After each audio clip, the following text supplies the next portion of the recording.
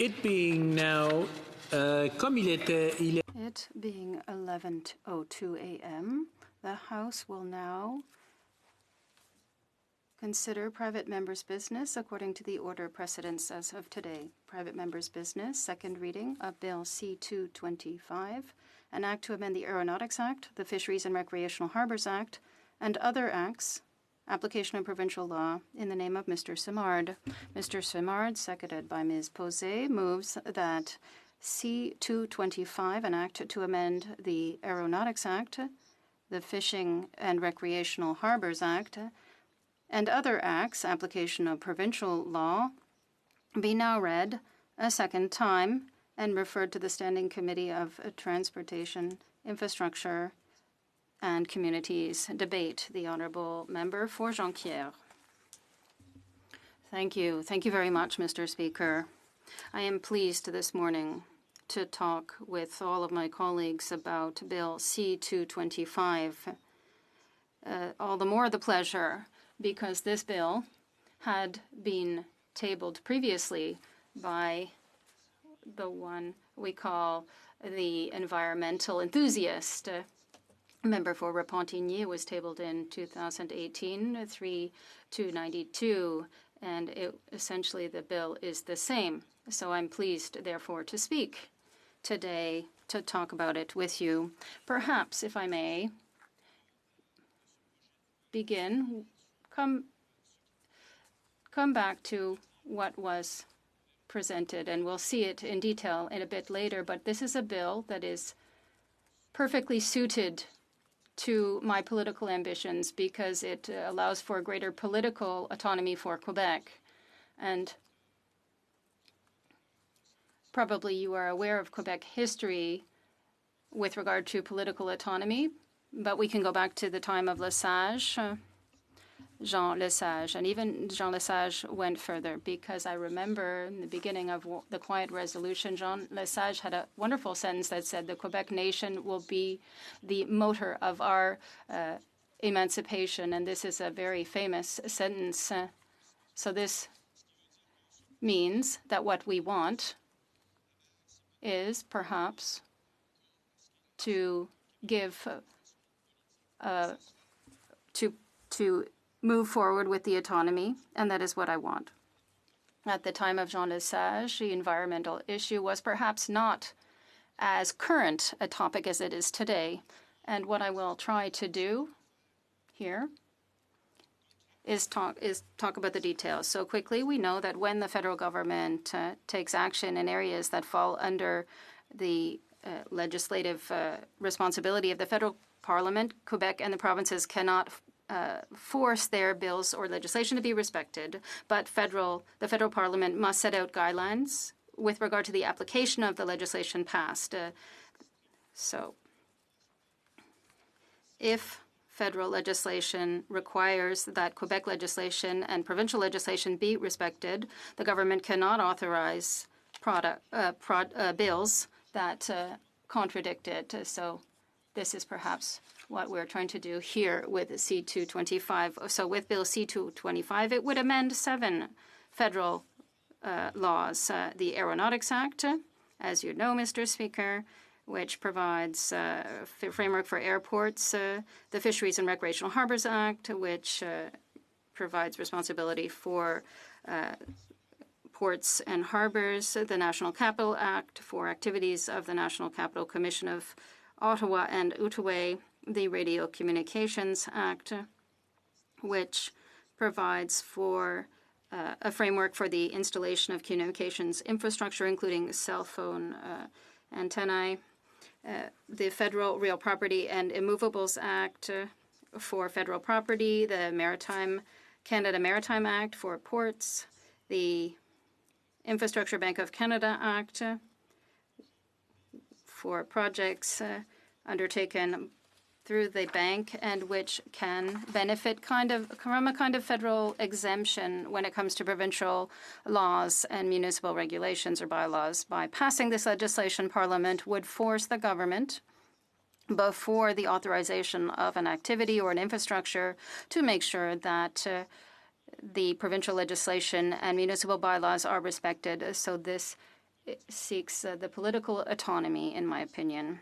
So, what would be the impact of this bill? With the passage of the bill, Quebec legislation on environmental protection and land use would apply across Quebec.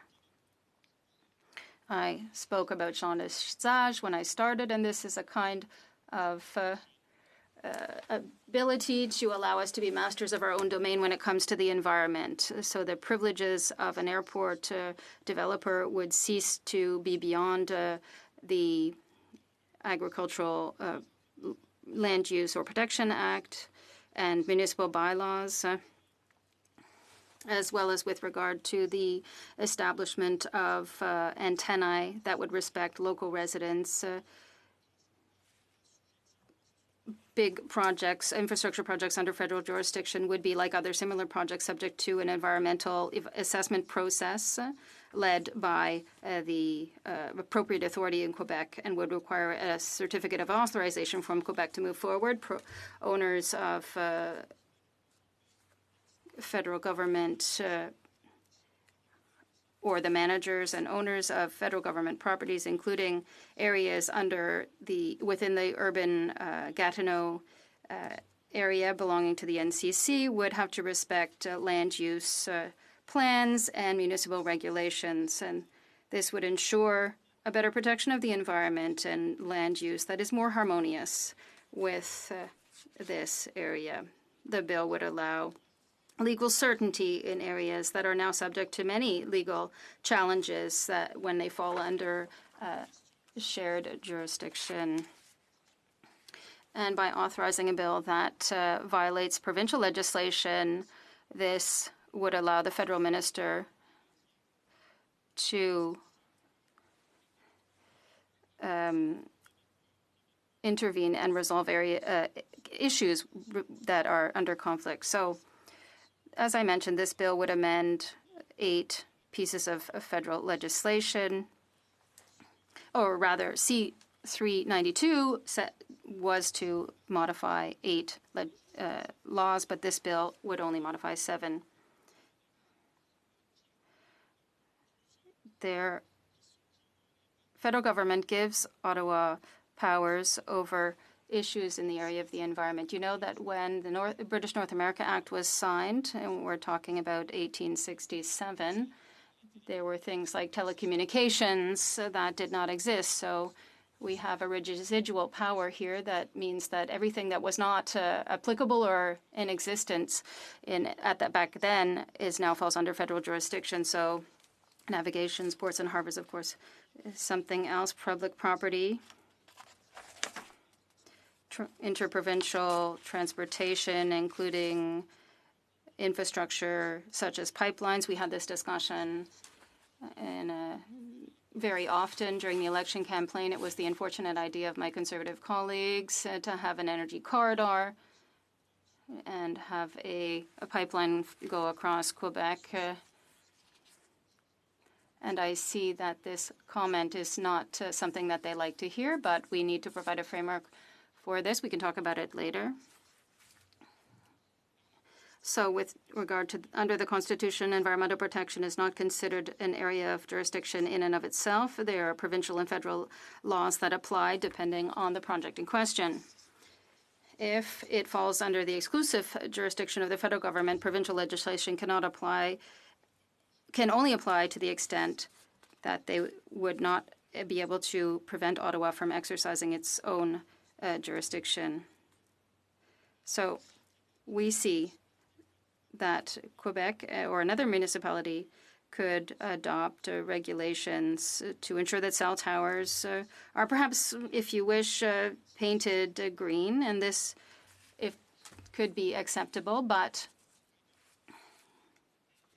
any law or regulation that would interfere with the location of the tower would be overturned. This means that the provincial government's power would be considerably reduced by the federal government's authority. So I don't think that this is a very important consideration. That is the color of a telecommunications tower, but its location, of course, is very important.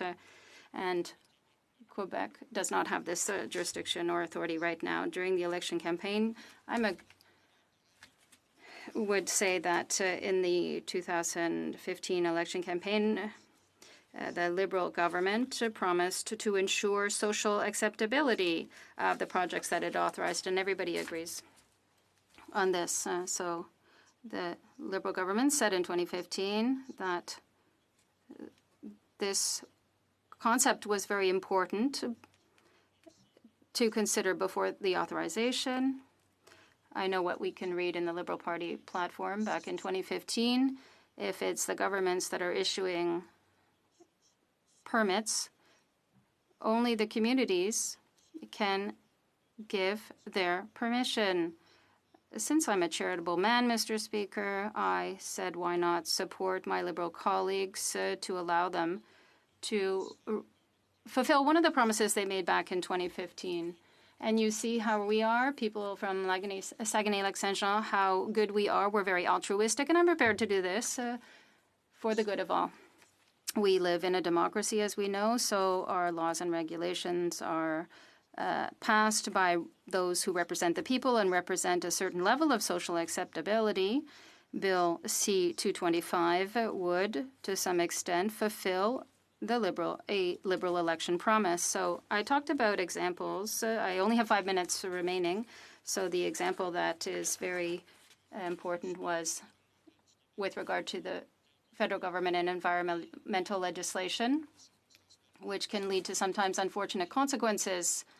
Perhaps we can come back to that. Over the years, there has been the adoption of a number of laws, regulations, and institutions to ensure the protection of our land and harmonious land use. For example, the Quebec legislation on environmental protection, the Agricultural Protection Act, the Land Use Act. At a regional level, we have land use plans and zoning regulations at a municipal level. We also have mechanisms to ensure social acceptability, like our famous office responsible for for the environment and public hearings. So there are some activities and infrastructures that do not fall under our legislation because they are of federal responsibility, such as harbors, ports, airports, telecommunications infrastructure, federal properties, etc. So in 2010, the Supreme Court decided that the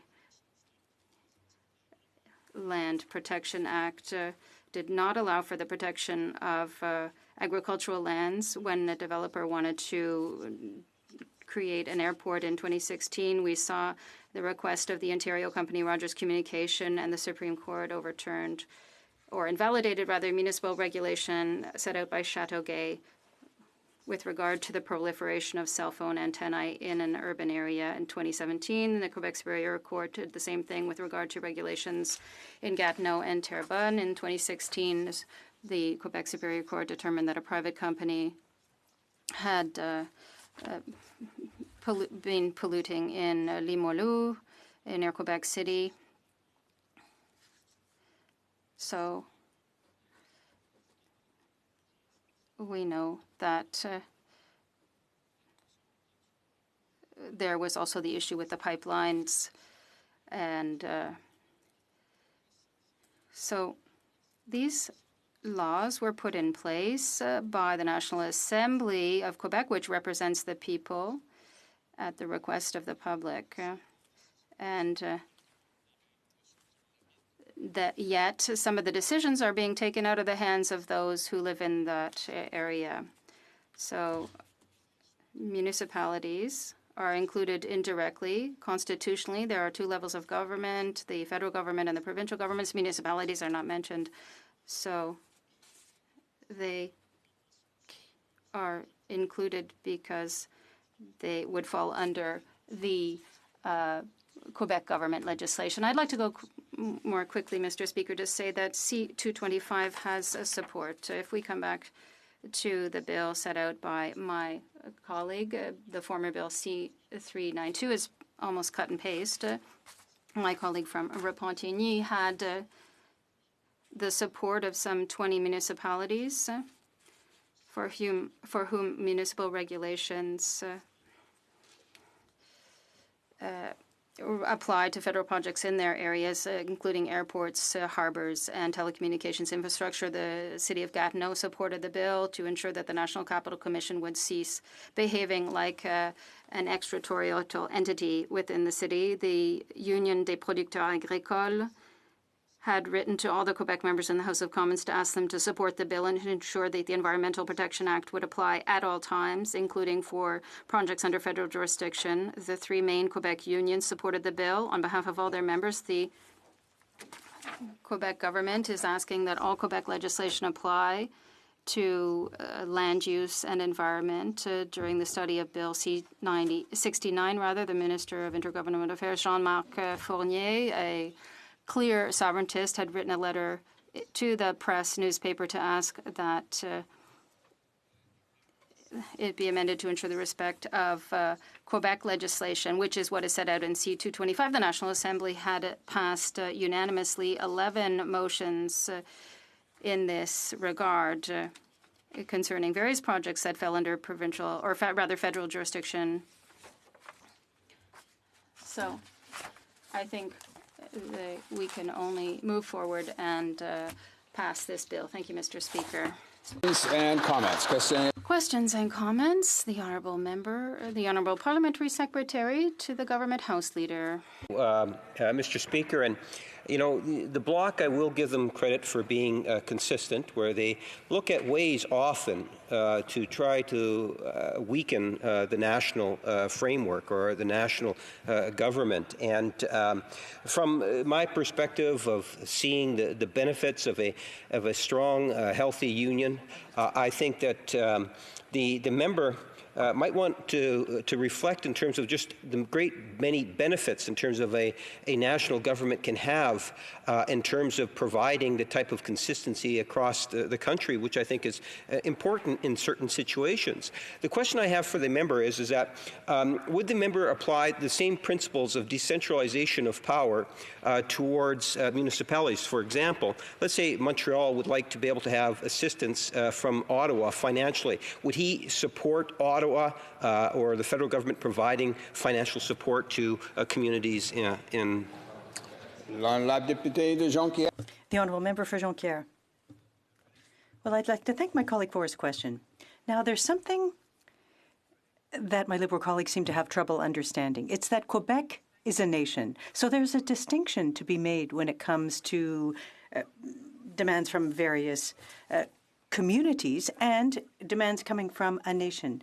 A nation seeks greater political autonomy, and this is what we've been working towards for the past 40 years. So it goes without saying that this bill, well, if we can't achieve that, then the Canadian Federation will remain a centralized federation that doesn't respect the choice of nations. And we're not the only nation. There are Indigenous nations as well. And the federal government isn't respecting that nation either. So that is denying our political rights, to my mind.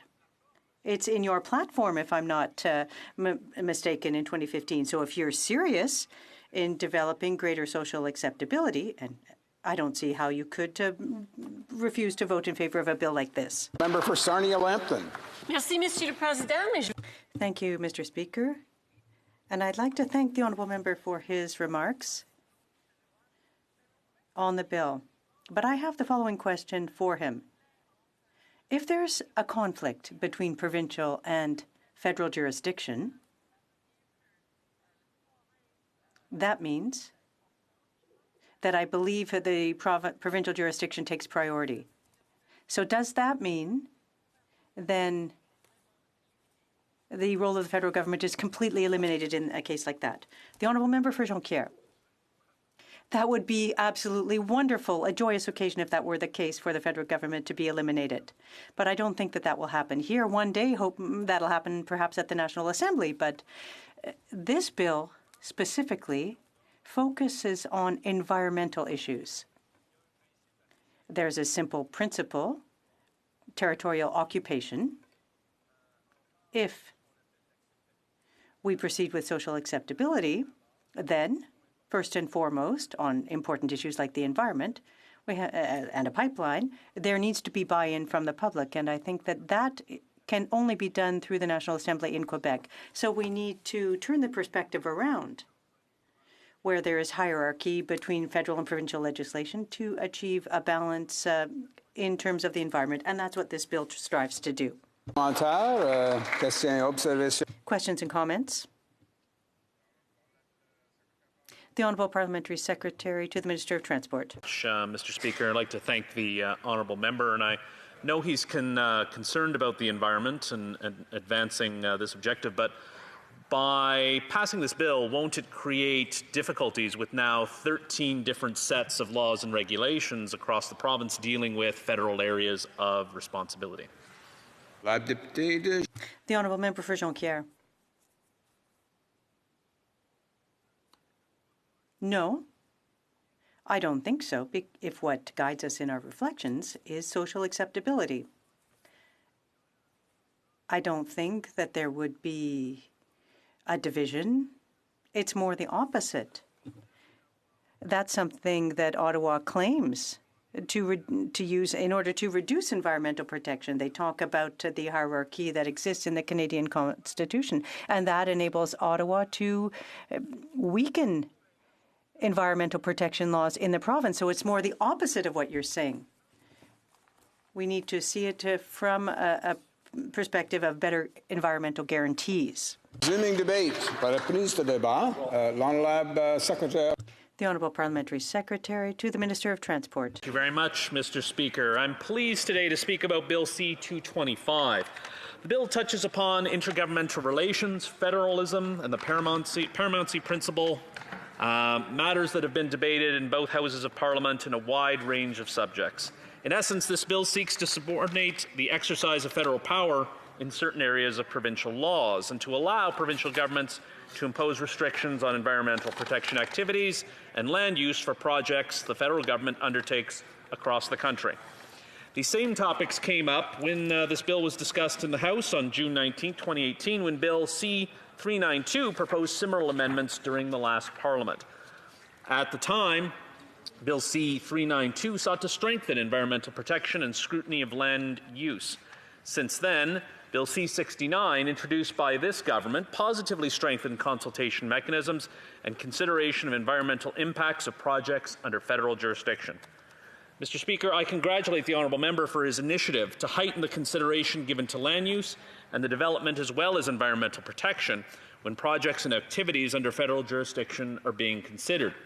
This government is also invested in protecting Canada's environment and ensuring that effective consultation accounts for local concerns related to land use development or the environment. Canadians should know that all levels of government work in the interests of their well-being.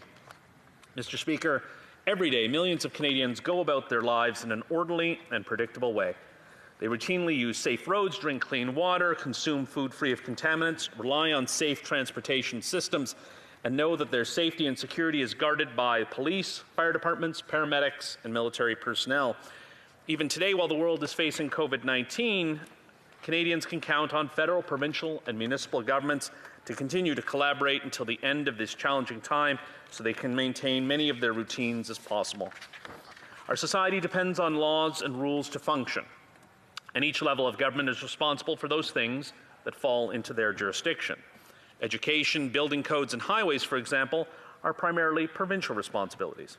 Matters such as defence, aeronautics, and radio communications, for example, extend beyond provincial borders and impact the country as a whole.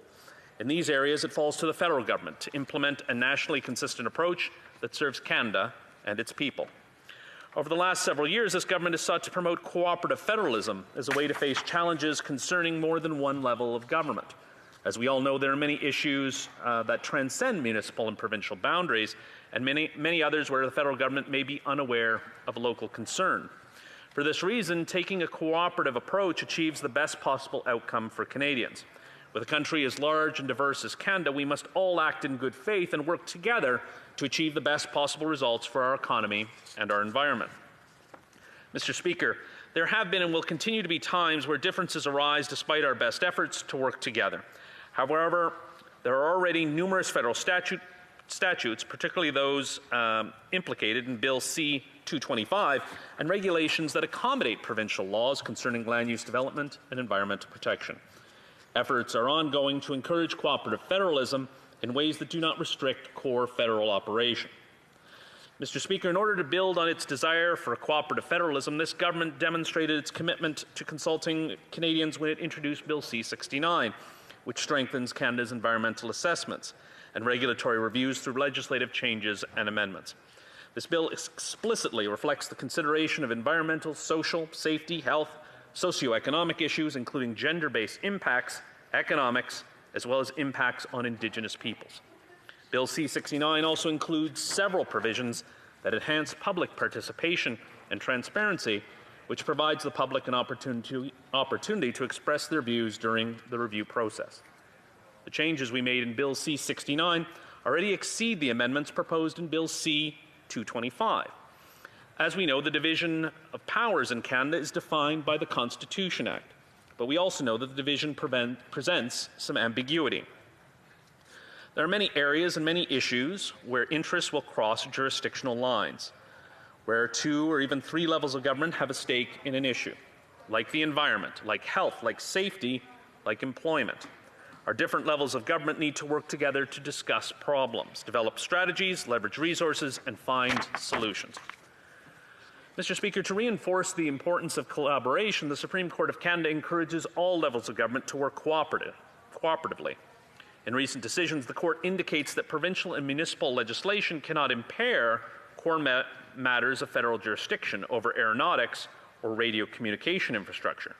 In addition, where possible, it prefers to allow both valid and provincial laws to apply if they are not in conflict. While these decisions quite clearly establish federal authority on matters such as aerodromes and cell phone towers, the federal government does not rely on court decisions to impose projects on Canadian communities.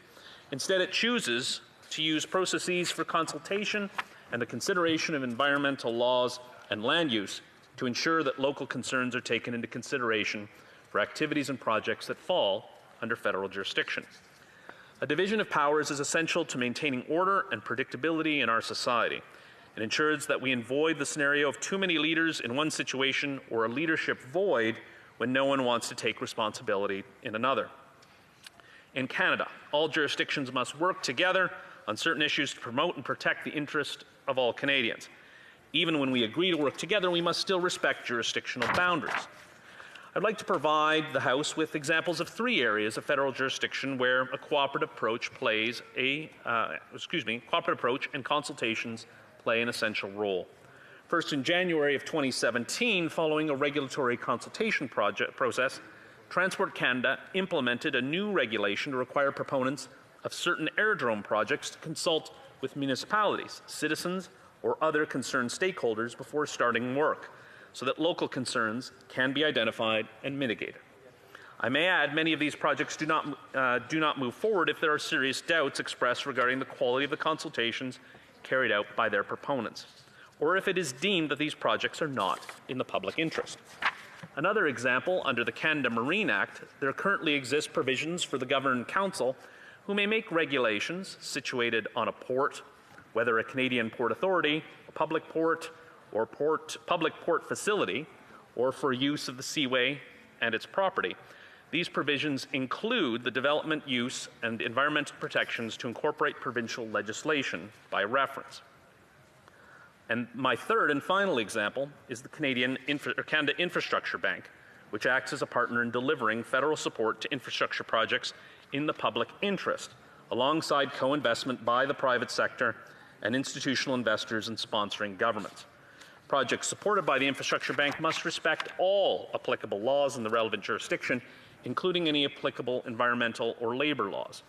Project sponsors provide assurance to the bank and other investors that applicable laws in a province have been respected. The reason these 3 specific reasons were chosen, Mr. Speaker, is because of these initiatives. It is because of these initiatives, all of which require consultation and consideration of local issues related to land use and the environment, are taken away from the very acts that the private member's bill seeks to amend. There are countless other examples in the same act and elsewhere that demonstrate the government's commitment to hearing the concerns of Canadians advancing the health and safety and economic well-being of our citizens, the stewardship of our natural resources like forests and our waters. These duties, Mr. Speaker, are the responsibility of all governments, whether municipal, federal, or provincial. Our best successes occur when we come together, listen to one another, and work together to support policy development, new programs, and effective enforcement that serves all Canadians. We have every intention of continuing to listen and work with other levels of government. Mr. Speaker, the federal government has worked effectively with provinces and territories and municipalities over many years in response to the requirements of the communities they serve and to the need of the country as a whole. And like our provincial and municipal partners, we take that responsibility very seriously. This government will continue to prioritize cooperative federalism and consultation with its citizens. Mr. Speaker, Bill C-225 would represent a major shift in federal-provincial dynamics in Canada and would undermine the cooperative federal relationship we have worked so hard to establish. It is for these reasons the government strongly opposes Bill C-25. Thank you, Mr. Speaker. Resuming debate, and by video conference, the honourable member for Calgary-Midnapore. Merci, Monsieur le Président, et aussi. Thank you, Mr. Speaker. And thank you to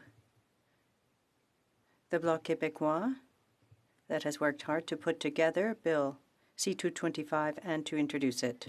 I think as we look at this legislation, we really have to consider two very important things, especially on a day like today.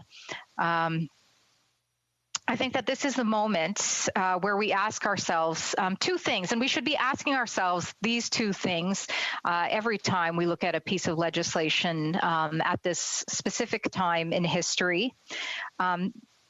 Really, there are two things we always have to consider right now. And the first thing is that this is the time to come together as a nation, as one Canada.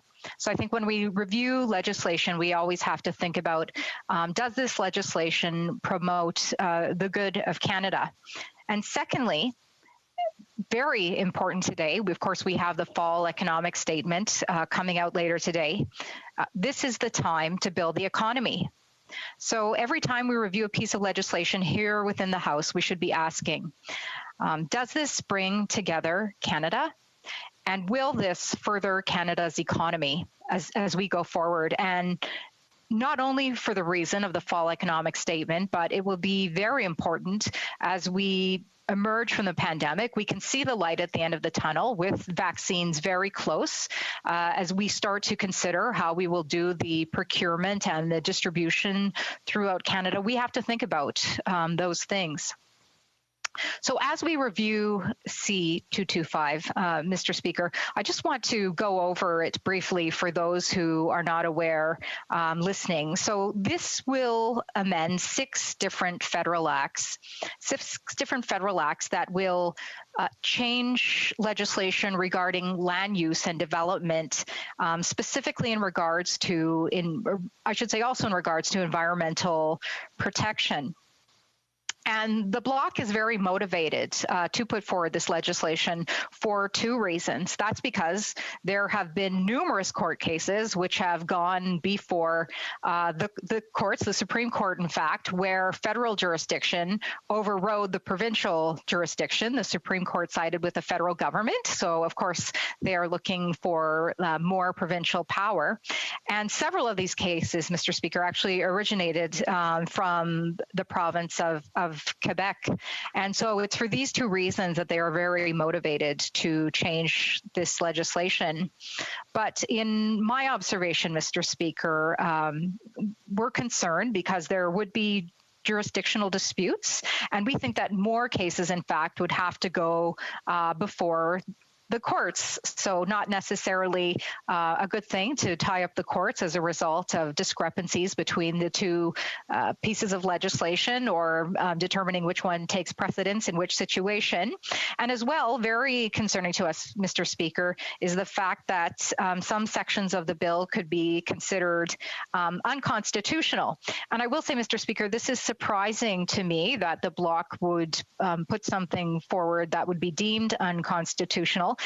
considering how hard they fight for the two founding peoples of the nation, in particular, the province of Quebec, where I think of this specifically right now. And I want to say how good both my leader and my colleagues have been from Quebec is regarding the modernization of the Official Languages Act. I had the pleasure of sitting on the Official Languages Committee for a brief period of time. But, when it comes to the Constitution, I would expect that the Bloc would consider that as well. Mr. Speaker, I will say, for those who aren't aware, my leader was on Tout le monde en parle yesterday. If you didn't have an opportunity to see him there, I would suggest that you go and watch that. But going back to my two main points, that this is the time to come together as a nation, and this is the time to build the economy. I will go to the first point. So there are concerns that this bill could result in negative economic implications as it may deter private investment in infrastructure projects due to additional red tape. Provinces could amend their legislation on land use and environmental protections in order to block federal projects. And very relevant to myself, Mr. Speaker, being a member of Parliament from Alberta, the bill could block federal economic development projects such as the Trans Mountain Pipeline or other infrastructure projects. And I think, as I said, in a time when we are looking to come out of the pandemic united, we really need to think about legislation that will be nation building. I would certainly count on my colleagues from Quebec to support infrastructure projects all across Canada, as I would, a member of Parliament from Alberta, support any projects which are in the national interest of Canada. I think that's very important that we all take this into consideration as parliamentarians for Canada, that we really have to think about the effects of legislation such as C-69, C-48 here, and the way that so negatively impacted the natural resources sector here in Alberta. We have to think, one has to put themselves in the shoes of this, that if legislation were to come across such as this, that another province could potentially have the possibility to impact an infrastructure project that would be of benefits to Quebec. And I don't think that they would like to see that any more than we, as members of Parliament from Alberta, who have had this happen to us, or the potential to have this happen to us, see that happen. But also, more importantly at this time, Mr. Speaker, I think we really have to question, this is the time to build this economy. What will legislation like this do? It will, in fact, create more insecurity around investment in Canada at this time. And, I will hand it to the Prime Minister and to his cabinet that just have done a masterful job of driving away investment from Alberta, the prairies and the entire energy sector, in fact, to the detriment of Canada. Because we are all suffering as we come out of this pandemic with the $1 trillion debt that we have in front of us, the hundreds of billions of dollars of deficits that we have. And we really need to come together as a nation to think about how we are economically going to respond to this. And the Prime Minister and his cabinet just don't seem to get this, that when one part of the nation benefits, the entire nation benefits. And I would ask my Bloc colleague to consider that at this time as well. And with that, Mr. Speaker, I would like to ask Canadians to really listen to the fall economic statement today. And I really hope we do not see what we saw in the speech from the throne, which was complete disappointment, just more poor ideas based upon ideology as opposed to real solid ideas to build the economy going forward. But this is what I'm expecting more of today. So when Canadians are listening to the fall economic statement today, Mr. Speaker, I want them to ask themselves three questions. Number one, will this improve the economy? Listen to what they are saying. Will it improve the economy for Canada? Because goodness knows we need that coming out of this pandemic. Number two, will this protect my job if I have a job? Will this fall economic statement, is there anything in here to protect my job? Because I'm telling you, I am in a place where I've seen so many people lose their jobs. There's another round of layoffs coming at a major employer, Imperial, this week here in Alberta. Terrible to see. And again, I completely blame the Liberal government for this, for their investment destroying legislation. And I do believe this bill will add to that. And third, will this fall economic statement create more jobs? Will this improve the economy? Will this protect my job? And will this create more jobs? Those are the three things that Canadians have to be asking themselves. Because at the end of the day, Mr. Speaker, I believe Canadians have to ask of their parliamentarian and of their government, are they taking actions? Are they passing legislation to support the country, to support the economy? Or are they taking actions and passing legislation that are destroying the economy, which is essentially destroying Canada? Because this is what is happening bit by bit by bit. And so with that, Mr. Speaker, I say, this is the time to come together as a nation. This is the time to build the economy. The Liberal government has not done this, and I believe C-225 does not do this as well. Thank you very much. Merci beaucoup. À la prise de débat, l'honorable député de Rosemont-la-Petite. The honourable member for Rosemont-la-Petite-Patrie. Thank you very much, Mr. Speaker. It's a pleasure today I was going to say to rise, but I'm not rising, but to be present, to participate in this debate. This is a bill that was already introduced under an almost identical form, as the member for Jonquière mentioned. It was almost the same thing, but not entirely the same thing, and I'll come back to that.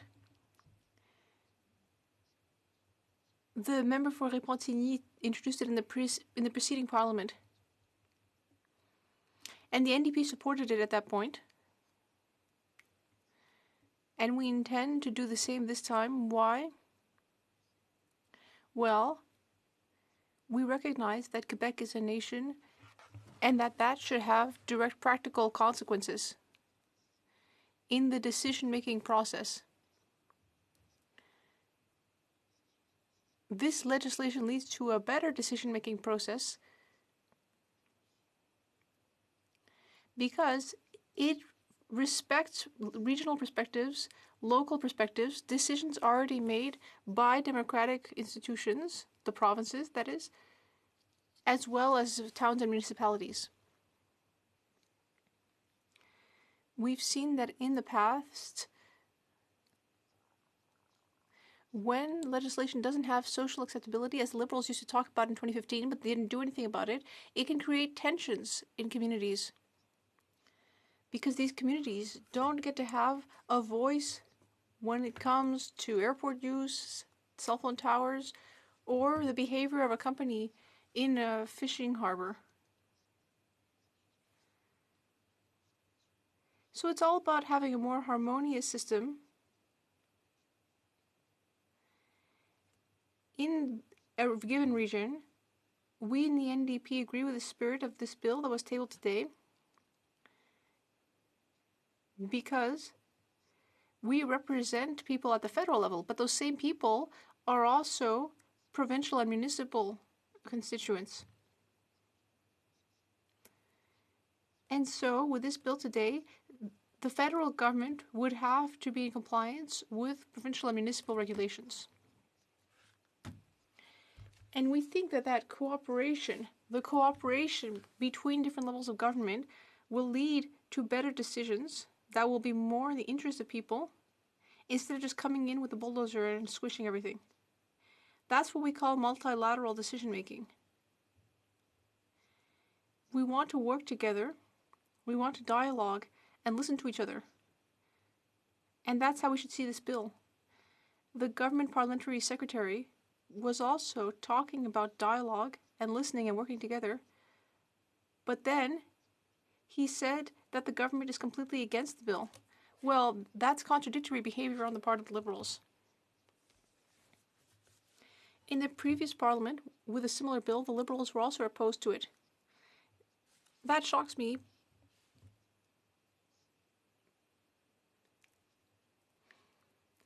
And the Conservatives were also opposed, even though they claimed to champion provincial autonomy and rights. I think that the leader of the Conservative Party will have to explain that very clearly to Quebecers.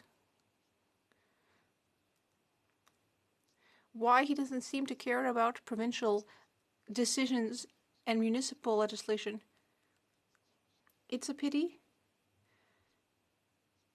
because such a change could reduce tensions greatly. There are some things that need to be looked at in this bill. Incorporating provincial legislation into federal legislation can be done through a technique, incorporation by reference. And that's something that's already been done. It is possible, entirely possible.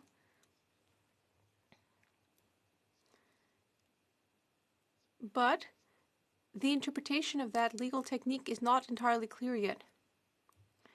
It's not clear what the real impacts and consequences of all this will be. I hope that we in the NDP hope that this will be studied in committee. That said,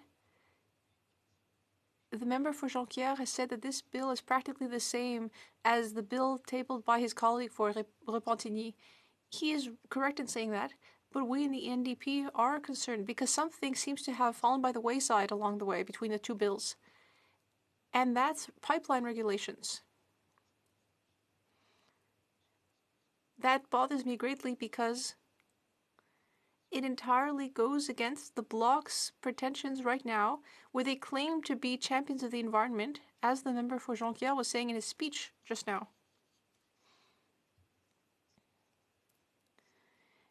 In the initial bill, the member for Repentigny clearly referred to the National Energy Board.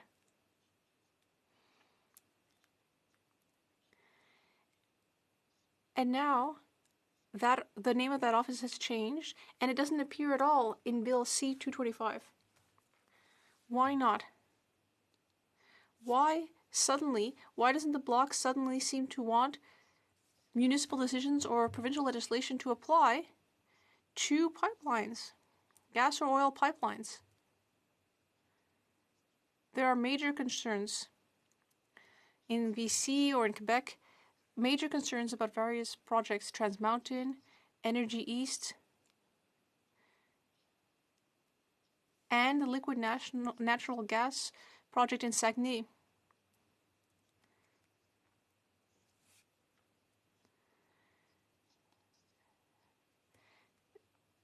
Being very generous, I'm wondering if perhaps they simply forgot to include this in the bill, in the Bloc, whether perhaps they did a copy-paste and somehow this got left out, or is there something here about how the Bloc's interests are in not making any clear statement about the liquid natural gas project in Saguenay? Is that why they don't want to take a decision on this? Are they trying to discreetly flirt with this liquid natural gas project? We don't think that the Bloc forgot this by mistake. We think that they're hesitating to come out against the LNG project. It's very concerning because the LNG Quebec project is going to lead to massive GHG gas emissions. It's going to lead to methane emissions, which are 84 times more polluting than CO2. That causes major problems. There's a consensus among Quebecers.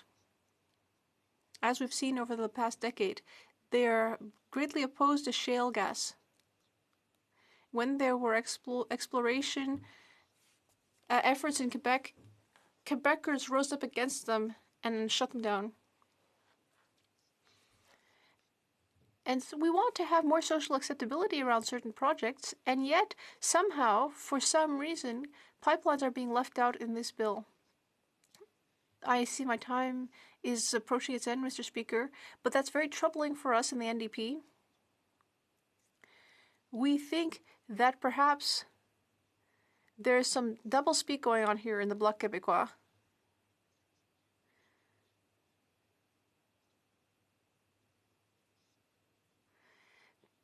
Because even when shale gas is being exploited in Northern Ontario or in the West, it ultimately becomes part of our total emissions. And it becomes part of what happens if we were to exceed the targets in the Paris Accord. So I hope that my colleagues from the Bloc Québécois will revert to the member for Repentigny's original bill, and that they will come back on their decision to remove references to pipelines from the bill. And I would say that the LNG Quebec project is not a good idea. It will create a great deal of pollution and problems in Saguenay, where there are belugas, a threatened species. It will be very bad for them. It may continue to further endanger belugas, not to mention contributing to our total emissions. I believe that we need projects that create jobs, but we need to do that in a responsible way since we're facing a climate crisis. GHG emissions are continuing to rise. As we saw in Le Devoir this week, GHG emissions are still rising despite the pandemic. We need to make investments that will create jobs in renewable energy. There's real potential, whether in Quebec in general or in the Saguenay-Lac-Saint-Jean region. There's all sorts of things we can do with forestry wastes, biomass, excellent ideas. Overall, we are going to support this bill C-225 at second reading, but we truly wonder why the pipeline regulations have been left out. Thank you, Mr. Speaker. Resuming debate. The Honourable Member for Repentigny. Thank you very much, Mr. Speaker. What I would say to my colleague for Rosemont La Petite Patrie, I would say he should not be concerned. The Bloc Québécois is still against pipelines that are trying to be forced through. And we believe that at committee we will be able to reintroduce that portion of the bill, which is currently not in Bill C-225. This bill is very important for me, and I would thank my colleague for Jean-Pierre for having tabled it. The reason that the Bloc Québécois has brought forward this bill, which is part of everything we do here, is the fact that we need to feel at home on our own territory, which is historically and constitutionally ours. Because the word sovereignty can apply in other contexts than that of our objective for our people and our nation. It can also mean, sovereignty can also mean an authority that ultimately is in charge over others. When federal legislation oppose Quebec's legislation, and that this federal legislation goes against our collective interests, we believe that we have a duty to act. Quebec's territory belongs to its citizens. Land use, and protection ultimately are under Quebec and municipal jurisdiction. That's clear. That not only applies to Quebec, it also applies to the provinces. As members representing the Bloc Québécois, we are here to represent Quebecers, and that is why we are presenting C-225 today. The current legal structure grants the federal level of authority over the regulatory and legal system in Quebec and municipalities, and that is not the way things should be. It ultimately comes to undermine the powers and responsibilities of the Quebec state, even though the Quebec government is working hard to progress in the protection of land and the environment. There are many sectors of infrastructure and activity under federal jurisdiction. My colleagues discussed them. Harbors, ports, airports, telecommunications, federal properties, railways. Although I would say the Minister of Transport has not been a good model in those areas. But in any of these sectors, the Quebec government's actions also have an impact. Ultimately, our legislative and regulatory sectors suffer under the current system, where the federal government has the ultimate power. Quebecers understand why this bill is so important. Because this federal legislation has an impact on their quality of life, their physical environment, and their perception of what it means to live together in a democratic space like ours. When federally regulated companies find themselves not facing many obstacles. In the previous parliament, I saw to what an extent these federal projects created discontent among the Quebec population, and that hasn't changed. The federal government is showing contempt towards Quebecers, as well as their legislation. They want to have control over what's happening in their own territory.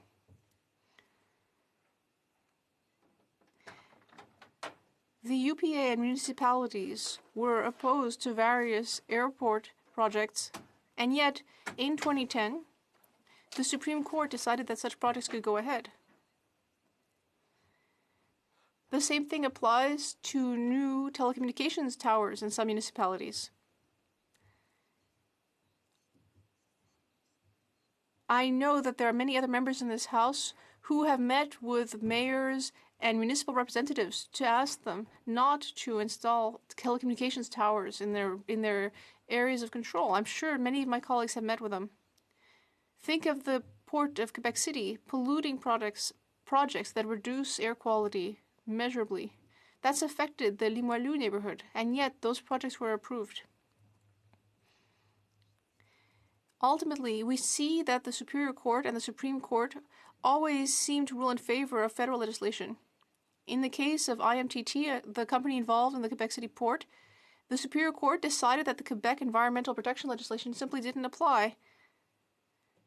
If a company is violating Quebec legislation, and yet it's a federally regulated company, it doesn't seem to matter that it violated legislation. The courts will rule in favor.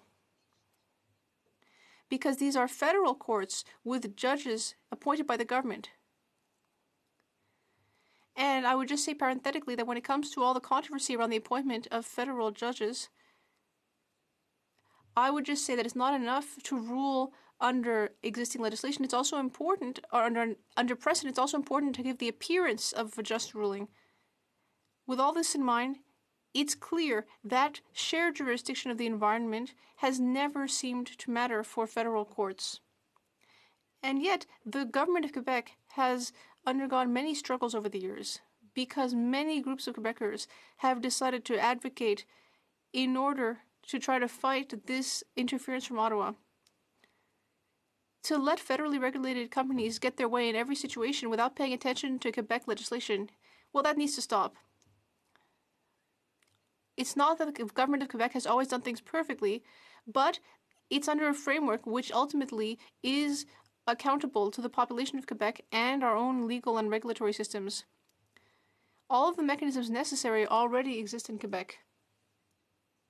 But when these mechanisms are treated with contempt, when municipal regulation is not respected and legislation is called into question, that ultimately leads to cynicism and even anger on the part of Quebecers. Yes, there is anger, but very often it leads to social uprisings and can lead to real change. In various parts of Canada, and particularly in Quebec, people have challenged many projects that were threatening and still threaten their land and environment. We are close to what affects people more closely, and legislation is in a different stratosphere than what people want. So Ottawa needs to review the imposed hierarchy so that what falls under, activities that fall under its jurisdiction, take into consideration what Quebecers want and need. And they certainly don't need to see the imperious authority of Ottawa give a blank check to those who violate our laws and regulations. To that end, as the environment critic, I must say that the government of Quebec feels that its environmental and land use legislation must apply at all times, and the National Assembly was unanimous on a number of occasions in demanding the same. In Quebec, this issue is not just a political one. Municipalities, environmental groups, unions, the UPA, and more want all the same thing. Bills that respect all levels of government would strengthen our democracy and allow for a better protection of the environment. This is 2020. The climate emergency motion was voted on by the last parliament. It was put forward by the Liberal government. So I think that now the priority must be reviewed. In 1867, we talked about that. We talked about 1982. I would repeat, this is the 21st century. It's a climate emergency, and we must go to the optometrist and change our glasses. The management and land use requires environmental protection, and these must be parameters that guide the authorization or lack thereof of any project that falls under federal jurisdiction. Protection of the environment is transversal. It affects everybody and all sectors. In fact, the strongest legislation should take precedence over any other.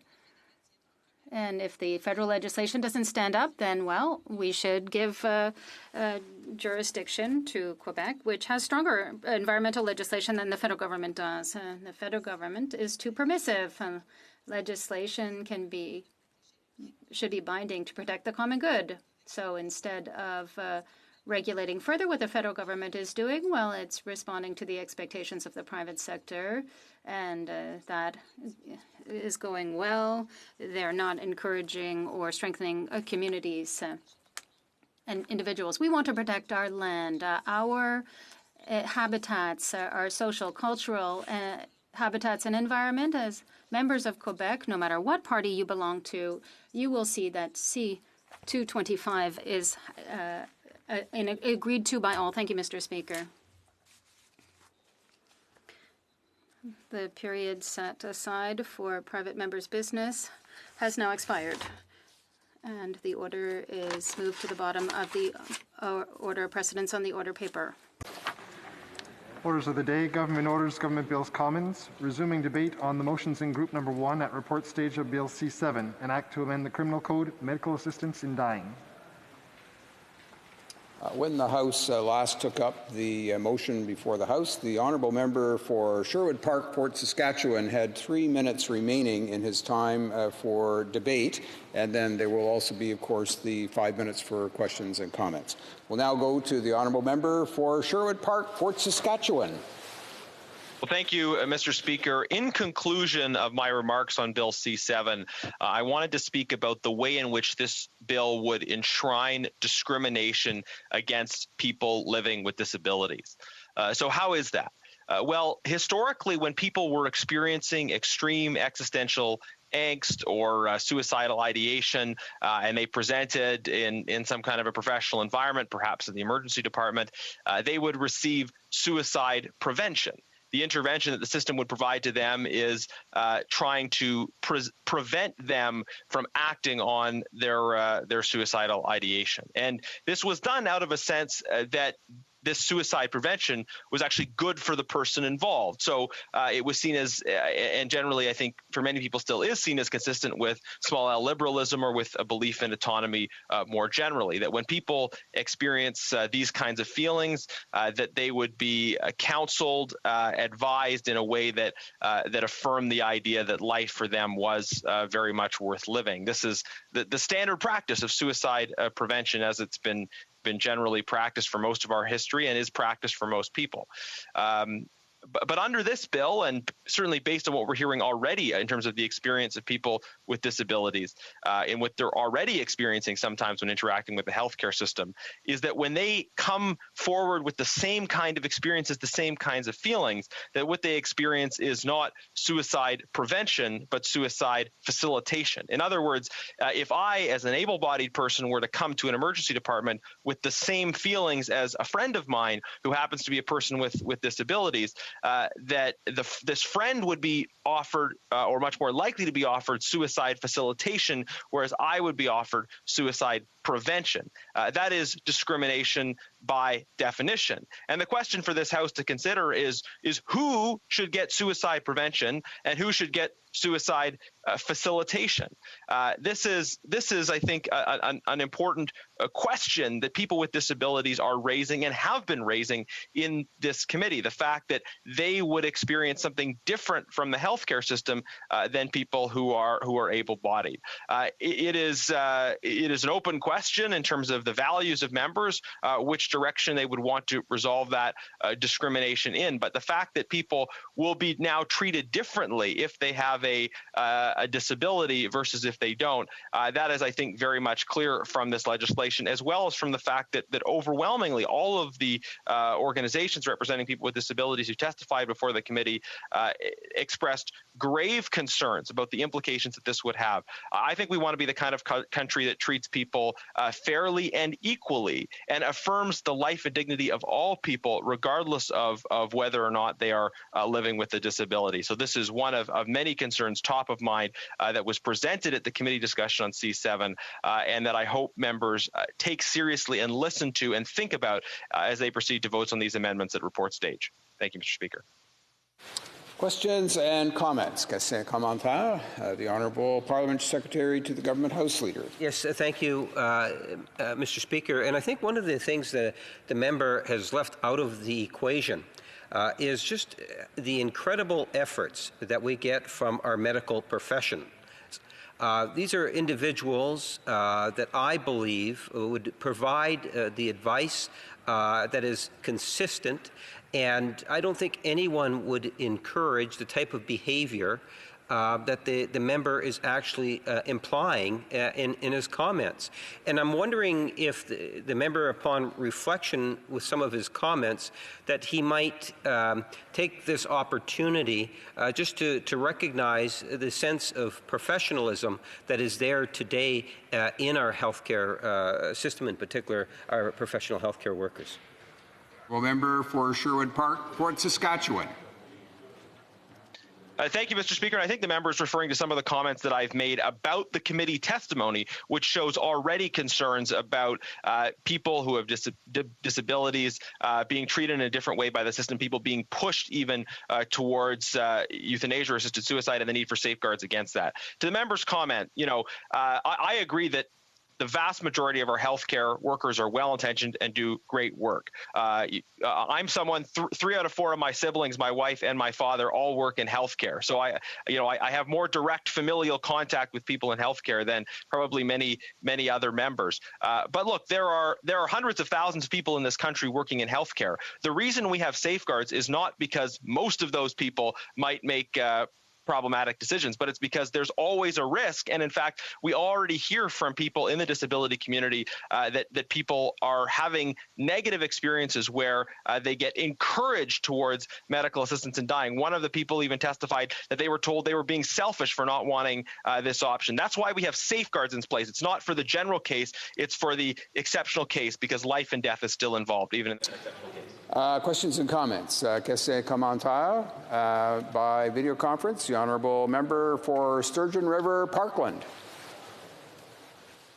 Thank you, Mr. Speaker, and I thank my honourable colleague for his speech on this.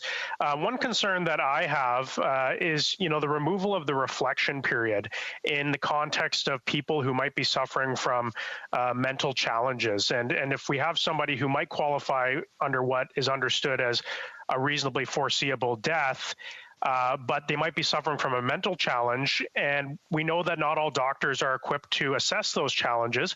And so can the member talk about the possible risks of removing the reflection period in terms of people with mental challenges and how we could see some very dangerous consequences from this? Thank you. Honourable Member for Sherwood Park, Fort Saskatchewan. Well, thank you, Mr. Speaker. I thank my colleague for this question, and I know his work on this issue.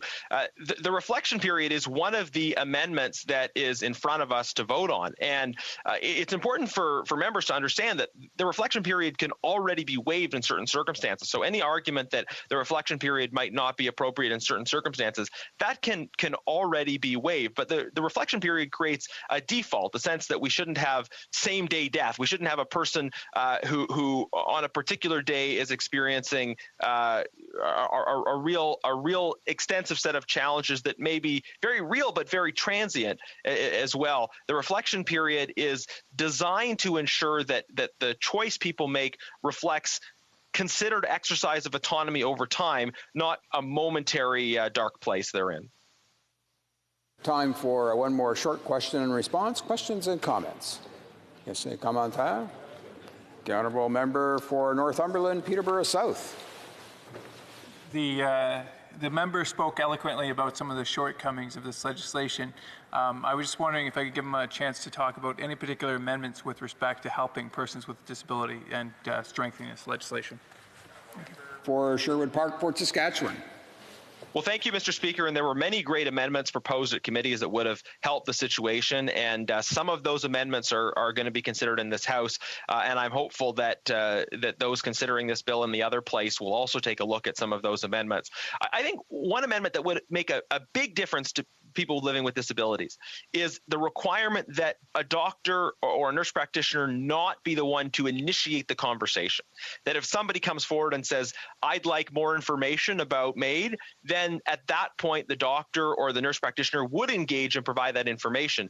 But to have clearly established in the law that nobody could have it suggested to them, hey, why don't you consider this? Because if it's not something somebody wants brought up and suddenly they're told by the system, hey, you should really think about dying, that completely changes their engagement with the system. So why not have in place an amendment that says the first person to bring it up should be the patient, not the doctor? We put that forward at committee. Unfortunately, it was voted down at committee, but I'm hopeful that people in the other place will consider this as something to maybe put in the legislation at that point in time. Thank you.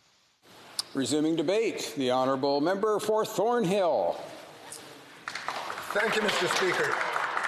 Mr. Speaker, when I last rose in the House to speak to the matter of physician-assisted death in 2016, I noted that the legislation then before us, Bill C-14, was neither the alpha nor the omega in the continuing conversations on the topic that Canadians have had for decades. The Supreme Court had forced that legislative moment on reluctant politicians with the Carter decision, although the conversation had been simmering across society from the last century into this one. But in 2016, Bill C-14 brought us nowhere near the Supreme Court had ruled Parliament must go. It was an interim step. It was a very cautious first step that was driven home with the Truchon-Gladue ruling in Quebec, which ordered that a class of people denied eligibility for medical assistance in dying by Bill C-14 were indeed entitled to access medical assistance in accordance with the Carter ruling. The legislation before us now, Bill C-7, as amended in committee, under-amended, I believe, and I'll get to that in a moment, goes considerably beyond Truchon-Gladue. That said, I believe that the past 5 years of medically assisted death has brought Canadian society to a much more accepting place than in 2016. And that increased acceptance of the practice, I believe, justifies the additional provisions included in C-7. Now, Mr. Speaker, to my point that Bill C-7 was under-amended by the Justice Committee, Conservatives hold that for a variety of reasons, not least of which the WE scandal prorogation that wasted 6 valuable weeks in the summer, C-7 has been indecently rushed through committee with not nearly adequate consultation. And in the shadow of time allocation, signalled by the Liberal House Leader last Thursday, it seems it will be denied adequate debate now during report stage. This flawed process makes even more important, I believe, the separate, full and comprehensive parliamentary review of medically assisted death demanded by Bill C-14. At committee, Conservatives proposed 9 amendments to better protect vulnerable groups, reasonable amendments, all rejected by the Liberals, but, Mr. Speaker, amendments which I hope Senate colleagues will consider in the upper house. I say that with some expectation of that actually happening as a result of testimony before the Senate's Legal Affairs Committee last week by the Minister of Employment, Workplace Development and Disability Inclusion. As a matter of fact, the Minister endorsed exactly the same point as proposed by one of the Conservative amendments, which was voted down by Liberal members of the House Justice Committee. She said unambiguously that health practitioners should not be allowed to discuss the issue of assisted dying until a patient asks. Now, admittedly, this is a particularly difficult issue, Mr. Speaker, and one of context. I understand why anyone, but particularly a person with disabilities, might feel improperly, even terrifyingly pressured, depending on how the matter is raised by a doctor. There's quite a difference between a physician informing of a range of choices facing a seriously ill patient and directly recommending assisted death. The Canadian Nurses Association advised the Senate committee that the law should explicitly allow doctors to raise the issue with patients, as has the Canadian Association of Medical Assistants in Death Assessors and Providers. Dr. Stephanie Green told the committee that it would be unprofessional not to lay all the options on the table. I'm sure we will all follow Senate dealings on this question very closely, Mr. Speaker. Now, the Disability Inclusion Minister testified as well before the Senate committee that she is open to considering an amendment to C7 that would impose a 12-month sunset clause on the proposed ban on individuals suffering solely from mental illnesses to seek an assisted death. Mr. Speaker, legal experts have made it abundantly clear that if that clause remains in C7, it is destined almost certainly to return to the Supreme Court, where it will almost certainly be found to be unconstitutional. Another Senate consideration, Mr. Speaker, to watch closely. Mr. Speaker, over the years since C14 was passed and now as C7 is being rushed to law, a dark cloud has hung over discussion and debate. And that is this government's still unkept promise, a broken promise actually, to better provide choice, a meaningful alternative to physician-assisted death. In 2015, the Liberals made a campaign commitment to invest $3 billion in long-term care, including palliative care. As a matter of fact, the importance of access to palliative care in end-of-life decision-making was one of the few unanimous points of agreement in the Special Joint Committee's report to Parliament in February 2016. The government promised to expand the availability of accessible, affordable, acceptable palliative care for all of those who, for reason of conscience, faith, or choice, decided not to avail themselves of physician-assisted death. Now, the Liberals' inconsistency in the matter of choice in other circumstances aside, this is a promise that must be fulfilled. It is essential that hospice and palliative care capacity in this country be vastly expanded to provide for those who would choose a meaningful alternative to MAID. As I said in the House 4 years ago, my personal decision, which will determine my vote on this legislation, is a product of 3 individuals and their experiences and my own. In my previous life as a journalist, I followed closely the unsuccessful legal crusade of Sue Rodriguez as ALS steadily increased its smothering, deadly grip on her. And I was seized by her rhetorical question posed to all Canadians: if I cannot give consent to my own death, whose body is this? Who owns my life? When I first came to Parliament 12 years ago, I became close to another thoughtful, courageous Canadian, a fellow MP, the Honourable Stephen Fletcher, Canada's first quadriplegic MP, re-elected 3 times. Stephen did not give up after a life-changing accident. He met immense challenges and he overcame them. However, in 2 private members' bills tabled several years ago, which I seconded, and in testimony before the Justice Committee in January 2016, Stephen made a powerfully convincing argument for self-determination to one day make a final decision. Stephen argued for a law by which an individual could make one's own decision based on one's own morals and ethics, but under guarantee there would be no pressure on that person from society, family, friends, or the facility in which they might be. I was also powerfully persuaded by the tragically tortuous passing of my brother-in-law, a brilliant academic, by Alzheimer's.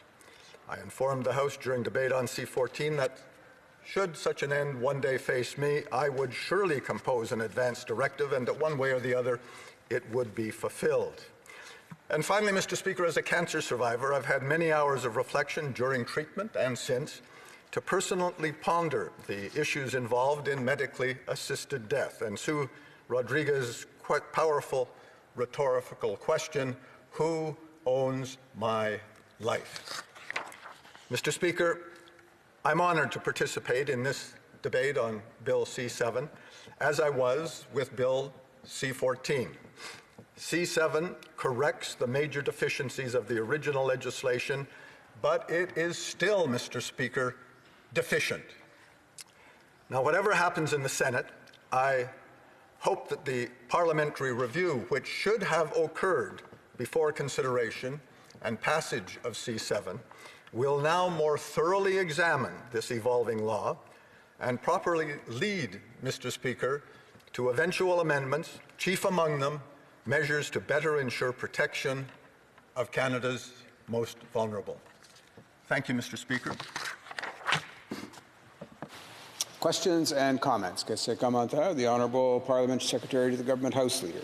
Yes, thank you, Mr. Speaker, and I appreciate very much the member's comments. When we talk about the beginning and the end of this issue, I suspect we're still not going to be at the end. I suspect that there will be an ongoing discussions that will take place both formally and informally amongst parliamentarians going forward.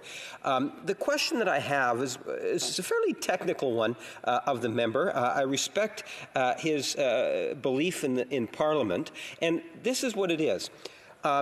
If an amendment is brought forward that has already been voted on and defeated inside the House of the elected parliamentarians, does he support that very same amendment being brought forward in the Senate chamber, where the Senate would actually pass something in which there was a clear decision of the House of Parliament here on the floor where it said no?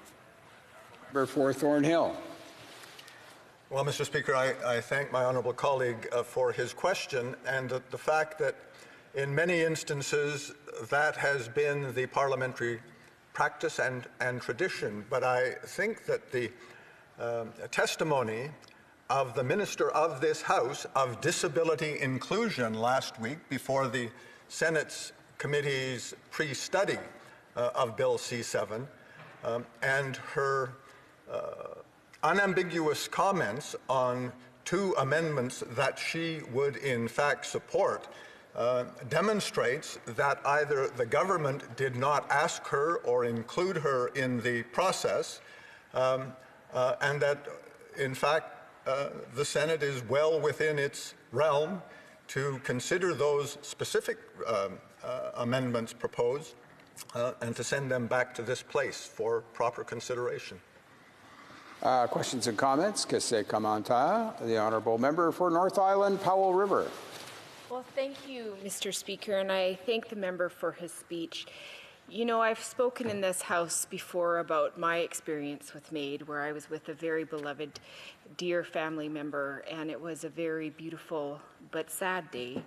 And I will always be grateful for that experience. And I think one of the things that's so important to me is the use of language.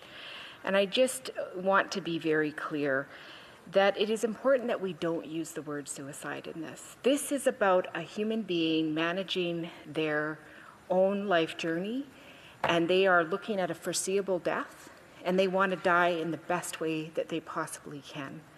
So I'm just wondering if the member could talk about the importance of language and making sure that as we go through this process, we're very respectful of the people who have to make decisions about how they choose to leave. Well, Member for Thornhill. Well, I thank my honourable colleague for her question. And indeed, language is important. I think that that Bill C-7 in many ways has blurred the lines with regards to the most vulnerable in Canada, and that explicit language should be, and I hope will be eventually added. But I must say to her first point that I don't agree with the characterization of medically assisted death as suicide. I believe it's about determining by profound, personal, dignified choice the manner of an unavoidable outcome.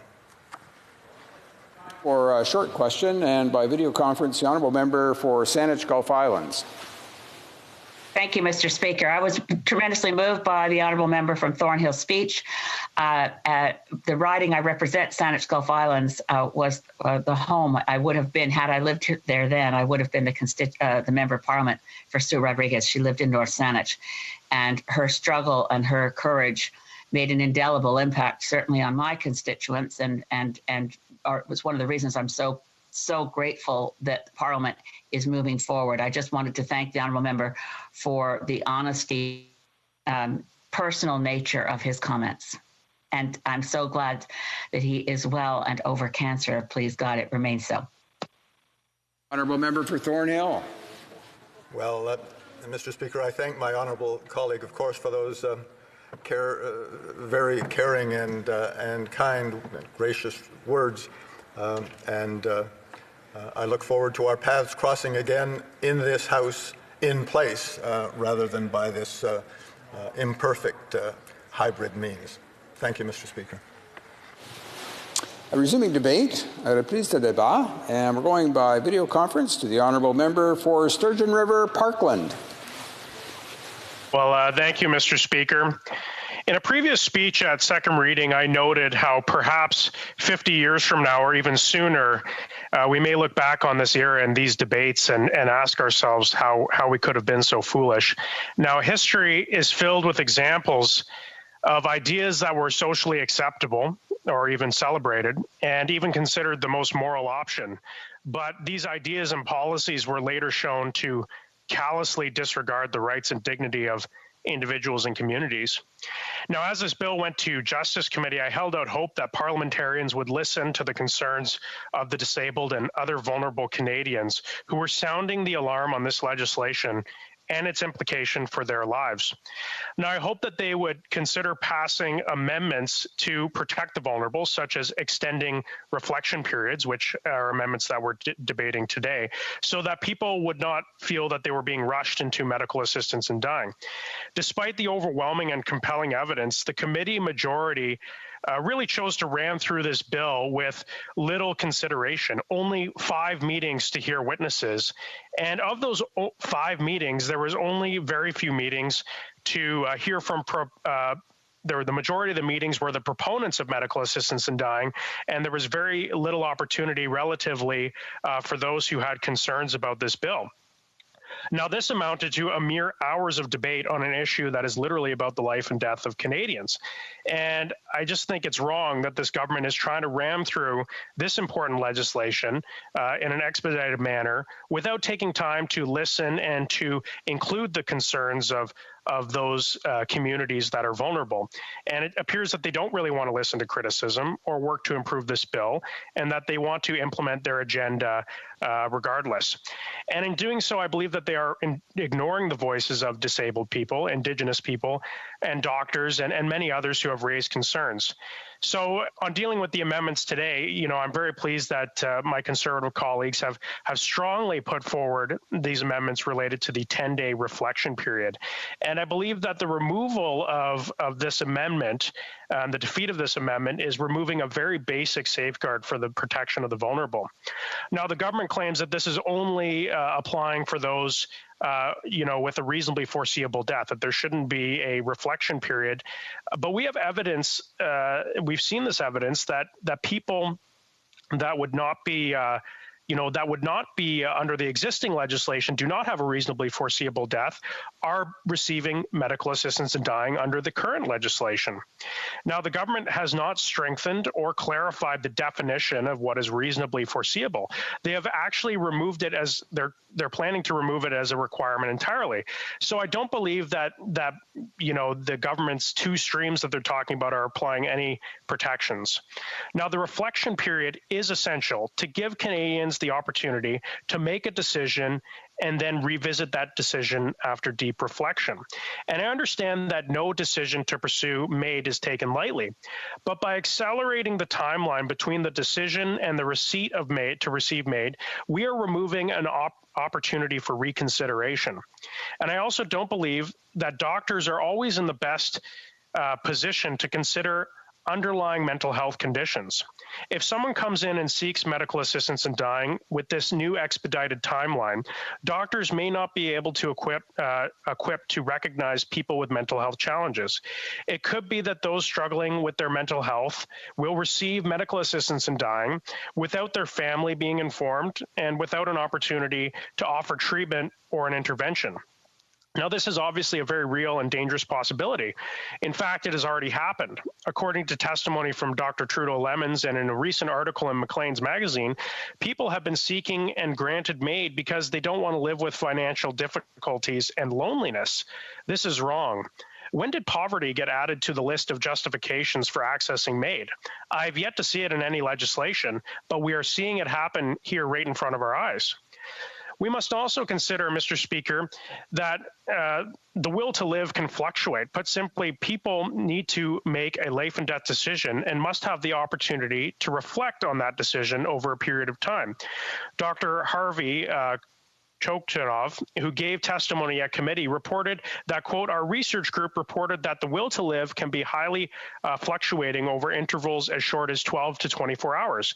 In fact, 40% of patients who were prescribed lethal drugs in Oregon decided not to take the drugs. We also know, end quote, we also know that people facing chronic conditions, may be suffering from, suicidal ideation, but if they're given some time, they might choose not to follow through with that. Mr. Speaker, it's clear that when it comes to issues of life and death, it's not black and white. The will to live and to continue on and to overcome can change over time. Now, expanding further on the issue of the definition and enforcement of reasonably foreseeable death, the requirement that a death be reasonably foreseeable was one that I think a broad group of people could support in 2016. But since 2016, we have seen it abused in ways that people could not have imagined. One recent case comes to mind. Nancy Russell, an elderly woman who was struggling with pandemic-induced isolation, underwent MAID recently in order to reportedly avoid another lockdown. Now, I want to take a moment to say that my thoughts are with her family, who have recently faced this loss, and I know it's not an easy situation. Nevertheless, I think this is a pertinent example of medical assistance in dying being provided when there was no apparent reasonably foreseeable death. Some have argued that old age in itself is a qualifier for reasonably foreseeable death, although that argument was not made when the original legislation was put forward. And, it wasn't the understanding of the public at the time when we accepted this. In this case, however, if COVID-19 had been eradicated and a further lockdown avoided, it is very likely that, this woman and maybe several others would not have pursued an assisted death. So it's clear to me that the reasonable foreseeable requirement has not been respected, and it's not being enforced or even defined well by this Liberal government. So let's dive deeper, because it isn't even the reasonable foreseeable isn't even considered a medical concept. Professor Alain Node from Laval University stated in his testimony that, quote, the term does not meet any medical concept or definition. It doesn't exist in any medical textbook, yet it is the responsibility of physicians to assess the eligibility of patients, end quote. The Canadian Bar Association, David E. Roberge, also stated that reasonably foreseeable death has caused, quote, significant uncertainty in their practice, and Bill C-7 does not give any guidance on how to apply it, end quote. Instead of doing the right thing and defining the terminology for the medical community, the government and the committee majority has decided to just remove the safeguard altogether. Now, clearly, this bill needs further study. It needs further clarity, because when it comes to life and death, doctors need a clear set of rules and guidelines, and this bill really fails to provide that. When I listened to the Minister of Health's committee testimony, she talked about the need to create two streams, one for those with a reasonably foreseeable death and another for those without a reasonably foreseeable death. And since the definition of reasonably foreseeable is so ill-defined and subject to abuse, the so-called safeguards for the vulnerable in this case are not worth the paper that they are written on. The fact is that there's no desire to intervene to protect the life of vulnerable people. And I firmly believe that once the next parliamentary review is completed, that we will see further removals of any safeguards. So, and another point on this speech here is that, the concerns of the Commissioner of the Correctional Investigations, Dr. Ivan Zinger, were not included in the committee's study, and they have not been included in any of the recommendations. Dr. Zinger, has raised deep concerns about medical assistance in dying in Canada's prisons, and he believes that there's been some abusive process. I agree with his assessment. Prisoners with limited rights being granted medical assistance in dying is a deep moral and ethical problem, and it's a problem that the committee chose not to deal with. He has even called for a moratorium on MAID in Canada. So I didn't see his testimony included. His concerns have not been raised, and they've not been addressed, and that's a real failure of this bill, Mr. Speaker. So this brings me to, another concern is that it seems that the government wanted to use this bill as an opportunity to circumvent the will of Parliament. Ironically, it was the will of their last Parliament, when they had a majority of government, that we would have a mandated 5-year parliamentary review. And, I think the government saw an opportunity with the Truchon decision.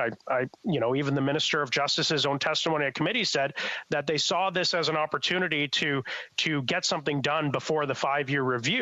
And it kind of undermines the whole point of a review when we need to have more time.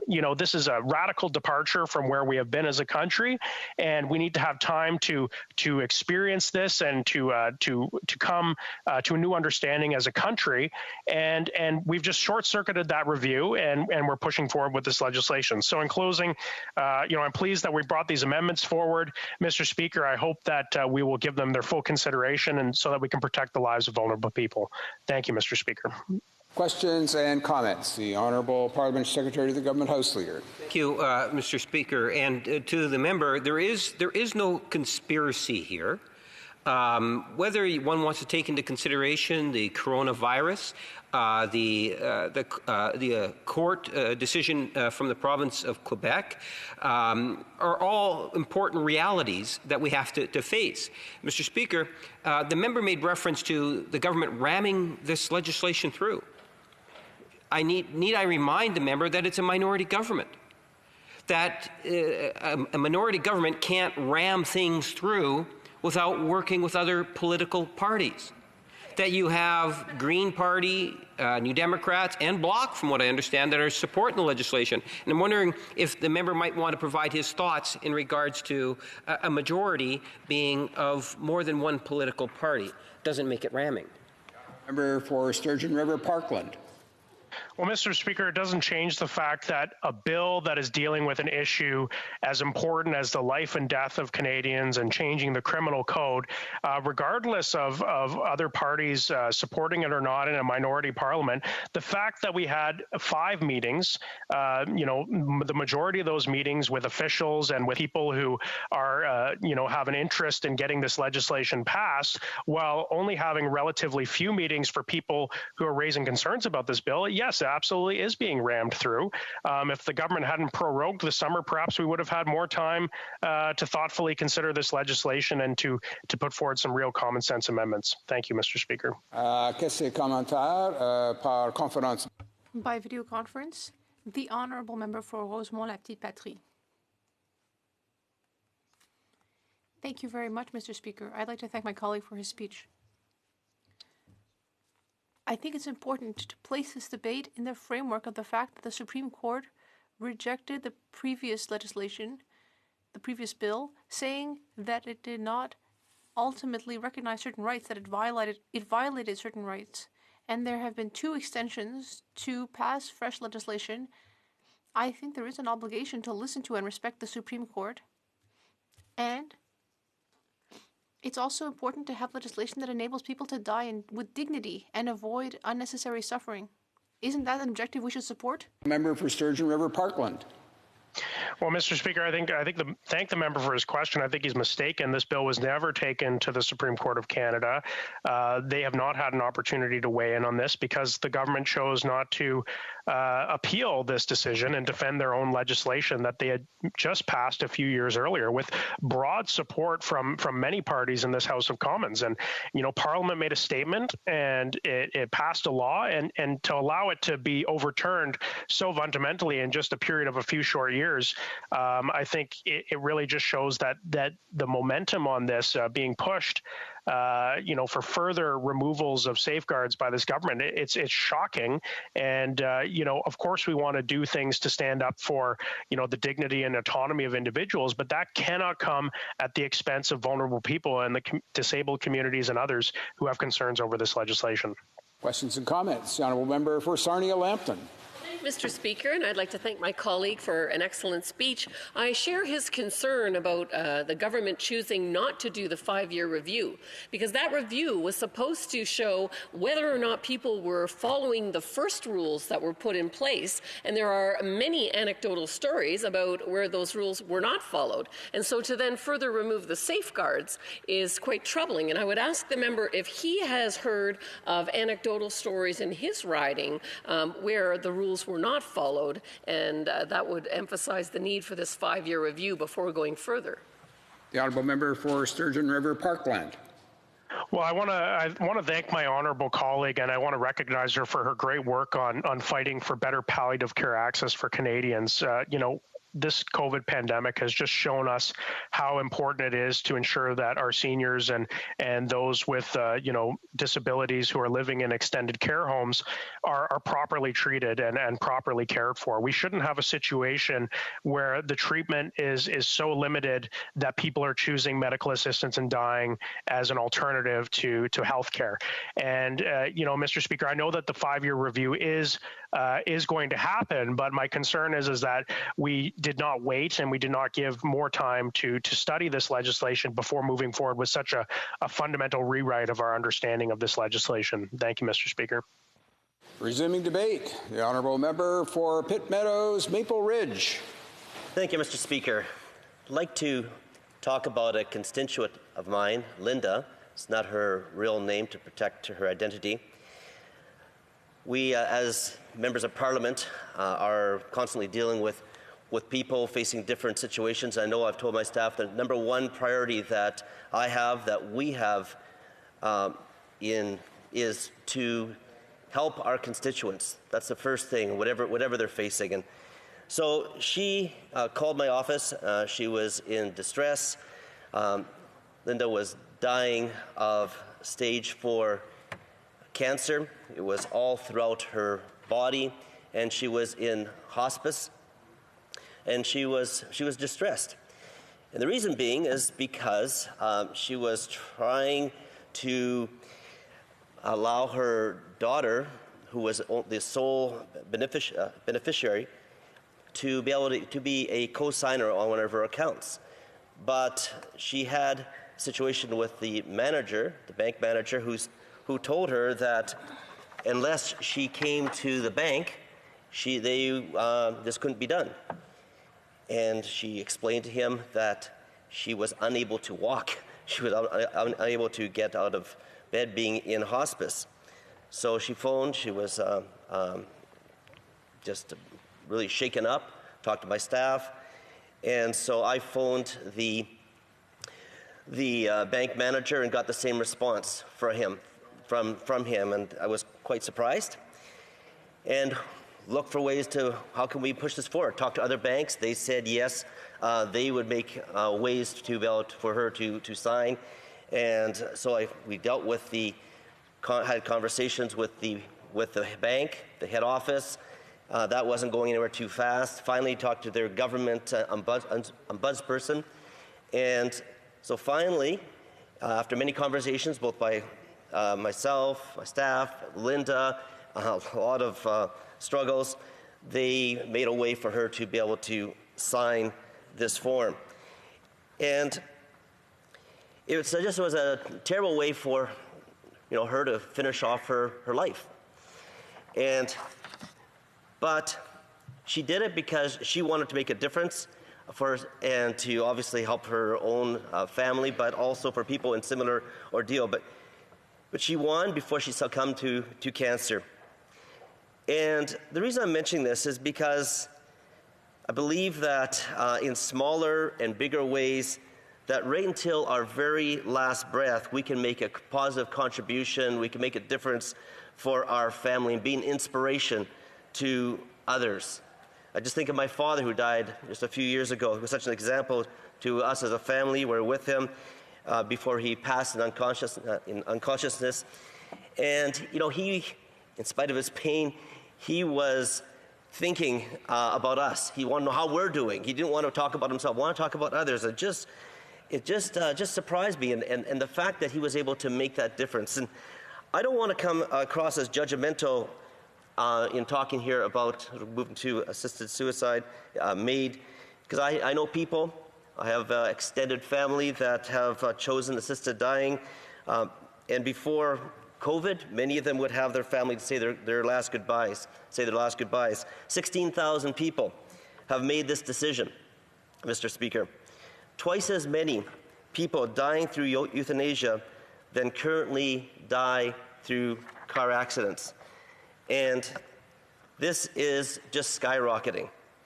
I talked to a fellow just a few days ago, a constituent of mine, and he said that he's choosing MAID. That was his plan for down the road. It's very matter of fact, business-like. I don't think he was ill, but it's just like it's becoming normalized in Canadian society. And that's concerning to me, Mr. Speaker. I know that words make a difference, and we don't want to hear the word suicide, but it has been called assisted suicide. And suicide has always been something that has, in our society, has been seen as sad, as disturbing, as tragic. We probably all know people that have committed suicide. I think of my own mother. I think of others. And it's grieving. And I'm concerned about the direction that we are going, that we're making this has become increasingly a benevolent action, not only from seen that way, but even about people themselves not wanting to be a burden on others. And there's other reasons also. When I was a teenager, shortly after a movie came out, it was called Soylent Green, 1973, by the main actors were Charlton Heston and Lee Taylor Young. It was a futuristic movie in New York City, and the setting was about 50 years later, 2022. It's almost upon us. What happened was that New York City was overpopulated, 40 million people in the city, and they were going hungry. And aged people would come into this big room with screens and beautiful images of the earth. And there was lovely music. And after about 20 minutes, they would be euthanized. And I remember, as a teenager, just being shocked. And I just felt this was so deceptive, what was happening, and just how it was glamorized in many ways to deal with the population. So it just goes to show how society has changed over the years. Even the term maid portrays is a personification of a female servant there to help, to assist, harmless. I can think of other images for assisted dying that are much darker. I know that this bill says that it does not apply to people who are struggling with mental illness, but the question is, for how long? Euthanasia advocates keep pushing the courts further and further, and we're looking at it right now, to undermine, to change the criteria, to open it up, make it more, to expand it. This bill repeals the provision that requires a person's natural death to be reasonably foreseeable in order for them to be eligible for medical assistance in dying. This opens the door wide for future challenges to any criteria. Furthermore, it's removing the 10-day waiting period. I met with Angela, who is one of my constituents. She's in a group of about 300 families that support each other in British Columbia, and they have children with disabilities. This group that she's with is upset about the bill, and the assisted suicide door that it opens for people with disabilities. They feel that a statement is being made in this legislation that disabled people don't have a life worth living like other normal people. It's simply a matter of time, Mr. Speaker, before mental anguish becomes a sufficient reason. Why wouldn't the barriers and the timelines be reduced and removed? We're seeing that right now happening.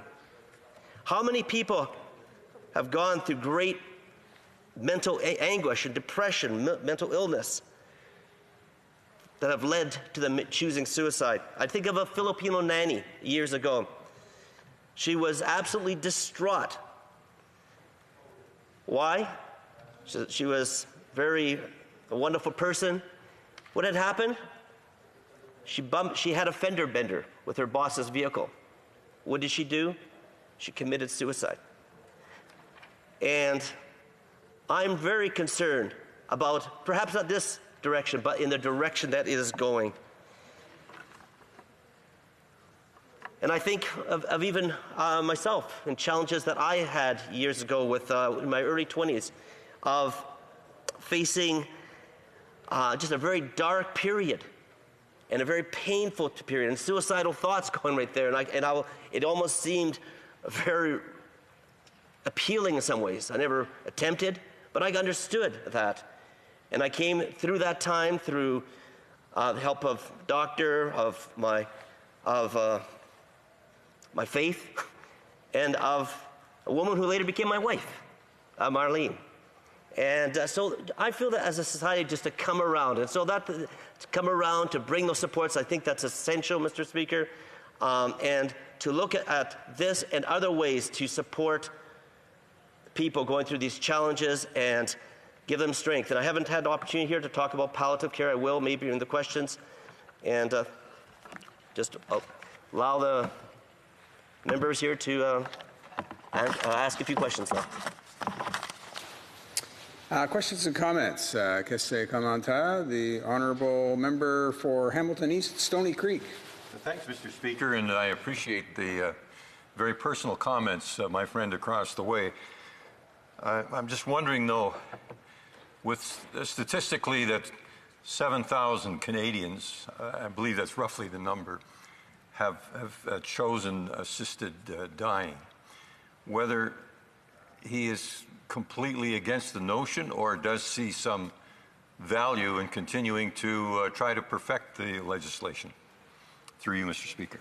Honourable member for Pitt Meadows, Maple Ridge. Thank the member for his question. And the figures, I believe, till the end of September are 16,000 have chosen assisted suicide. So it's right now it is legislation. It has gone through a Supreme Court. I'm disturbed that the Liberal government chose not to appeal the decision of the lower court to bring more amendments and changes. I think that's very important. And again, I just mentioned as far as the second part to the story about Linda that really spoke to me is just her clarity of thought. I asked her very briefly, Mr. Speaker, what is your level of pain? She says, I have no pain, and she had absolutely no pain. She had clear thinking. She had energy, but even though she was dead and could not move or just dying, that's it. And she said that palliative care, you can deal with total pain and mental anguish, and that, Mr. Speaker, is where our focus needs to be, and it is not available to most Canadians. Question commentaire, questions and comments. La députée de Beauport-Limoilou. The honourable member for Beauport-Limoilou. Thank you very much, Mr. Speaker. I'd like to thank my colleague. His speech was very personal. And I think we can agree on the point where we both believe we need to improve care and assistance to people living with disabilities.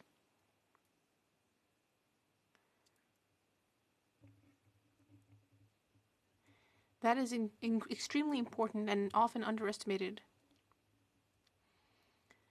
But we see with this bill that someone living with a disability who's suffering extreme pain, someone who has their full mental faculties, I see that there's a 90-day period in the legislation. If the date of their death isn't reasonably foreseeable, 90 days to enable the person to receive mental health support, care, to ensure that their desire to end their life is not actually a suicide wish. It's simply because of their pain. What does my colleague think of the 90-day delay? Maple Ridge. Je remercie le I'd like to thank the honourable member for her question. Une chose, c'est que Well, I'd say that 90 days is not enough. Because there's often a lengthy waiting time to see a counselor in order to get the necessary assistance. I believe that 90 days is simply not enough.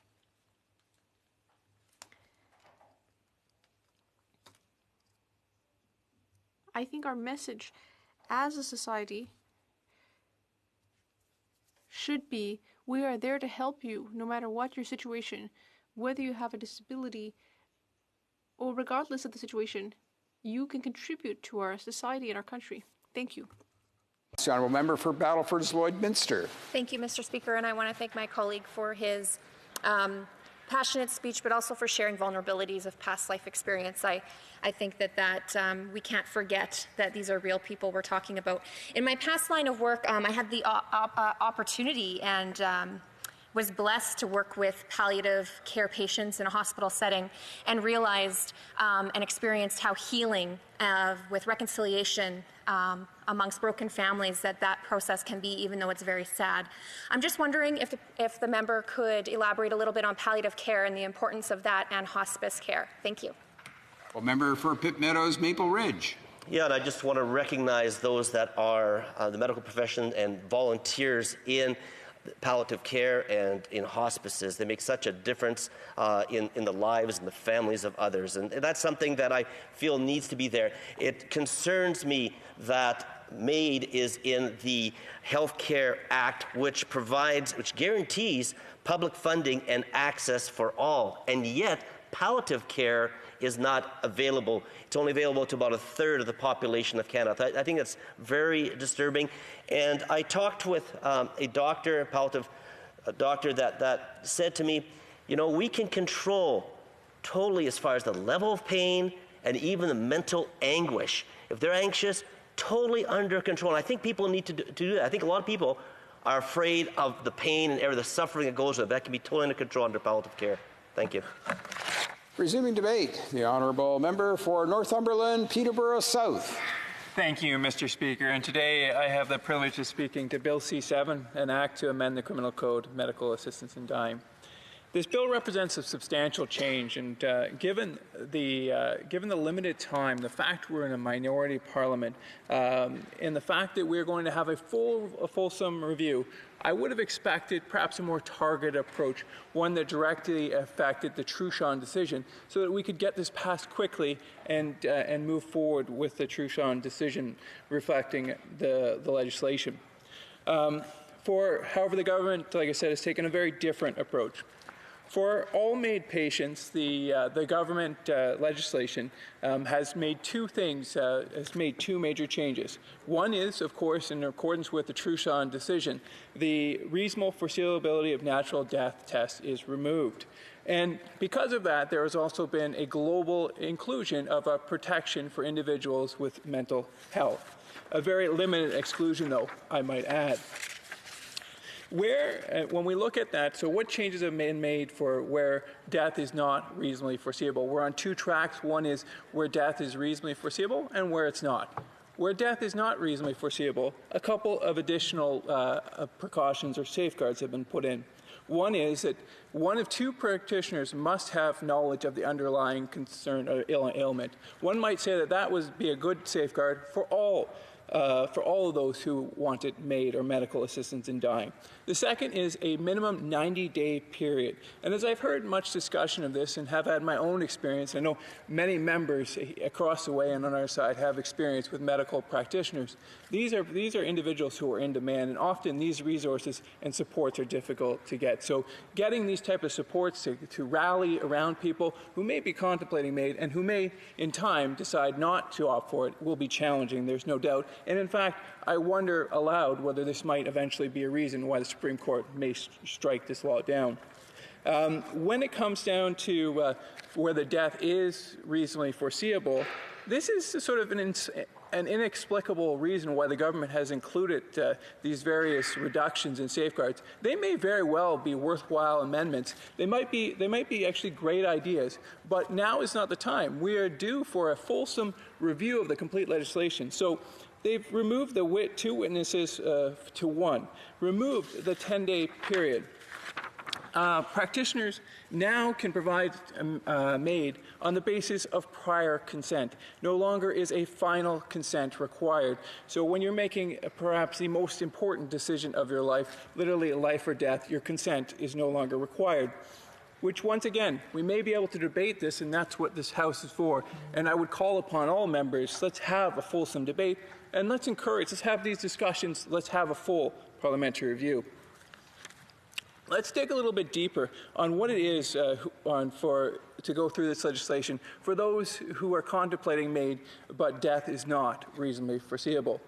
The legislation says eligible individuals must have a grievous and irremediable medical condition, defined as a serious and incurable disease or disability, and in an advanced state of irreversible decline in capability, have physical or physiological suffering that is intolerable to them and that cannot be relieved under the conditions that they consider acceptable.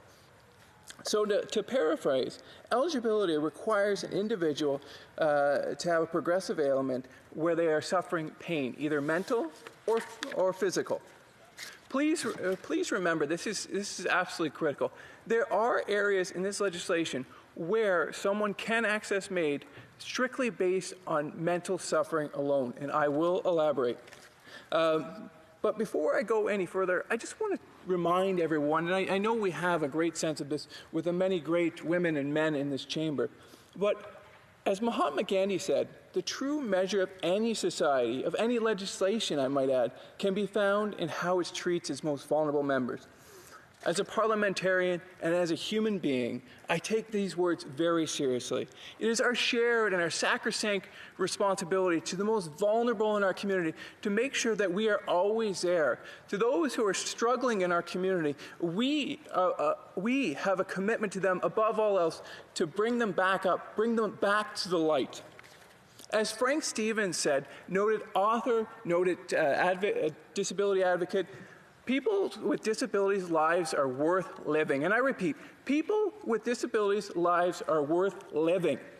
And anything that takes us away from that, we should seriously consider and not just ram through legislation. Bill C-7 purports to protect individuals with mental illness, as it does not include mental illness in the definition of serious, incurable disease or suffering.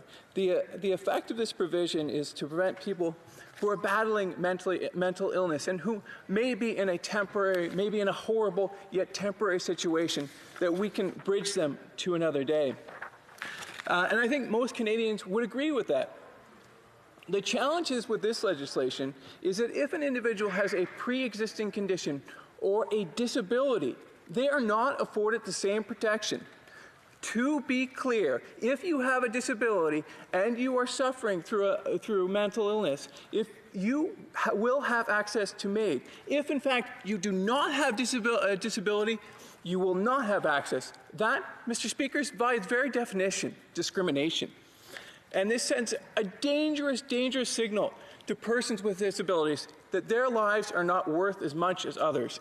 And that is not something that I can stand by here.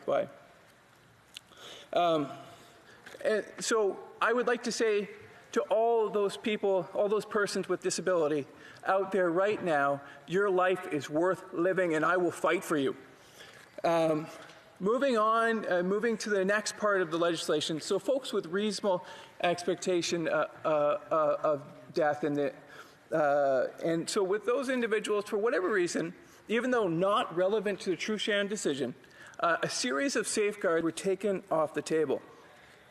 One of which is the 10-day waiting period. This 10-day waiting period gives people the ability to reflect, to make sure that MAID is correct. After all, I can't say it strongly enough, MAID is permanent. This is a life or death decision. Waiting an additional 10 days I don't think is overly burdensome, especially when in circumstances where a person is suffering, it can be waived. And in many cases, in the application of MAID, it actually is.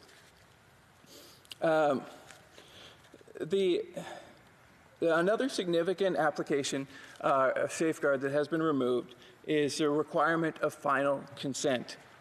In the requirement of final consent, the removal of which is in direct contravention to the Carter decision, which requires clear consent to MAID.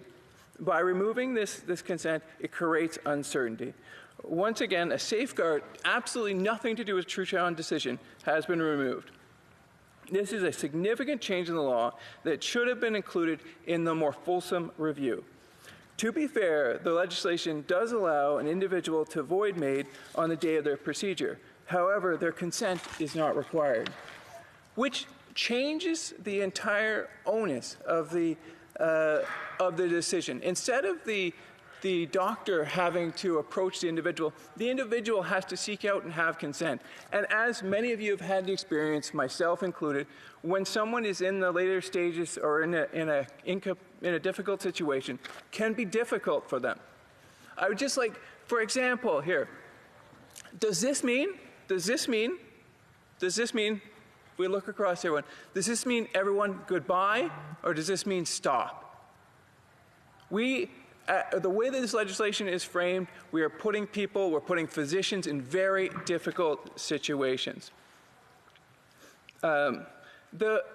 And so when we look at this, there's also a legal issue, not to get too far in the weeds here, but we are actually putting one of the most important decisions on people who are incapacitated.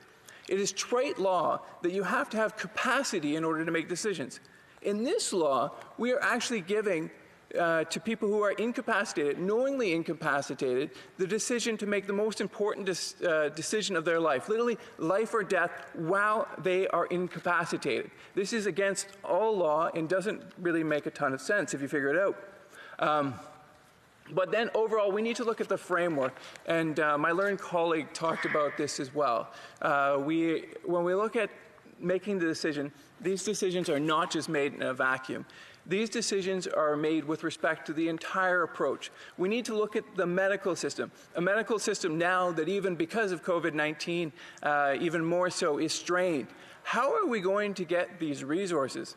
I know in my riding of Northumberland, Peterborough South, that the resources are strained when it comes to palliative care. We are not giving people a full right to decide if we are not giving them access to palliative care. So we need to make sure that people don't just have the right to die with dignity, but the ability to live with dignity. Questions and comments. We'll go by video conference to the Honourable Parliamentary Secretary to the Minister of Justice. Thank you, and I want to thank the member from Northumberland, Peterborough South, for his contributions today and also for his past contributions at the Justice Committee. By way of clarification, I would offer that I think some of the safeguards have actually been improved in the legislation with respect to Track 2 in particular, for those whose death is not reasonably foreseeable, and the necessity of moving forward quickly now is prompted solely by the need to respond to the Truchon decision and the court-imposed deadline.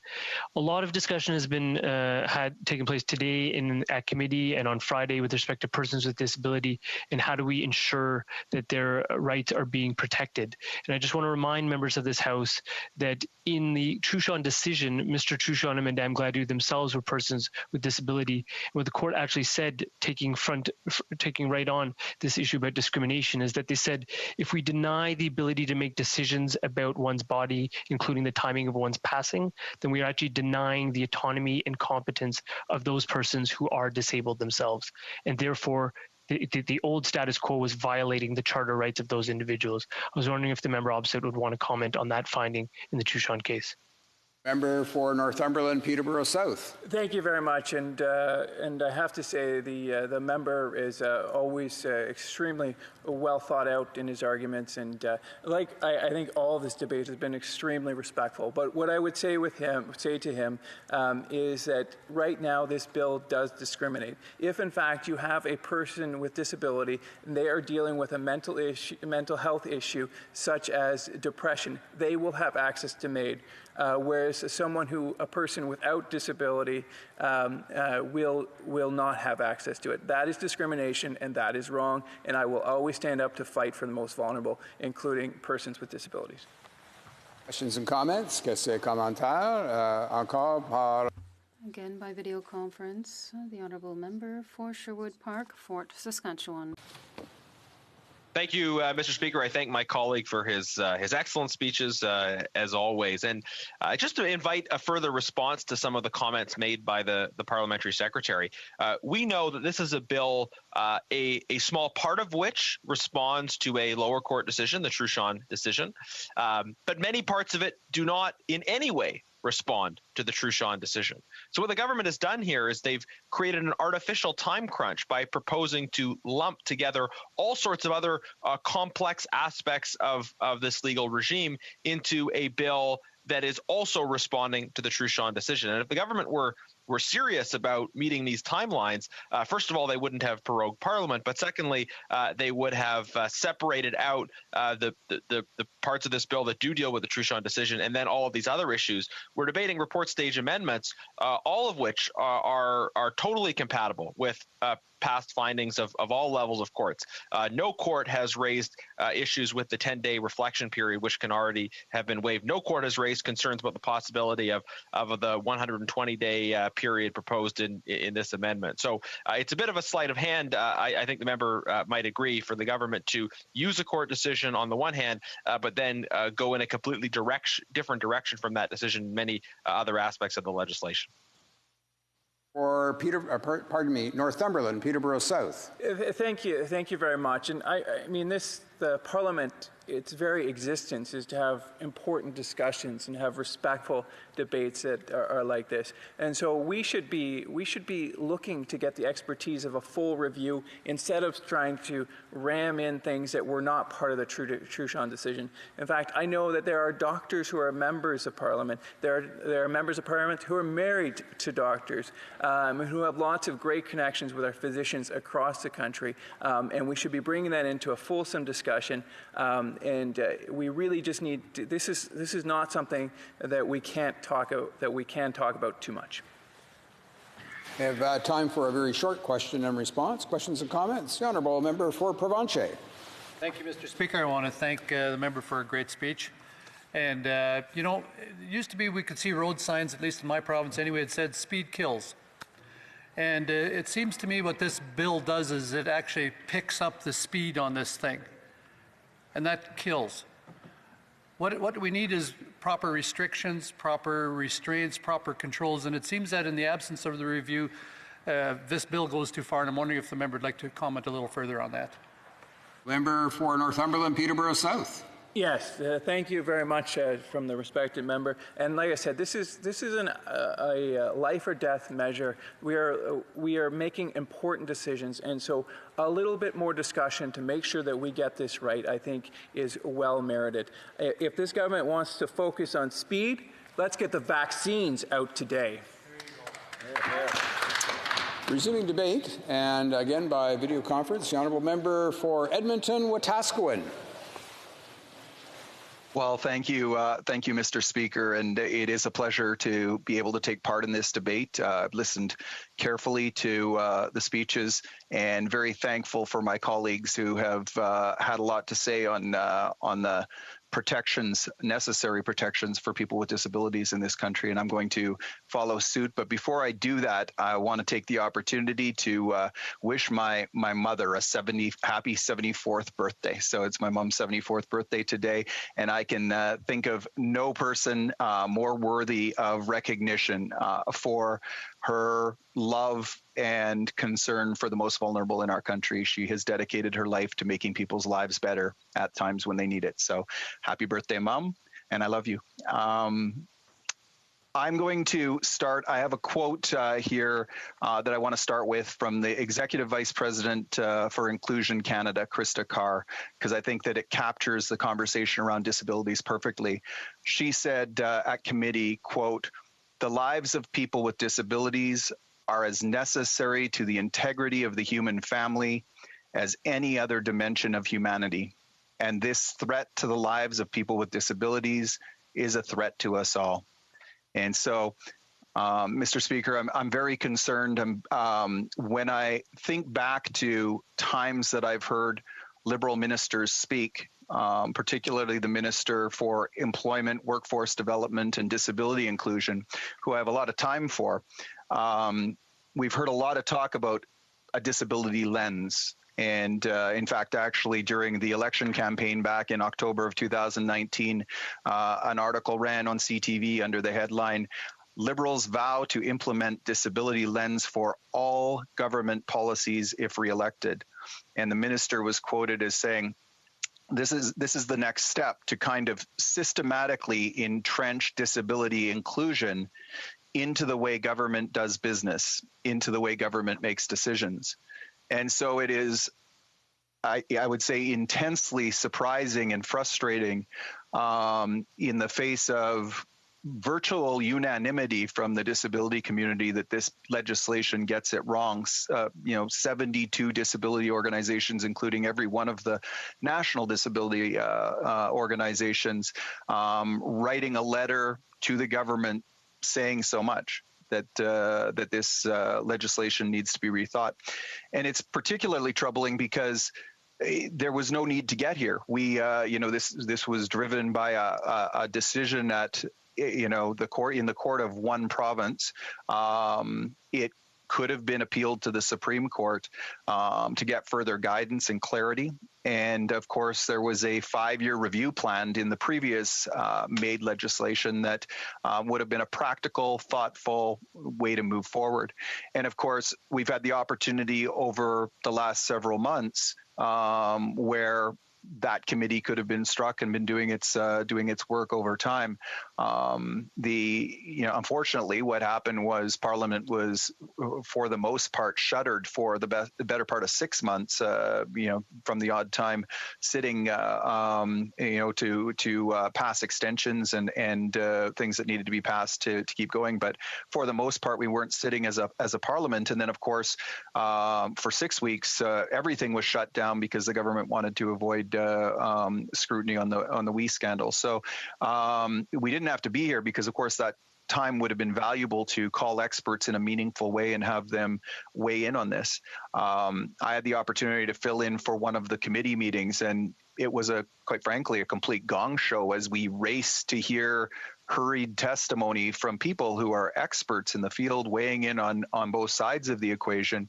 In the end, what was supposed to be a 5-minute spot to ask meaningful questions to witnesses was shrunk down to 2 minutes, and then debate happened to try and get some of that time back. And it quite honestly was hurried, rushed. I think back to a quote from someone that I have a lot of time for in history, someone who has a lot of wise quotes, John Wooden, one of the most successful coaches in sports history, who once said, if you don't have time to do it right, when will you have time to do it over? And I think that we find ourselves in this situation right now. We certainly haven't taken the time to do this right, and we are going to have to do some of this over at some point in time.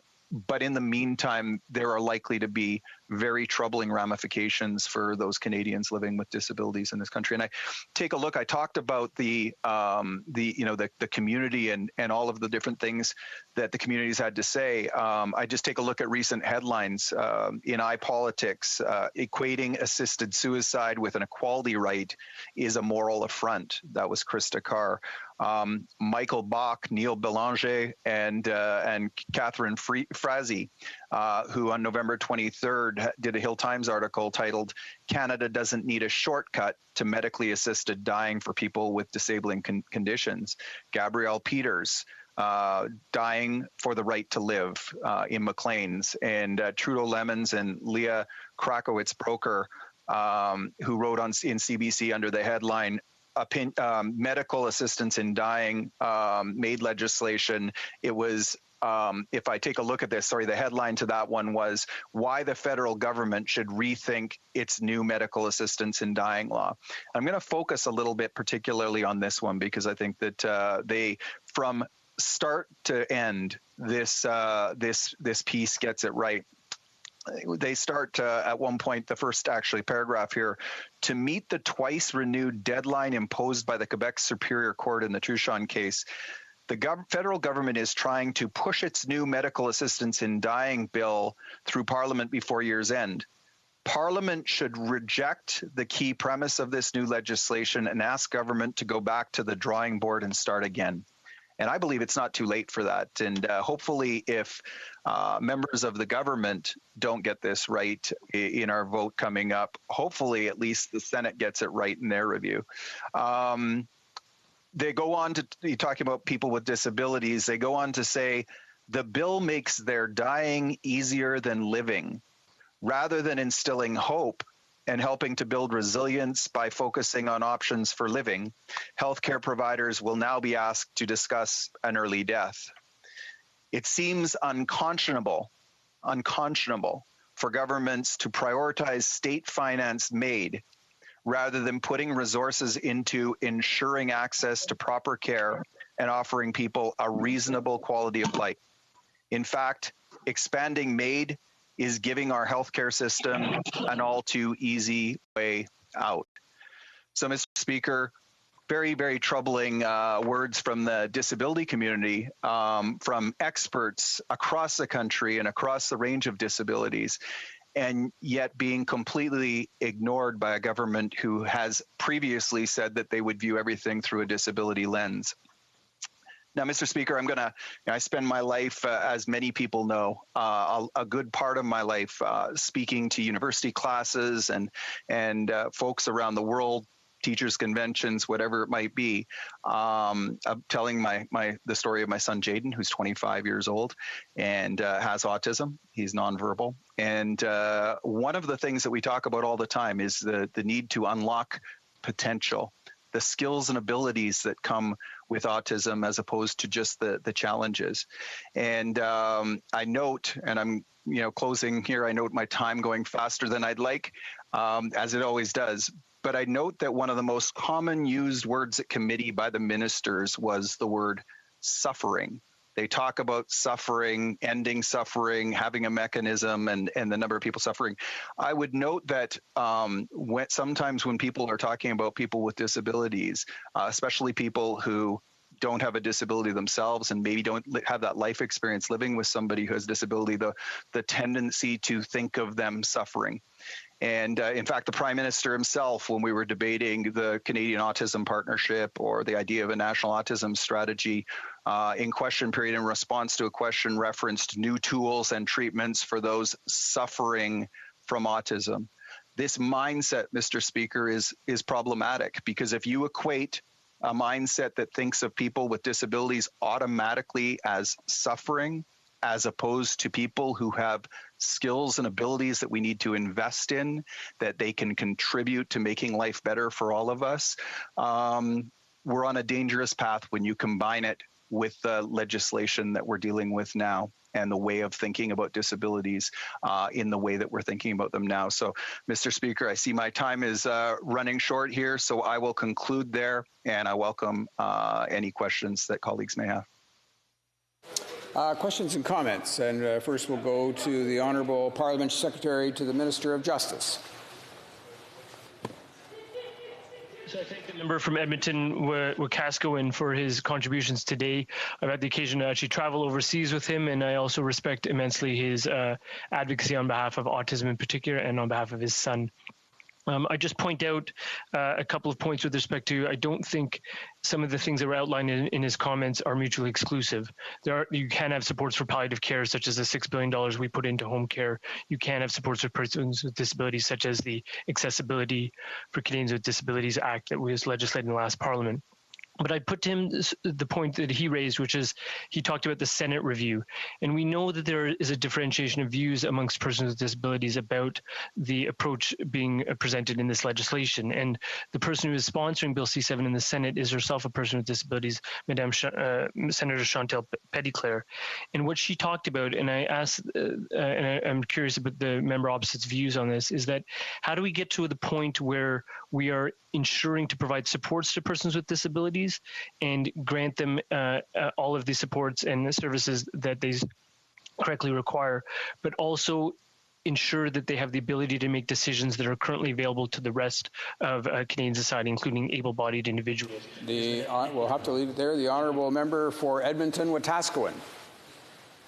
For clarity, Mr. Speaker, to the Honourable Member, for clarity, there's not just a disagreement among disability organizations. They are vehemently opposed, absolutely vehemently opposed to this legislation moving forward. And if you want to understand, if you want to get policy right in support of people with disabilities, you have to hear them. You have to listen to them. You have to consult them. And that absolutely didn't happen in this process. I have no idea why that was the case. The government has talked a great game about hearing from people with disabilities and making sure we have a disability lens. But in this case, that absolutely did not happen. And comments? La députée de Longueuil. The Honourable Member for Longueuil-Saint-Hubert. I listened very carefully to debate since this morning. There has been some very touching comments made. It's a very sensitive issue, and I understand that. And I listened to my Conservative colleagues talk about not adopting the bill now, but I'd like to ask a simple question to my honourable colleague.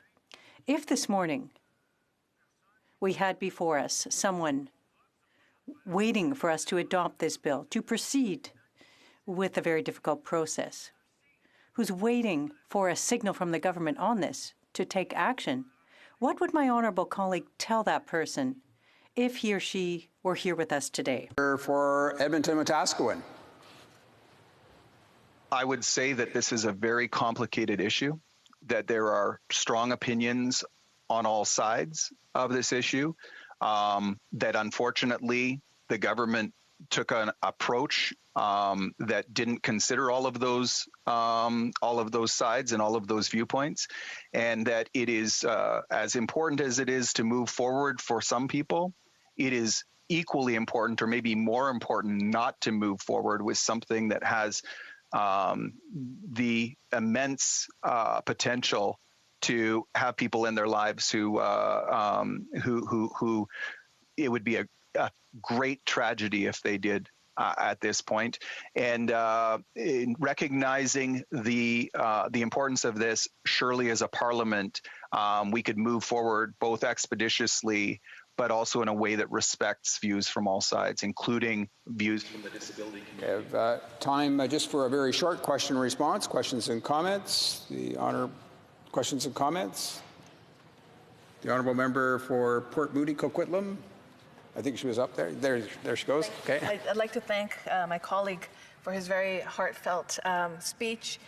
What I'm hearing throughout this debate is that there's danger, and there's lots of mindsets involved. My concern right now is more on the timing of this debate. With coronavirus, with social isolation, a lot of people are struggling with mental health issues, and there are elders in care homes who are contemplating suicide and choosing MAID as an option because they're sick and tired of quarantine, and they don't know how to handle it. So I'd like to ask the member, what are their thoughts on the danger of the timing of this bill that we're in right now? Thank you. Well, member for Edmonton-Wetaskiwin. Well, I think that for the reasons I brought up, the bill has some very, very significant flaws as it relates to people with disabilities.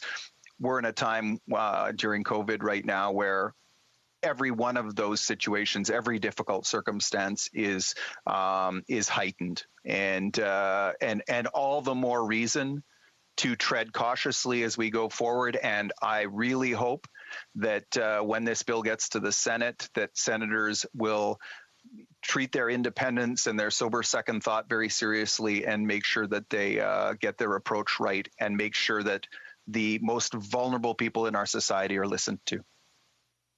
Resuming debate, the honourable member for Orleans, Grenville, Thousand Islands and Rideau Lakes. Thanks very much, Mr. Speaker. It's an honour to rise and speak today for those who cannot. People who've been marginalized and whose voices have been silenced and cast aside by the governing class. Those who will be victimized by Bill C-7. Now, I'd like to talk about the calls and the meetings that I've had with constituents and with concerned Canadians about this, but first I have a personal story to share.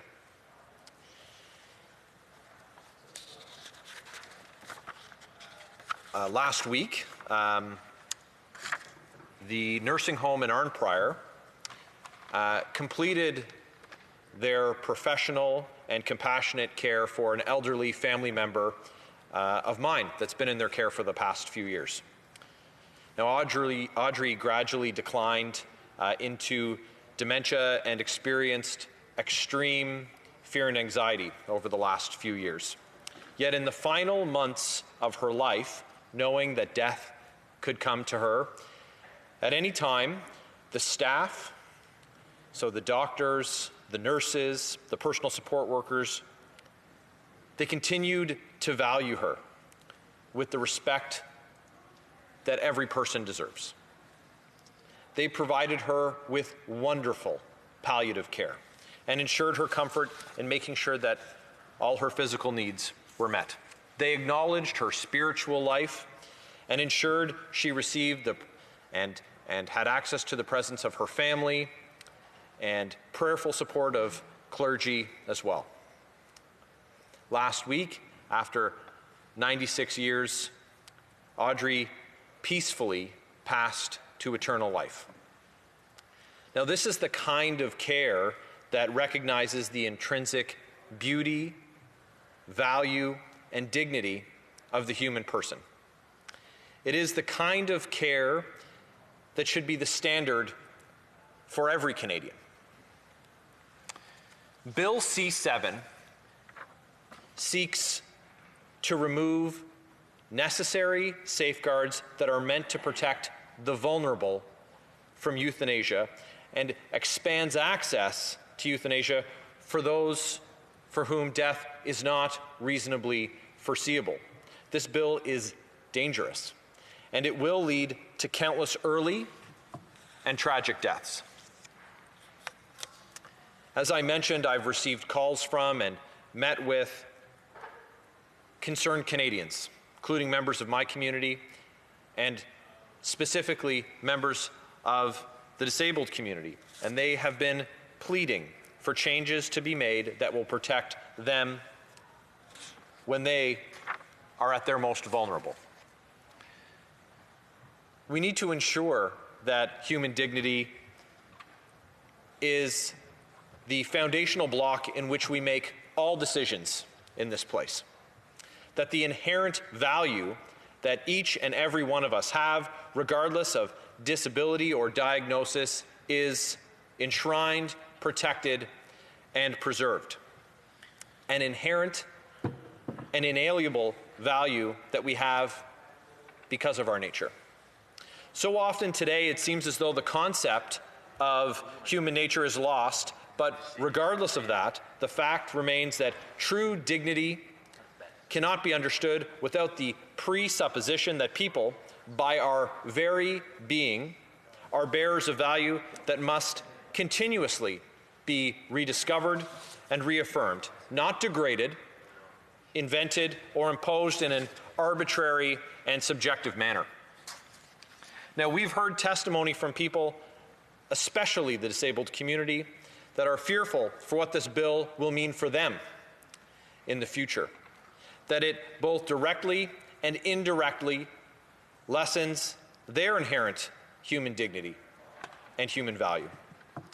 We have the chance to rediscover and reaffirm that value that is present in every person, in every one of us.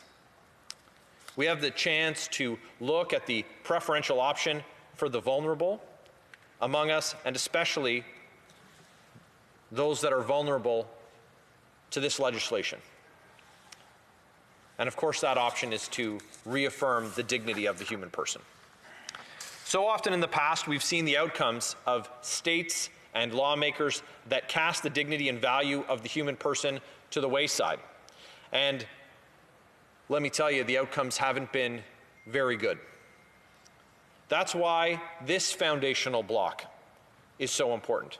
If we're to live and work in a truly right and just society, reaffirming human dignity must always be at the forefront of our mind as we make decisions, especially as parliamentarians dealing with bills like this one, where there are no higher stakes. Now, this brings me to the societal consensus that is used for the rationale of this bill. Chair, I find it hard to believe that as a society we would come to a consensus that a bill was needed that has the potential to victimize the most vulnerable among us. But perhaps it is negating a foundation of essential value inherent in human life, which can make laws dependent on fleeting trends of dominant thought, where we can see law being used as an instrument of power rather than subordinating power to the law. Again, the vulnerable must be front of mind. With this bill, death will be offered to people before they are offered or receive meaningful access to adequate care. When someone is at an extremely low point, imagine after a catastrophic injury that left them disabled, they will be offered death as a standard of care and not given the support and treatment they need to lift themselves up from that low point to feel good again. During the previous Parliament, I was pleased to speak to the Accessible Canada Act. It's a life-affirming bill for which the dignity of the human person and preferable option for the vulnerable was at the very heart. And now we have C7, which is an absolute departure from that notion. Instead of reaffirming the worth and inherent value of people, of disabled people, this bill say they are worth less than the able-bodied, and that their life, for what it is and what it could be, is not worth living. Speaker, we must stand up for and defend the vulnerable when we're in this place. We must be their voice when they are ignored and set aside. We must assure that someone's worst day isn't their last. And for all those who wanted to share their perspective, who wanted their voice heard, but who were not able and were not heard by the government, there were parliamentarians listening. for those who have practiced and offered palliative care, like was done for Audrey up until the day that she passed, thank you. The work that you do for people when they're at their most vulnerable is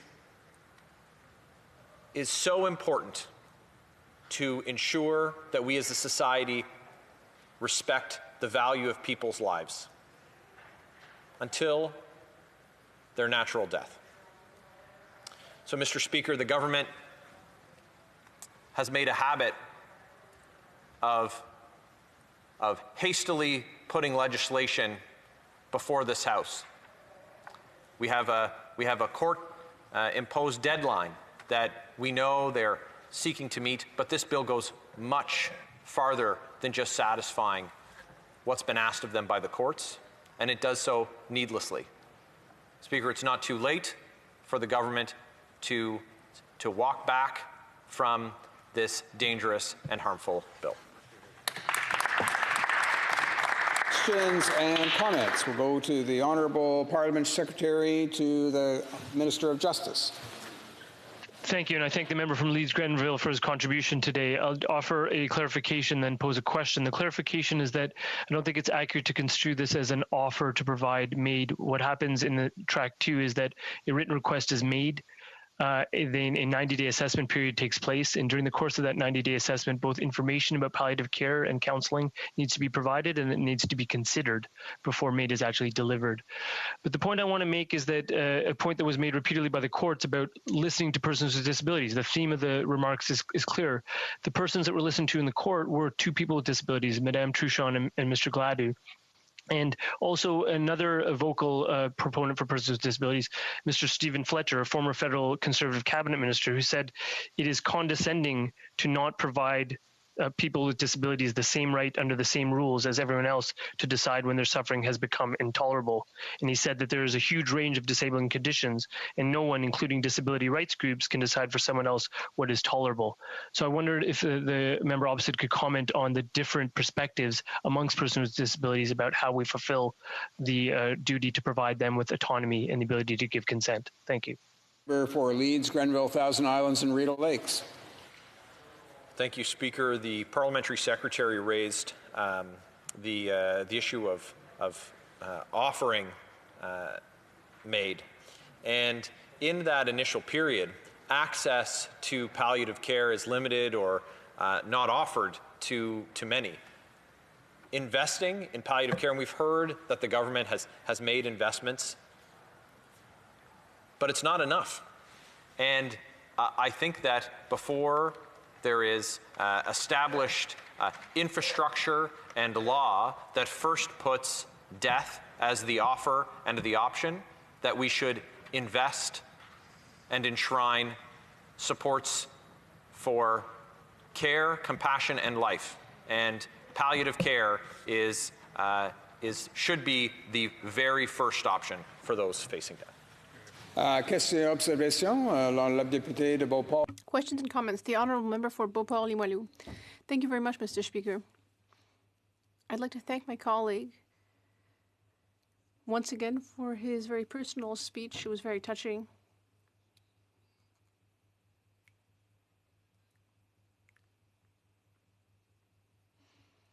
We were talking earlier about the fact that it wouldn't be a good idea to offer medical assistance in dying. We agree on respecting life. That's extremely important. It's also important to respect people's choices and conscience. It's very personal. Someone can choose palliative care, and palliative care should be improved and made more accessible. But ultimately, these two things don't enter into conflict. These two choices should both be available.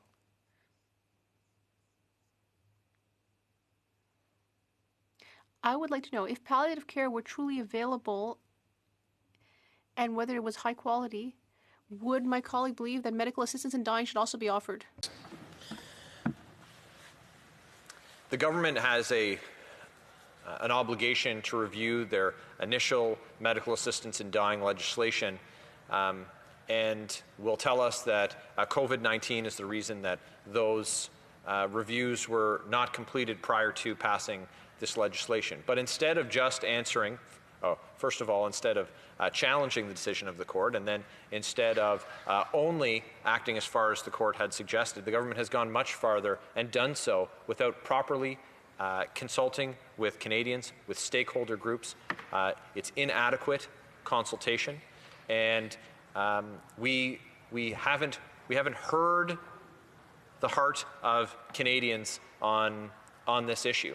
And why rush to pass this flawed legislation when it truly is a matter of life and death? We do many things in this place quickly, but certainly we can agree that this isn't one, this step too far isn't one that needs to be done in such a hasty way.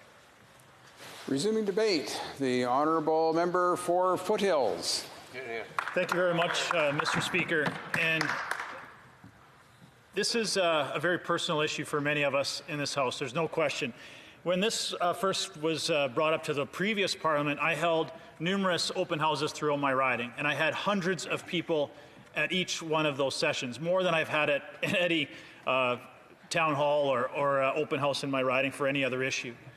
And I'll admit, Mr. Speaker, that the feedback I had from constituents that time was almost split 50-50. There were those who were opposed to doctor-assisted dying legislation and those who were in favor. But even those who were in favor at that time expressed concerns. They wanted to ensure that there were strong safeguards in place that would protect the most vulnerable in our society from accessing doctor-assisted dying. I voted against the legislation in the previous Parliament because I was very concerned that the safeguards that were in place in the previous legislation weren't strong enough. But I was also concerned that it was open to interpretation by the justice system. And unfortunately, my concerns have proven to be true, as a Quebec court has now deemed that we must remove one of the most important pillars of the safeguards that were in the previous legislation, and that is to saying that death is foreseeable and predictable. To remove that safeguard, I believe, is dangerous, and is opening this legislation much wider than any of us as parliamentarians anticipated in the previous Parliament. Now, I know the Liberals are going to say, you know, we need to trust the system, that there's going to be protections in place. Some of these things that you're saying are going to happen aren't going to happen. They said that in the previous Parliament. And those things did happen, Mr. Speaker. The things that we voiced in our debates and our discussions at committee did happen. We know that people accessed doctor-assisted dying that did not have a terminal illness and did not have death as a foreseeable and imminent result. So already those interpretations that we wanted to be ironclad previously proved to be as iron as a sieve. And this just further opens the door to those concerns. And my colleague before me brought up the Accessible Canada Act. And I think for our disabled communities in this country, the key to this is trust and lack thereof. In the previous Parliament, the Liberals rammed through the Accessible Canada Act in 24 hours. I chaired that committee meeting where the opposition, the Conservatives, the NDP, and the Bloc, we even had the leader of the Green Party at that time, unanimously agreed on dozens of amendments to improve that legislation. The Liberals refused to endorse any of them except for two, when every disability association and stakeholder in the country unanimously supported those amendments on the Accessible Canada Act to improve that legislation because it was too bureaucratic, it was too cumbersome, and it was too confusing. So already the disability community has to look at the Liberal government with an extreme level of mistrust. And now you bring in C7, and once again, they are all voicing concerns. They want amendments to this legislation. They want strong safeguards to protect the most vulnerable. And once again, the Liberals refuse to listen or refuse to act. They are going on their own agenda. And I'm sure, Mr. Speaker, you've heard many of these stories today, but I had a call from one of my constituents this morning, Orvella Small, who has a daughter, Sheena Small, who owns Sheena's Sweets and Such in High River, a great, cool little candy store. Now, Sheena is an adult with a disability. She's very well known in our community, very outspoken, energetic. But her mom phoned me this morning and said, the direction this is going is beyond frightening. Sheena doesn't understand, despite her outgoing personality, she said, with her disability, she doesn't understand the impact that MAID legislation could have on her or the disabled community. Right now, Sheena is a successful entrepreneur in our community, an award-winning entrepreneur, but she also has the very important support system around her. Orvella, her mother, said, I'm not going to be here forever.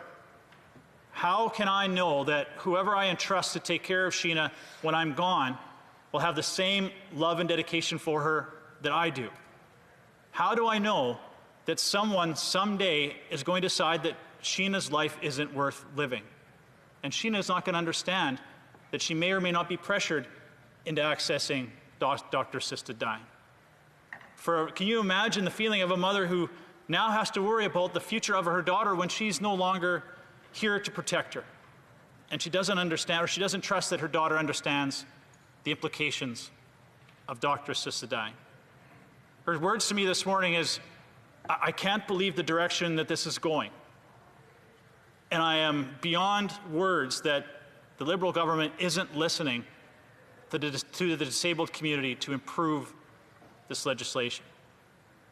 I had another call on the weekend from Rob Olive, an RCMP officer in Fort Macleod, a small town in the southern part of my riding.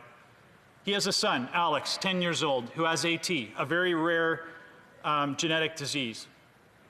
Him and his wife, Crystal, spend much of their time sacrificing everything they can for Alex. They have what they call Alex's Army, and they raise funds and awareness for this very rare disease that takes the life of most children by the time they're in their mid-20s from either cancer, pneumonia, or some other reasons. There's no cure. This disease is relentless, and it is fatal. But their concerns is, 10 years ago, they would have felt there was no hope for children with AT. But just recently, there's been a major breakthrough in treatment for AGT in genetic therapy. So there is hope. Perhaps not for Alex, and they understand that, but there is hope for children with AT in the future. And for Rob and Crystal, again, they can't believe that instead of putting resources into support and treatment, our focus right now in the middle of COVID is to how to make death easier. And what message does that send to those in the disabled community like Alex? Alex's Army is an invaluable part of our community, raising awareness and funds not only in my riding but across Canada, and I know Alex has traveled around the world. And Rob's comment to me this morning or on the weekend was, why didn't the Liberal government challenge, he's an RCMP officer, why didn't the Liberal government challenge the Quebec court decision? Why didn't they appeal it? Why didn't they stand up for the disabled community and the most vulnerable in our country and say, this is a line we will not cross? But not only did they not appeal that decision, Mr. Speaker, they used this as an opportunity to continue to peel back those safeguards. It was bad enough to lose that pillar that was in the legislation about foreseeable and imminent death, but now to take this opportunity to even make it broader and expand it further. That is sending a very frightening message to Canadians, and certainly those in the disabled community who feel that they have been ignored. Not only ignored, but they feel that the statement from the government is, your life is less valuable than everyone else. And again, I know the Liberals are going to be saying throughout today that what we are saying is not likely, some of these things aren't going to happen. But I know all of us have seen the reports of seniors who do not want to go back into a lockdown and be isolated and are now asking for MAID, access to MAID. There are very similar concerns within the disabled community. Many of those disabled youth and adults live in specific housing and now are no longer able to access their support system and certainly their loved ones and their family. It is only a matter of time, Mr. Speaker, until disabled people feel that they cannot take that isolation or they do not want to put the burden on their family and their loved ones who are doing everything they can to see them, it is only a matter of time until they start asking for access to MAID, for no physical ailment whatsoever, but because of a mental health and emotional stress that they are under.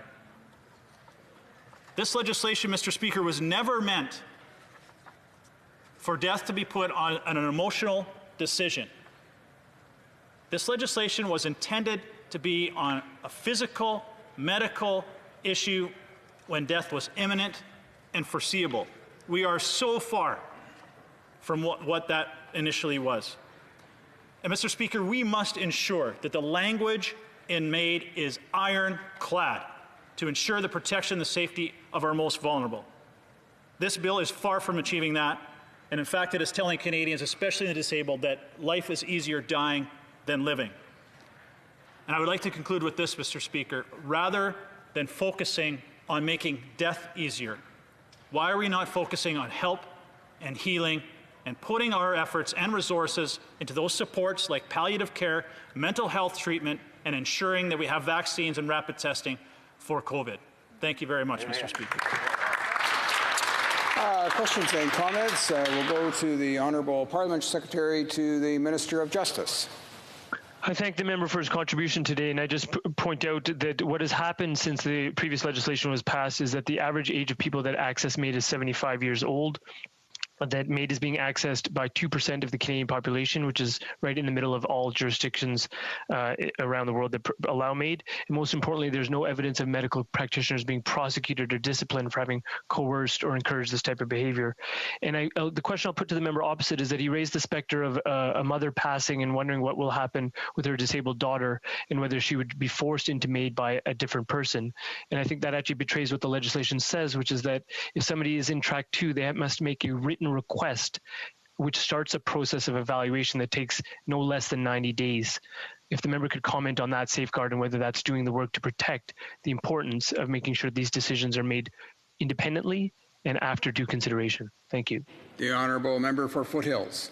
Thank you very much, Mr. Speaker. I'm really happy that the Parliamentary Secretary brought up that exact issue, because unlike every other country in the world that has doctor-assisted dying legislation, the MAID legislation as it currently stands in C7 does not explicitly ask that the person asking for doctor-assisted dying access those mental health and health support systems within that 90 days. They don't have to do anything within that 90 days. How about having that as an amendment that explicitly requires them to access every available health resource to ensure this is exactly the path that they want to go down? And in many cases, you cannot access those services within that 90-day time period, which is why we asked for that to be extended to 120 days. Question et observation. Alors, la député de La Pointe. The Honourable Member for La Pointe-Lille. Mr. Speaker, at the end of the day, some people, given their values, decide they don't want to undergo extreme suffering. They prefer to receive medical assistance in dying. In this legislation, we're seeing that final consent will be withdrawn in cases where death is reasonably foreseeable. Some people don't wish to access palliative care or heavy sedation because they were being forced to wait so they could give final consent.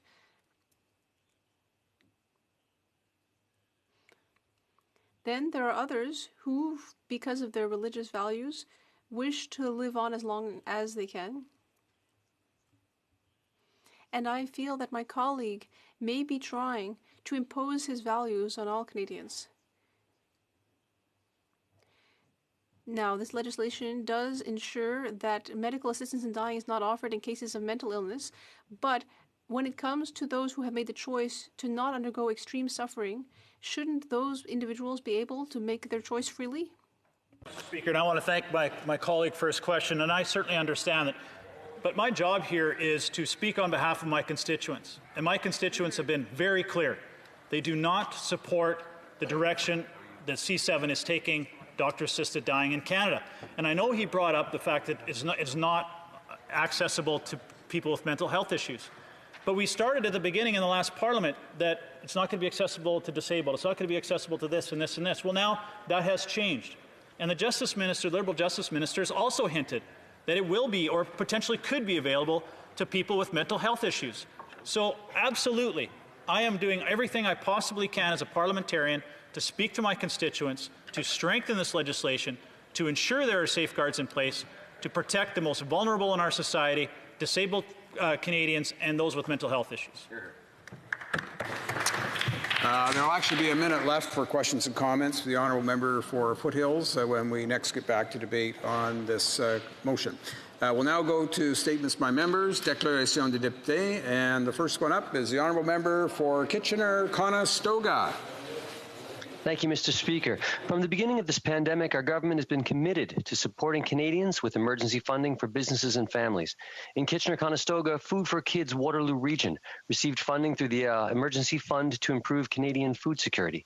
Food for Kids provides meals to children from food-insecure households on weekends and gaps in the school year when they wouldn't otherwise receive food support from great programs like Nutrition for Learning. I'll mention an example of a single father with 3 children who came to Food for Kids in need of assistance. Through their support, they helped to make sure his children's nutritional needs were met, which allowed him the opportunity to better focus on his employment and continuing support for his family. I'm proud that we are providing support to amazing organizations like Food for Kids who are doing the vital work of helping families that are facing challenging times. Thank you to Food for Kids for your amazing dedication. Thank you, Mr. Speaker. And again by video conference, the honourable member for Saskatoon-Grasswood. Thank you, Mr. Speaker. The Western Development Museum in my riding of Saskatoon-Grasswood does an extraordinary job preserving the history of Western Canada and telling the stories of our region. Just last week, the museum received the Governor General's History Award for their Saskatchewan Doukhobor Living Book project, which was done in collaboration with Spirit Wrestler Productions and the University of Saskatchewan. This incredible exhibit was focused on preserving the history and spiritual traditions of the Saskatchewan Doukhobors and captured the oral history of Doukhobor elders, presented a typical Doukhobor prayer service, and explored the evolution of the Saskatchewan Doukhobor community since their arrival 120 years ago. Thank you to the WDM for their continued dedication to preserving Western Canadian history, and congratulations on this great achievement. Member for Brampton South. Mr. Speaker, today marks the 551st anniversary of the birth of Guru Nanak Dev Ji, the founder of Sikhism. Being a Sikh, I proudly reflect on Guru Nanak Dev Ji's timeless teachings of hard work, honest living, and selfless service. I feel proud to see the Sikh Canadian organization in Brampton South and across Canada following Guru Sahib's teachings and helping the community. I would like to recognize these wonderful organizations like Khalsa Aid, Seva Food Bank, Sikh Seva Society, and CGMR 1320, and the Gurdwaras who are doing a commendable job of providing free meals, clothing, and care kits to those in need during this difficult time of COVID-19. Mr. Speaker, even those farmers peacefully protesting in India celebrated the Gurpurab. I have seen the image and video of farmers distributing langar to everyone, including to those who are using force against them. I applaud them for following Guru Nanak Dev Ji's teaching of selfless seva. This is a true spirit. I hope this issue will be resolved peacefully. I extend my warm wishes to everyone. Happy Gurpurab to everyone. This reminder to honourable members, it's always better for interpretation if members use a headset and microphone with it. It's always a little better. The next statement, the next statement, the honourable member for Thérèse de Blainville. Mr. Speaker, December 4th will mark the 100th anniversary of the Cercle des Fermières de Sainte-Thérèse. It's a very important organization in my riding. It was founded by a group of agronomists under the chairmanship of Ms. Marquise Desjardins. The Circle has always focused on community involvement. We are talking about 180 women of all ages who are taking part in the vitality of this organization. They focus on helping others, sharing its expertise to improve the lives of women.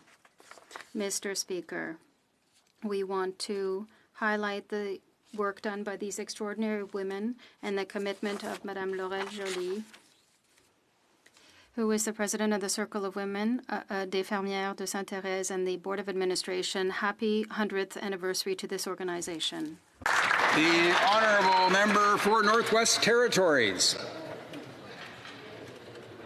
Mr. Speaker, I'd like to pay tribute to a strong advocate for the North, the honourable member for the Yukon. It was 20 years ago, on November 27, 2000, he was first elected to the House. As the third longest serving MP in the Yukon's history, he has served 6 terms under 4 prime ministers and earned a reputation as one of the hardest working MPs. He's been a passionate voice for a variety of environmental and social justice issues, a longtime advocate for ending poverty and homelessness, a founding member of the Parliamentary Friends of Burma, a proponent of the rights of those with FASD, a defender of the Arctic National Wildlife Refuge and the Porcupine Caribou Herd, and a voice for climate change and its dramatic impacts in the North. Congratulations to my territorial colleague on this milestone, and I thank him for his many years of service. Thank you. Masi Cho. Member for New Brunswick Southwest. Thank you. Mr. Speaker, Campobello relies on ferryboat service for direct access to mainland New Brunswick. As of December the 1st, the ferry won't operate again until the spring. For the next 6 months, the only way for island families to visit a doctor, get kids to a sports match, go banking, or even fulfill court-ordered custody agreements is to cross a bridge and drive an hour through the state of Maine. The Government of Canada recently responded to a petition calling on Ottawa to help New Brunswick and the New Brunswick government provide Campbell residents the same direct access to Canada other Canadians take for granted every single day. Unfortunately, the government's reply was merely a statement of facts, that the island has road access and ferries are provincial responsibility. But 1 year ago, Parliament debated the unacceptability of U.S. border guards opening Canada Post mail going to Campobello. During those deliberations, the government appropriately opened the door to assisting with this ferry infrastructure. I expect that commitment to help New Brunswick stands, and that the federal government will assist the province when a plan for reliable ferry service is finalized. Islanders are right to fight for equal access to Canada. They are, Mr. Speaker, after all, Canadians. Thank you. The honourable member for Dorval-Lachine-LaSalle. Mr. Speaker, congratulations to everyone for the emergence of Guru Nanak Sabiji. He brought light at a time when the caste system had been brutally imposed. From his childhood, he challenged inhumane practices and dedicated his life to ensuring equality and social justice. Langar is the perpetual embodiment of that commitment. This concept is a community meal, which is a time to sit down together and share a meal no matter what label has been imposed upon you. Baba Nak, also called Sacha Soda, which means there is no more generous act than offering food to the poor. He taught us compassion and to open our hearts to love our neighbors. Throughout the pandemic, the Gurdwara kitchens have continued to run day and night to send out food to frontline workers and anyone else in need. The Gurdwara doors remain open to everyone. Thank you very much. The Honourable Member for Orléans. Merci, Monsieur le Président. Thank you, Mr. Speaker. This opportunity to give a shout out to the Arts of Orléans BIA, who held its AGM last week for their amazing work all throughout 2020. Ils ont fait un travail de premier. They played a leading role in informing our local businesses about all of the federal government's assistance measures. Special thanks to their executive director, Tanis Vine, their marketing and member engagement liaison, Rita Chablis, and all the board members for their engagement, collaboration, and resilience. I was also happy to help deliver with my team meals to the homes of their AGM's participants. Thank you to our local business, Turkish Village Restaurants and Stray Dog Brewing Company for their support. Merci pour votre travail. Thank you for your work. The Honourable Member for Edmonton Riverbend. Mr. Speaker, we have a world-class aerospace industry in Canada. We're ranked 5th in the world as an aerospace nation, but too little has been done to champion this sector. The long-awaited space strategy heralded by the government was almost 2 years overdue. While we're waiting for it, the Canadian aerospace industry shed jobs and was forced to pull out of high-profile projects because of lack of funding. Now we're dealing with COVID-19, which has upended the airline industry.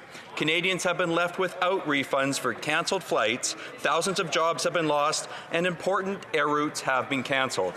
Though other governments around the world immediately offered support for their airlines, this government didn't acknowledge the crisis until 8 months into the pandemic. Our aerospace sector is a huge economic driver and offers well-paying jobs for Canadians. We must continue to support and champion this sector. The Honourable Member for Brampton North. Happy Gurpurb to Sikhs across the world. This important day marks the 551st anniversary of Guru Nanak Dev Ji's birth, the first Guru and founder of Sikhi. Today we commemorate Guru Nanak Dev Ji's legacy of truth, compassion, and justice. He promoted a life of hard work and sharing one's wealth and food, and these values stem from the fact that he himself was a farmer. As we celebrate Gurpurb, we cannot ignore the deplorable violence and police brutality that the Indian farmers' protest has been met with. All people have the right to peacefully protest, as this is a fundamental right in any democracy. As the world watches the barrage of tear gas shells and water canyons faced by farmers, we also see images of protesters serving water and food to the very authorities who are trying to oppress them.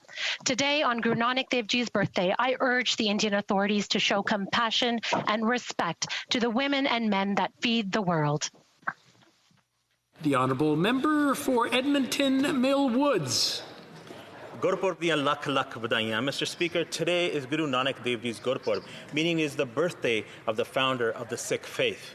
And this year, Sikhs across Canada and around the world are thinking and praying for India's farmers who are peacefully protesting new farming legislation. Hundreds of thousands of farmers from Punjab, Haryana, and other parts of India have made their way to Delhi. Shockingly, along the way, these peaceful protesters were met with blockades, water cannons, batons, and tear gas. But they persisted peacefully. In fact, they even provided food and water to the same security forces that were attacking them. The right to peaceful protest is fundamental in any democracy. These farmers deserve to be heard and respected. So as the world watches, Mr. Speaker, we urge the Indian government to hear out the farmers. Because the fact is, Mr. Speaker, no farmers, no food. Hear, hear, hear. The Honourable Member for Calgary Skyview. Mr. Speaker, today Sikhs across the world are celebrating Guru Nanak Dev Ji's birthday, the founder of Sikh religion. The Sikh religion was established during a time of political upheaval and societal divides. Guru Nanak Dev Ji fought to uplift people regardless of religion, class, gender, caste, or race by imploring non-oppositional ways of living with one another. The passion and commitment that Sikhs in all walks of life display across Canada stems from his teachings. We believe in strength and equality in the face of adversity. Mr. Speaker, in my own community and across Canada, we saw Sikhs open their kitchens to ensure that our frontline workers had access to food and basic needs during the pandemic. This is exactly what Guru Nanak Dev Ji teachings are, and we continue to live by those teachings. From the Conservative Party of Canada, we wish everyone happy Gurpurb. Conservative Party ਵੱਲੋਂ ਸਾਰੇ ਸਿੱਖ ਜਗਤ and ਸਾਰੇ ਸੰਸਾਰ ਨੂੰ ਗੁਰੂ ਨਾਨਕ ਦੇਵ ਜੀ ਦੇ ਜਨਮ ਦਿਨ ਦੀਆਂ ਵਧਾਈਆਂ. The Honourable Member for St. John's East. Mr. Speaker, we're very proud that Newfoundland and Labrador's Genoa Design is working with Seaspan of Vancouver, a major national shipbuilding strategy partner, as a key component of Seaspan's polar icebreaker team, along with Heddle Shipyards of Ontario. This pan-Canadian team offers design and fabrication opportunities from coast to coast, supporting thousands of jobs across the country over the multi-year life of the program. Our world-class innovation and Arctic marine expertise is well known and respected, and Genoa and Newfoundland and Labrador can provide unmatched value to the next polar icebreaker. We've just seen the overwhelming confidence shown in our technology sector with the sale of Verafin. The sector is strong and builds on a history of leadership in cold ocean technology, R&D, and marine operations, including offshore oil development. Genoa is another gem in our province, and we're delighted to see them as part of the National Shipbuilding Strategy and urge the government to support them and C-SPAN in their bid. The Honourable Member for Rivière-des-Mille-Îles. Thank you, Mr. Speaker. On November 19th, the first annual MP Recognition Awards were held. It was a memorable evening that was broadcast live on Lower St. Lawrence TV, or TVBL, and Facebook. The gala was dedicated to honouring the people in my riding of Rivière-des-Mille-Îles. I had the privilege of recognizing François Paquette for education, Stéphane Pilon, Stéphane Proux, Mario Lantier, sports, Danielle La Jeunesse, environment, Caroline Foley, arts and culture, Eric Simard, business, Amina Taba, community and social commitment. Finally, I gave the MP Favorites Award to a young 12-year-old classic dancer. She's 12, Zaélie Charbonneau. She has performed, among others, with the Grand Palais Canadien. And once again, I want to congratulate all the winners for their involvement and for allowing our wonderful community of Rivière-des-Mille-Îles to shine. These are very inspirational people. Thank you, Mr. Speaker. For Sarnia Lambton. Mr. Speaker, women in Canada make up half the population of our great country, and there are many challenges facing them. We see that women have been disproportionately impacted by the pandemic. Loss of employment, precarious work, and the difficulty of finding childcare or caring for parents are all issues that need to be addressed. The Conservative Party is full of strong women like myself who are using their voice to ensure that we hear from all women in Canada. Young girls who need to get excited about careers in STEM, students and new graduates who need assistance to find success in business, moms who need quality childcare, working women who need pay equity and a level playing field, single women, especially seniors, who need help to afford to live, women facing domestic violence and human trafficking. And we have a new leader of our party with a vision to welcome in more women and to bring policies that will address the challenges facing Canadian women. Together, we can do it. The Honourable Member for Argenteuil-La-Petite-Nation. Thank you, Mr. Speaker. I want to wish all the people in the wonderful riding of Argenteuil-La-Petite-Nation happy holidays. I know that this year will be different. We must all show resilience in these difficult days. The pandemic will prevent a number of people from seeing their loved ones during these holidays. I have a special thought for all the essential workers who have been on the front lines since the beginning so that they can help people. I hope that 2021 will allow us to spend special moments with our loved ones whom we miss a great deal. I know this has been a difficult year. I hope that 2021 will allow us to spend these special moments with our loved ones. Thank you. Merci, Monsieur le Président. Oral questions. Question orale. L'honorable député de Louis. The Honourable Member for Louis Saint-Laurent. Monsieur le Président. Mr. Speaker, after having spent lavishly, the government's going to table its economic update this afternoon. And what Canadians want is a real economic stimulus plan for the Canadian economy. Mr. Speaker, we can't talk about economic recovery without we know what to expect for vaccines. What is the government's vaccination plan?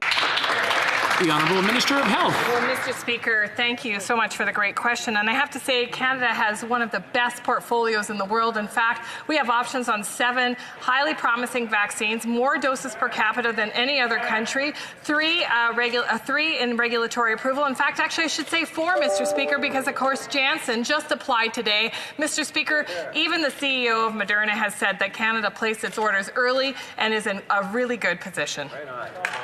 L'honorable député de Louis Saint-Laurent. The Honourable Member. Well, the problem with the Minister's numbers is that these are numbers on paper. We don't have any vaccinations. Why? Because what the government did was associate itself with the Chinese company. And, like we say back home, it went belly up. And it was only later that they had decided to try to contact other companies. The economy is suffering. Canadians are losing their jobs. The Canadian economy is fragile. We need an economic plan. We need an immunization plan. Are we going to see that later today?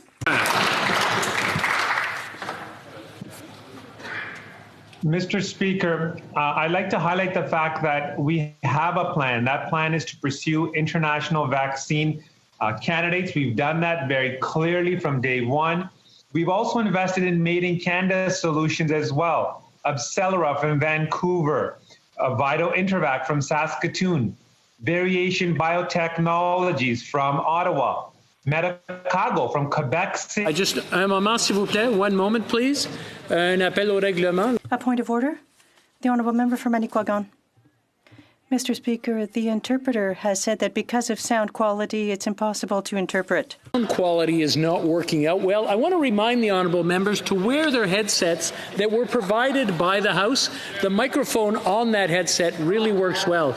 The interpreters are struggling at the best of times with long distance, and if we make it as easy, as clear as possible, it makes their job easy, and it allows us to hear what's being said, whether it's in French or in English. Merci beaucoup. The Honourable Minister, I'll let you start from the beginning so that we can hear everything you had to say.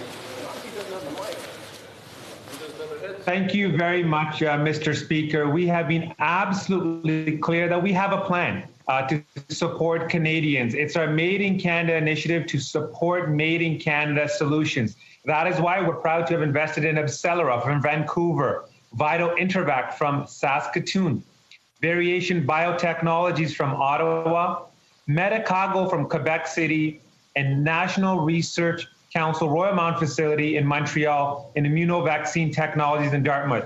These are the examples of the Made in Canada solutions that are part of our plan to support Canadians to make sure that they have access to safe and secure vaccines. L'honorable député de Louis. The Honourable Member for Louis Saint-Laurent. Mr. Speaker, be it in French or English, is not very stimulating for Canadians because they know what the Liberals' plans are. Last Friday, once again, the Prime Minister made us ashamed of him because he said that by September, well, Canadians would be vaccinated, but what we know is that the British and Americans are going to be vaccinated before Christmas. Europeans will have a vaccine soon, whereas Canadians are going to have to wait. What is the budget plan for immunization for Canadians? Mr. Speaker, as I've said before and numerous times, Canadians are well situated to get vaccines. In fact, on the weekend, I spoke with my counterpart, the Minister of Health from the UK, Mr. Matt Hancock, to talk about the UK and Canada working closely together on regulatory approval for the number of vaccines, and many of which we share in our portfolios. Mr. Speaker, Canada is well served by the diversity of vaccines that we have purchased early and, in fact, in great quantity. And Canadians can be assured that they, too, will have access to these vaccines that will bring us to the end of COVID-19. Honourable Member for Thornhill. Mr. Speaker, Canadians deserve certainty, clarity and competence from their government, all of which have been sorely lacking both before and during the COVID pandemic. Conservatives supported, with corrective advice, the range of emergency COVID programs, but those massive funding programs account for barely half the federal deficit. Now, today we expect yet another rhetorical exercise in the reimagining of the Canadian economy. But where, Mr. Speaker, is the plan for economic recovery? The Honourable Minister. Mr. Speaker, I'm happy to share with the honourable member that his calculation is mistaken. He seems not to realize that the significant closures associated for public health reasons with the COVID-19 pandemic have also contributed to the deficit. The reality is, going forward, we know that we had a choice to have the federal government incur the costs associated with the pandemic or to have those costs fall to households and businesses. We made the decision to step up to be there for households and businesses to ensure they can contribute to the recovery once the pandemic is over. If the honourable member has suggestions on how we can move forward to ensure a robust recovery, my office is always open. Honourable Member for Thornhill. Well, Mr. Speaker, the economic update will surely reveal just how large the deficit has become, how deep the hole out of which the country must eventually climb. The lack of a plan for acquisition and distribution of vaccines threatens to have a delaying domino impact across economic recovery. But the lack of a larger plan for fiscal recovery 2 years down the road, 3 years and more, is equally unconscionable. Mr. Speaker, when will Canadians get a comprehensive plan? Honourable Minister. Mr. Speaker, while the Conservatives seem to be defending an outdated economic ideology, we are defending the households and businesses who have reached out to us during the course of this pandemic. If we actually want to dig into what experts are telling us, I direct the honourable member to the testimony of the chief economist of the IMF, who explained that countries like Canada, which are at the effective lower bound for their interest rates, the wise thing to do at this point in time is to make public investments. She described it not just being economically sound policy, but in the circumstances, the fiscally responsible thing to do. The Honourable Member for La Prairie. Mr. Speaker, in a few hours, the government is going to be releasing its economic update, and we'll hopefully find out what they're going to do to stimulate the economy. But it doesn't matter what they do. If we're in the middle of the pandemic, we won't be able to stimulate the economy. If there's no vaccination, we won't be able to get the economy going. We've never heard what the plan is from the government. Or if they have one, perhaps they're hiding it. My question is simple. When will the government release its plan to roll out vaccines? Mr. Speaker, as I've mentioned, we are well situated in Canada with more doses per capita than any other country in the world. 7 promising candidates in our portfolio. 4 of them now, as of today, under regulatory approval. Coordinated regulatory review with multiple credible regulatory bodies across the world. Mr. Speaker, Canadians can be proud of the work their government has done on their behalf. The Honourable Member for La Prairie. Mr. Speaker, still no answers. For 8 months now, Quebecers have been locked down. They've been making sacrifices. There are over 1,300 cases again today. Jobs are being lost. People are losing their businesses, their health. People are dying, Mr. Speaker. What does it take for the government to tell people what they deserve to know? They need to see light at the end of the tunnel. What is the government waiting to reveal its vaccination distribution plan? Mr. Speaker, scientists are working hard to find a vaccine against COVID. We are ensuring that Canadians will have an opportunity to be vaccinated when the time comes. That is why we have purchased millions of doses so that Canadians are safe and well served. Clinical trials have produced promising results, and we will continue to work alongside all of our partners to ensure that Canadians have access to a vaccine when it's available. The Honourable Member for Burnaby South. Thank you, Mr. Speaker. I'd like to tell you the story of Christina. Christina is a single mother. She lives in Gatineau. Before the pandemic struck, she had 3 jobs. Now she's got 1 job. She's having trouble making ends meet. For her, a vaccine means getting back to work. When will the Prime Minister unveil the vaccination plan? Mr. Speaker, across our whole of government, we're working to make sure that Canadians are well situated to get vaccinated when the time comes, and these vaccines are approved for safety in Canada. In fact, we're working with 7 different manufacturers, Mr. Speaker, with promising results. In fact, 4 of them have applied for regulatory review here in Canada, and we have a process, Mr. Speaker, that will allow for our regulators to rapidly review this evidence, work with other regulators. As soon as a vaccine is safe for use in Canada, Canadians will have access to it. The Honourable Member for Burnaby South. Mr. Speaker, Australia, a very similar sized country to Canada, has a plan that you can look up on their website with detailed steps about everything that's going on with their plan. Christina is a single parent mom in Gatineau who is struggling to get by. Her kids need dental work. She's lost her jobs. For her, a vaccine will mean she can get back to work. Why won't the Prime Minister tell Christina what is the plan for the vaccine? Honourable Minister. Mr. Speaker, since very early on, we've been working with provinces and territories to ensure that our plans are robust. And I want to remind the member opposite, and in fact, over the last several weeks, we've immunized 16 million people for influenza just in a few weeks. And that speaks to two things, Mr. Speaker. One, the experience in provinces and territories have in delivering vaccinations in their own jurisdictions. And two, the fact that we have a public health care system, Mr. Speaker, that is makes vaccination available to all Canadians free of charge. The Honourable Member for Calgary Nose Hill. Well, I'm actually interested in the answer for Christina as well. Across the country, working class women are worried about if their child care centres are going to close and if they can get to work. And it's been 11 months with no end in sight. On Friday, the Prime Minister said that it would be September before most Canadians have access to a vaccine. When will the workers of the Bright Path Care Centre in Vaughan have access to a vaccine? Minister. Mr. Speaker, as I've said repeatedly, Canada is well situated with more doses per capita than any other country in the world. And we're working closely with provinces and territories who have an immense amount of expertise in delivering vaccination across the country. In fact, over the last several weeks, 16 million Canadians have been vaccinated for influenza. That demonstrates just how much of a world leader Canada is in immunization. We're going to continue to support provinces and territories so that they can also deliver on COVID-19 vaccines.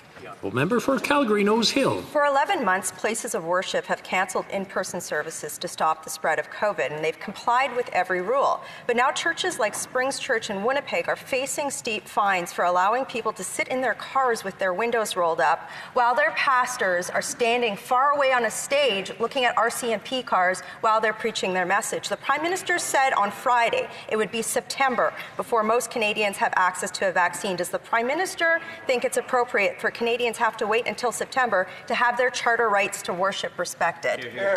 Honourable Minister. Thank you very much, Mr. Speaker. And I want to thank Minister Friesen for taking strong action in Manitoba to prevent further spread of COVID-19 because, as we know, public health measures are important even while we wait for vaccines. And, Mr. Speaker, that's what's saving lives, is strong leadership by health ministers, by premiers, who are actually stepping up to impose public health measures while the world waits for a vaccine, Mr. Speaker. Canada is well positioned. We're one of the first countries to have purchased vaccines. We have 7, in fact, in our portfolio, 4 of them under regulatory review as we speak.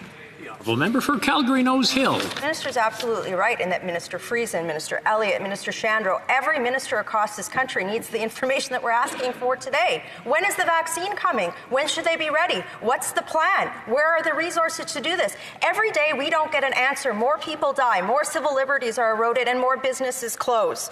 So the Prime Minister said on Friday that it would be September before most Canadians get access to a vaccine. Was it because he was distracted with the We Charity scandal, the Bosch deal with CanSino, or both? Minister. Well, Mr. Speaker, I spoke with Minister Elliott on Sunday, I think that was yesterday, and had a great conversation about the work Ontario is doing to prepare to receive the vaccines. In fact, at all levels across government, at health levels, at officials levels, at the healthcare levels, people are working together to develop plans. As the member opposite notes, the federal government has an important role, but in fact, provinces and territories have an even more important role because they are the experts in immunization. We'll be there for them, Mr. Speaker, as we deliver those vaccines and ensure that they have what they need to make sure Canadians can access them. The Honourable Member for Charlebourg-Saint-Charles. Mr. Speaker, on Friday, the Prime Minister said that the majority of Canadians would be vaccinated by September 2021. By majority, does he mean 51%? If it is 51%, then that's not enough. There won't be herd immunity.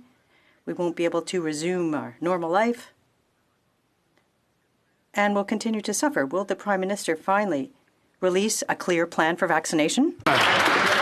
The Honourable Minister. We've been working on a plan for a long time in partnership with provinces and territories to make sure that everybody is ready when the first vaccine is approved. And as we know, worldwide, there is not a vaccine approved that is amongst our portfolio, but we have a leading one, Mr. Speaker. I'll tell you why. Because, in fact, we have had the Vaccine Task Force guide us to put our bets, if you will, here in Canada on the most promising candidates. We have 4 of them now in regulatory approval process, and we're looking forward to having good news soon. The Honourable Member. So, Mr. Speaker, we can see that is not working because on Friday the Prime Minister stated, to everyone that the majority of Canadians would be vaccinated before September 2021. And the minister said, well, we can't make any plans because we don't know when the vaccine will be approved. So can the government make a decision? Can it be clear with Canadians, put some guidelines out there and put forth a clear plan? Because in the meantime, everyone's waiting. People are dying. Businesses are closing. Mr. Speaker, as I've said, we have one of the best vaccine portfolios in the world, and Canadians should be proud of the work that this government has done on their behalf because, in fact, it puts them in a good position, Mr. Speaker. More than 10 doses per Canadian, more doses per capita than any other country in the world. And, Mr. Speaker, 4 of them already in regulatory approval. And you know why, Mr. Speaker? Because our regulators are recognized as world-class regulators. That's why, because when Canada can approve a vaccine, it is a good demonstration of safety and effectiveness. Mr. Speaker, Canadians can be confident that we will work quickly to make sure vaccines are safe and we can get them out the door. The Honourable Member. Mr. Speaker, well, it's one thing to come and say, well, we've got a portfolio, there are 10 doses per Canadian, when we can't even get 1 dose at present. That makes no sense, Mr. Speaker. Can the minister also explain why her government signed an agreement with a company that is owned by the Chinese government, CanSino? It flopped. Why? That was why the government had to renegotiate another bunch of other contracts. And now they're here saying, well, 10 doses per person? We don't even know when the first dose will be available. The Honourable Minister. The Honourable Minister. Monsieur le Président, nous avons this week compris que nous devions investir dans notre product. We realized that we must avail. The interpreter apologizes. The sound is breaking up. The interpretation is impossible. Rappel au règlement, l'honorable député de. The Honourable Member for Manicouagan. With the connection for the minister. I'm not sure if the headset is plugged in or turned on, or if it's the connection, but we'll try that again, and we'll see if we can make it work. The Honourable Minister. Merci, Monsieur le Président. Nous avons. Thank you, Mr. Speaker. We realized we needed to invest in domestic production. Rest assured that when a vaccine is ready and approved, we will be one of the first countries to provide the vaccine. Thank you. Député de Jonquière. The Honourable Member for Jonquière. Mr. Speaker, this morning I tabled a bill asking the government to do one simple thing, to respect the laws of Quebec and municipal regulations, period. Because the government circumvents environmental laws in Quebec, it bypasses agricultural zoning when it approves airport projects, and it lets telecom giants put up cell towers anywhere without the agreement of our fellow citizens. The government needs to respect these laws. We shouldn't even have to ask for this, but will the government vote in favour of our bill? Leader de la Chambre. The Honourable Government House Leader. Mr. Speaker, it's as if the federal government were the big bad guy and wanted to fight with Quebec and the provinces, when that's the impression that the Bloc is trying to give and put forth. That's not the case. We work with Quebec on the environment, in agriculture, on COVID. We work with Quebec on a daily basis.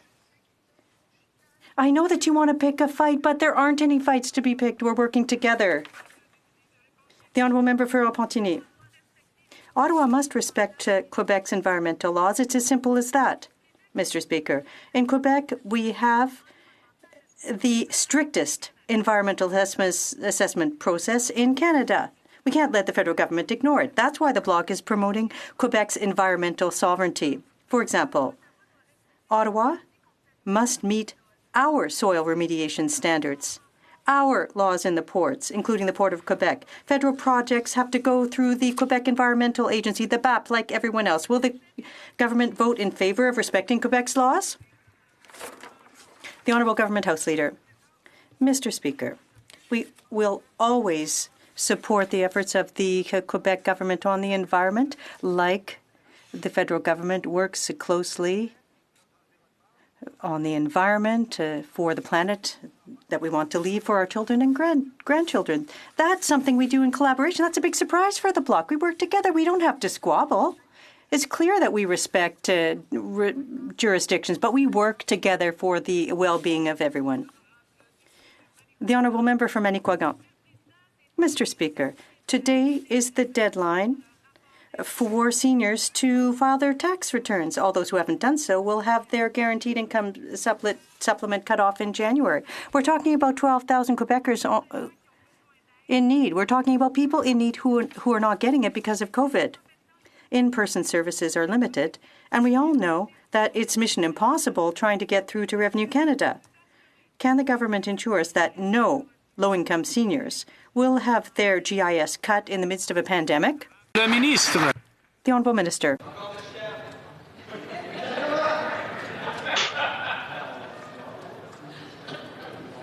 L'Honorable Ministre. The Honourable Minister. Speaker, we're ensuring that the most vulnerable seniors continue to receive their benefits when they need them the most. Because of our temporary extension, over 200,000 seniors continue to receive their GIS and allowance payments, even though they'd not been able to submit their 2019 tax information. GIS recipients who've not already filed their tax information should file their taxes as soon as possible. We have sent letters to these seniors, and we've made calls to remind them to do so.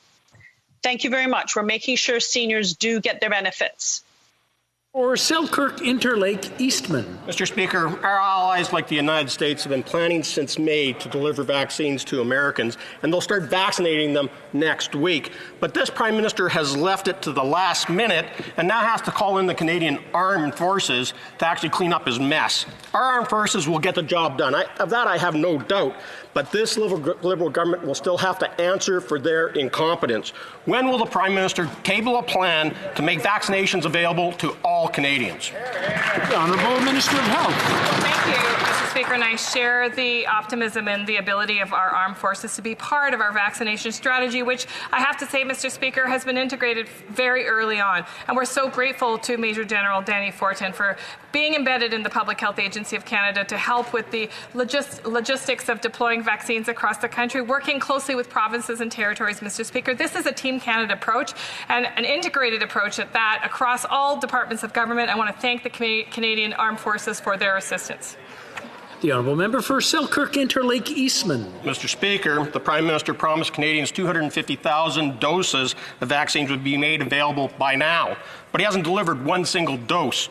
He put all his hope in the CanSino vaccine, and of course that deal fell through, and there was no plan B. He has literally had to call in the Army to fix all the problems caused by all the Liberals' dithering and delays. Now the Prime Minister says vaccines won't make it into the arms of Canadians until September. September isn't good enough. Why should the Canadians believe the Prime Minister now when he has misled them so many times already? Oh, Minister. Clearly the member opposite doesn't want to listen to me, but maybe he'll listen to the CEO of Moderna, who said, you know, Canada's early orders meant it was well positioned to receive early doses. This is the reality, Mr. Speaker, that the member opposite and his colleagues don't want to face, that in fact we were prepared and we have the best portfolio, Mr. Speaker, 7 promising candidates, 4 of them under regulatory review. When the vaccines are safe, we'll be delivering them to Canadians. The Honourable Member for Battleford's Lloydminster. Thank you, Mr. Speaker. We know seniors have sacrificed a lot this year. Many have faced isolation from their loved ones, and those living in long-term care have been particularly hit hard by COVID-19. They deserve certainty and clarity from their government, yet there's still no clear plan on testing or vaccines. While other countries have indicated that mass vaccine distribution will begin in the coming months, the Prime Minister is talking about September for Canadians. Mr. Speaker, are seniors going to have to wait until September 2021 to see their grandchildren?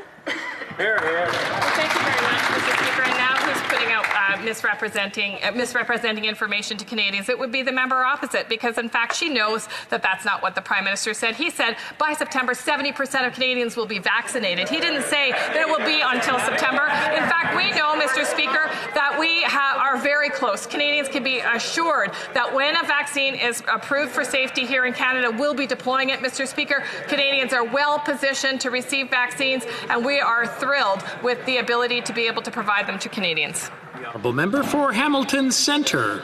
The Liberals have watched $450 billion be sent offshore without a single CRA investigation resulting in a conviction. This is on top of the 900 Canadians named in the Panama Papers who've also evaded prosecution by hiding their wealth offshore. But when the New Democrats proposed closing tax loopholes and bringing in a wealth tax, the Liberals voted it down. Mr. Speaker, why does this government insist on protecting the ultra-wealthy from paying their fair share while leaving thousands of Canadians and small businesses on the brink of financial ruin from COVID? Minister. Mr. Speaker, fighting tax fraudsters in Canada and abroad is a priority for our government. As far as international tax evasion is concerned, the agency's efforts are bearing fruit. Last year, there were 1,463 representations having to do with tax evasion internationally. That represented more than 1,600 taxpayers. That's compared to only 43 in 2013-14. We have invested historical amounts in this matter, and we are giving the CRA the tools it needs to do the work. And we are seeing results, Mr. Speaker. The honourable member for Rosemont-la-Petite-Patrie. Mr. Speaker, this afternoon, the government will be presenting an economic update with a major deficit. Historically, the Liberals and Conservatives have both cut services, and that always hurts the same people, workers, families, and the most vulnerable. But there is an alternative, making the ultra-rich pay. The NDP has been proposing taxes on the extremely high profits of some companies and individuals. Will the Liberals adopt these progressive policies, or will they be bringing in austerity policies that hurt people? The Honourable Minister. Mr. Speaker, I have great respect for the honourable member, and I can assure him with no uncertainty that we will do whatever it takes to continue to offer support to Canadian households and businesses to do what it takes to get them through this pandemic. On the issue of taxing the wealthy, if it's such a passion of the honourable members, I would return the question to him as to why he and his NDP colleagues oppose the Canada Child Benefit, which stopped sending childcare checks to millionaires and put more money in the pockets of 9 out of 10 Canadian families. I would also ask him why his party opposed the very first measure we did when we formed government in 2015, which was to raise taxes on Canada's wealthiest 1% so we could cut them for 9 million Canadian households. Member for Brampton East. Mr. Speaker, Canada and India share very strong people-to-people ties. Many Indo-Canadians, particularly the 600,000 of Punjabi descent, are watching closely as hundreds of thousands of farmers are marching to Delhi in a peaceful protest. However, many of the farmers from Punjab have been met with violence from police and blocked from entry to Delhi. It is essential that people in a democratic society be allowed to protest peacefully without fear of violence in response. Can the Minister of Foreign Affairs please advise as to how Canada is expressing its concerns over this issue? The Honourable Minister. Mr. Speaker, I want to thank the member for Brampton East for his very good question. I also want to acknowledge the strong people-to-people ties that unite India and Canada, both strong democracies. As the member rightfully mentioned, the freedom to protest peacefully is a fundamental right that must be respected. Canada is concerned by reports of violence that some farmers would have been met with as they march peacefully in protest. As we believe in strong dialogue, we have made diplomatic representation at senior levels, both here in Ottawa and in Delhi, to express our concerns, Mr. Speaker. The Honourable Member for Fundy Royal. Mr. Speaker, when the Minister of Justice introduced the assisted dying bill, he said that this bill reflects a consensus among Canadians. Yet there's not even consensus in the Liberal cabinet. The minister responsible for disability inclusion has said that assisted dying providers should not raise assisted death with persons with disabilities. Yet Liberals rejected this amendment Conservatives brought forward to committee. Will the Minister of Justice listen to his colleague and listen to persons with disabilities and make this amendment? Honourable Minister. Mr. Speaker, I thank the honourable member for his question. Medical assistance in dying or MAID is a complex issue. It's deeply personal. Canadians have diverse and evolving views, and we did our best, Mr. Speaker, to consult them quite intensively across Canada in roundtables from coast to coast, as well as an online survey in which over 300,000 Canadians gave us their views on medical assistance in dying. Mr. Speaker, we reintroduced this legislation because it does represent a consensus in Canadian society. We need to move forward through this step to respond to the Quebec Superior Court's decision in Truchon, and we are doing just that. Member for Fundy Royal. Well, Mr. Speaker, there's a consensus that the government's latest MAID bill lacks safeguards and puts persons with disabilities at risk. Witness after witness at Justice Committee, we heard from disability advocates who say that this bill is unfair to persons with disabilities. Krista Carr of Inclusion Canada described it as our worst nightmare. I'm sure many Liberal members are also concerned about the gaps in Bill C-7. Will the government allow a free vote among Liberal MPs so that they may vote against this flawed bill? Honourable Minister. Mr. Speaker, I thank the honourable member once again for his question. During those consultations, Mr. Speaker, we took great pains to listen carefully to the disability community and their advocacy, and they had a direct impact on the structure of the bill. The safeguards that are in place, Mr. Speaker, in the non-end-of-life scenario are precisely a result of the consultations that took place with representatives of groups living with disabilities. We'll continue to listen, Mr. Speaker, and we're very proud of the legislation and the compromises that it affects. Member for Calgary Skyview. Mr. Speaker, the right to peacefully protest is a fundamental right in a democracy. Thousands of farmers from across India, including Punjab and Haryana, have been protesting recent changes in agriculture policy. Canadians here at home with ties to Indian farmers are concerned about reports of the use of tear gas, water cannons, and batons by the authorities against the protesters. Mr. Speaker, will the Minister of Foreign Affairs comment on the issue my constituents and Canadians have been raising? The Honourable Minister of Foreign Affairs. Mr. Speaker, I'd like to thank the member for a very important question that many members of this House and many Canadians are concerned about.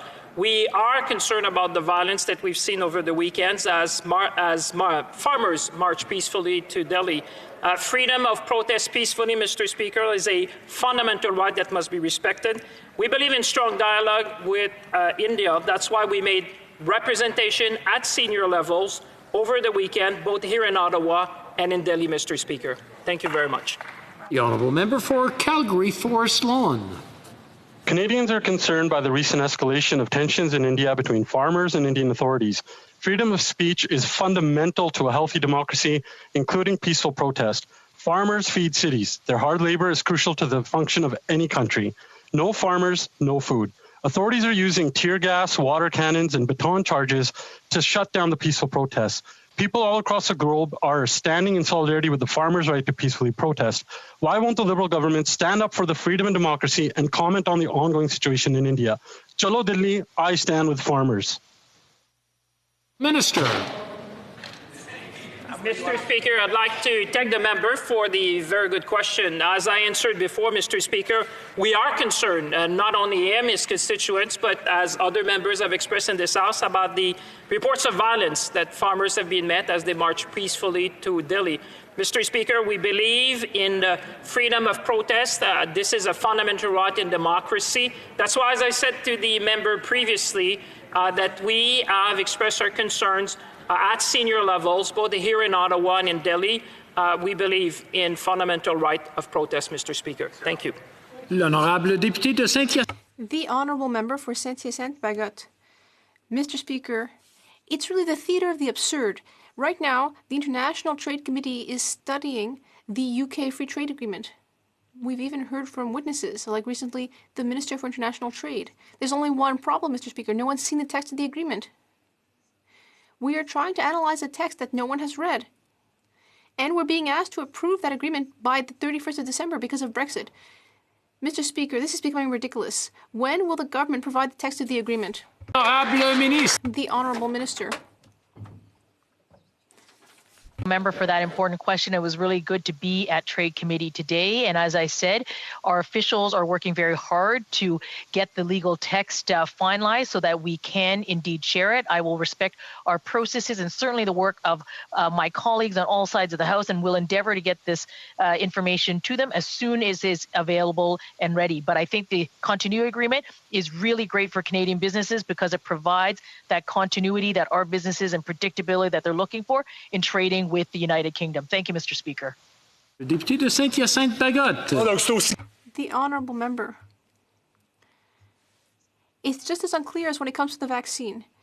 The government is asking us to show blind trust, but it showed its true colors with previous agreements. This is the same government that would have sacrificed Quebec Aluminum in CUSMA, and it's the same government that sacrificed supply managed producers 3 times in a row. It would be irresponsible to give this government a blank check.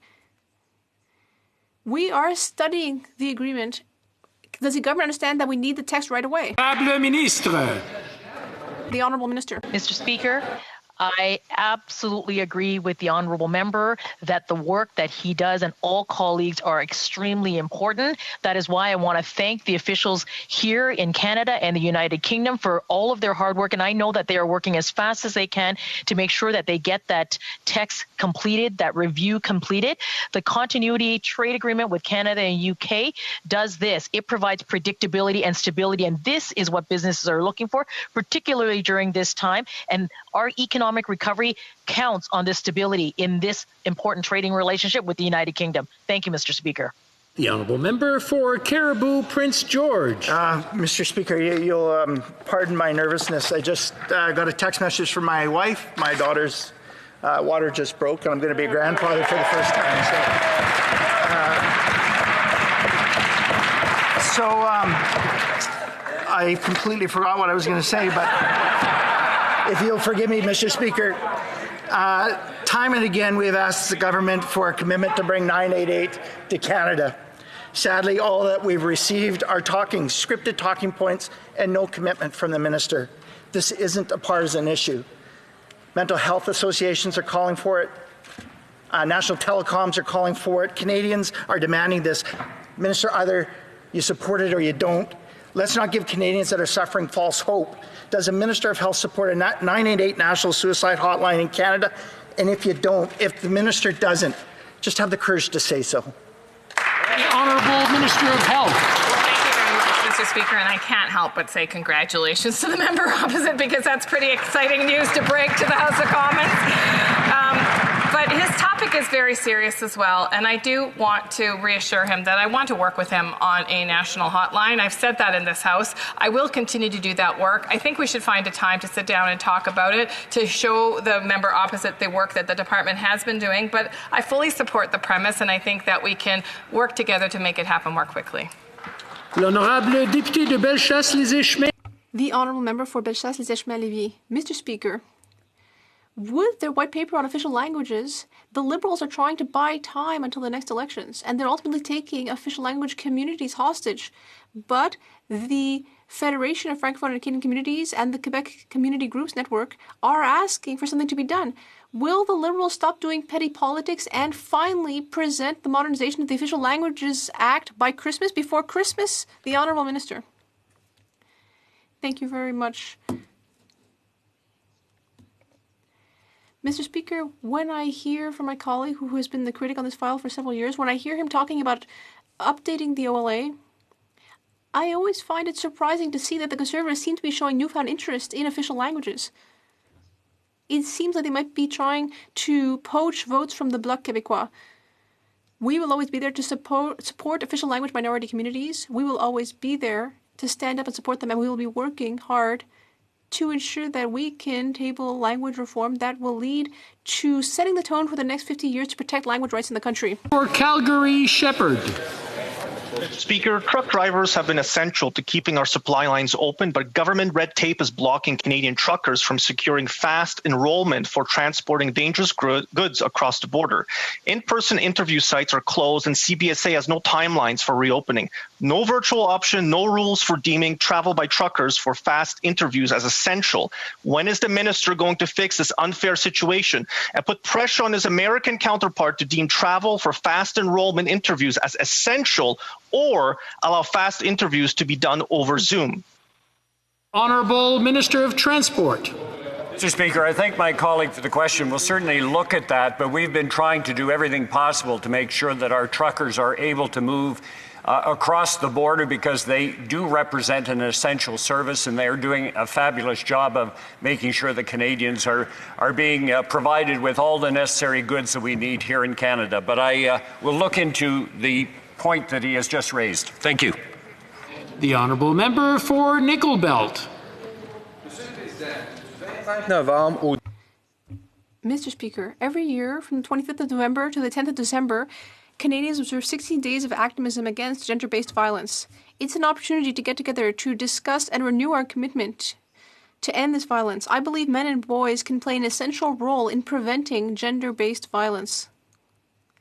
Can the Minister of Women and Gender Equality tell us about the National Action Plan and how men and boys can be encouraged to be part of the solution? Honorable Ministre. Mr. Speaker, my colleague from Nickel Belt is absolutely right. Men and boys play a vital role in ending gender-based violence. That's why our government's partnered with the Moose Hide campaign, Next Gen Men, Catalyst Canada, Paktuti, to name a few, so that men and boys are working on healthier relationships, so that they have the tools to be more than bystanders, online and offline, so that they can be part of the positive change that is so desperately needed. I know my colleagues here are playing important roles as mentors. They're leading by example. They're opening doors to progress in terms of pathways for employment and career development. And Mr. Speaker, we look forward to the day when we don't have to have 16 days of activism against gender-based violence. The Honourable Member for Kootenay-Columbia. Mr. Speaker, during this crisis, Service Canada locations have provided essential help to those who were in need, were closed, and critical health care visits were conducted virtually. Safe Help was a single click away. Safe Help. The problem was that many didn't have reliable broadband connection. The requirement for connectivity is about social media. It's the health and well-being of our loved ones. Mr. Speaker, will the minister commit to funding shovel-in-the-ground solutions for Kootenay-Columbians like in Yak and Castle now, not in 5 or 10 years? Honourable Minister. Mr. Speaker, I have positive news from my colleague. As of November 9th, there's been a call for applications that's open, the single largest investment in broadband in Canada's history. Our government's put it forward. We're taking days, a matter of days, to review and assess project proposals that come forward for rapid response. For longer-term projects, there's another $1 billion set aside. The short answer is yes, Mr. Speaker. I ask him to reach out to my team and I, and we'll do what we can to help. The Honourable Member for New Brunswick Southwest. Mr. Speaker, after months and months of delays, the Liberal government finally announced its scheme to improve high-speed internet in rural communities. Unfortunately, their funding decisions will be based on service maps that are filled with inaccurate data. This is happening in Grand Manan, in communities outside of Grand Bay Westfield, and up north around Bay St. Anne. These are just a few communities in my province. And this is disqualifying many communities in New Brunswick from applying for the program today. Why have parameters been proposed that will mean many rural communities won't receive high-speed internet? The Honourable Minister. Mr. Speaker, I have good news for my other Conservative colleague as well. Those maps he refers to have been updated. They've been updated as of January. We continue to update them. The hexagon model is gone. I encourage him to reach out to my team and I if he has any questions about it. We've set up a concierge service, a one-stop shop, Mr. Speaker, for smaller communities who don't have capacity to go through the process on their own. We will be there to help them get connected to this essential service. In addition, Mr. Speaker, our government invested 10 times times more in connecting New Brunswickers than the previous government did. Let's finish the job. The honourable member for Beauce. Mr. Speaker, people like Mr. Poirier in Saint-Georges are experiencing stress because their files are bogged down at the Canada Revenue Agency. These people want to collaborate with the CRA, but they can't get through to the agency. One of my staffers spoke to a CRA agent, a very nice person, who told us that the agency is currently dealing with requests from the 4th of November. That's almost a month late. People don't want to get in trouble with the agency. They are already stressed due to COVID. When will this government invest the necessary resources to help Canadians? The Honourable Minister. Mr. Speaker, I'd like to remind my colleague that during the pandemic, all CRA employees have had to work from home. I would encourage my colleague to come see me or call me after question period, and I will do everything that I can to support him. Thank you very much, Mr. Speaker. Uxbridge. During this pandemic, Canadians came together to get through the first wave of this unprecedented time. And Mr. Speaker, our federal government was there for Canadians. So can the Parliamentary Secretary to the Minister of Finance please update this House on what we might expect later today in the Fall Economic Statement and how our government is going to continue with our commitment to be there for Canadians throughout the second wave and as we recover? Honourable Parliamentary Secretary to the Minister of Finance. Mr. Speaker, I can confirm that later today, the Deputy Prime Minister and Finance Minister for Canada will present the Fall Economic Statement in the House of Commons for 2020, which outlines our government's plan to support Canadians through COVID-19 and that will ensure that the economy that follows this pandemic is more robust, inclusive, and sustainable than before. As we battle the second wave of the virus, we know that we're going to be in for a hard winter, but spring is going to come. We're always going to be there for Canadian households and businesses in my home province of Nova Scotia, in that members' communities in Pickering, Uxbridge, and from coast to coast to coast, as we have been from the beginning of this pandemic. Honourable Member for Winnipeg Centre. Mr. Speaker, in August, we were finally able to get the Liberals to support our motion calling for $2 billion for childcare to help families during the pandemic. Months later, Liberals are still making families wait. This funding is essential to help providers follow health directives, create new affordable licensed spaces to help parents, especially women who want jobs outside of the home, get back to work. When will this government stop making families wait, or is this what we all feared? Another broken child care promise. Minister. Mr. Speaker, I want to assure the honourable member that this year alone we have invested more than $1 billion to help provinces and territories continue to create more affordable and quality childcare for Canadians, a record amount of money for this year. We have worked hard since 2015 to create 40,000 childcare spaces across Canada. We're investing more than $7.5 billion in early learning and childcare. We are committed to creating a national system of childcare that's affordable and has high quality for all parents, and I hope this time the NDP does not join the Conservatives and derail what it should be something that we should have done a long time ago. The Honourable Member for Saanich Gulf Islands.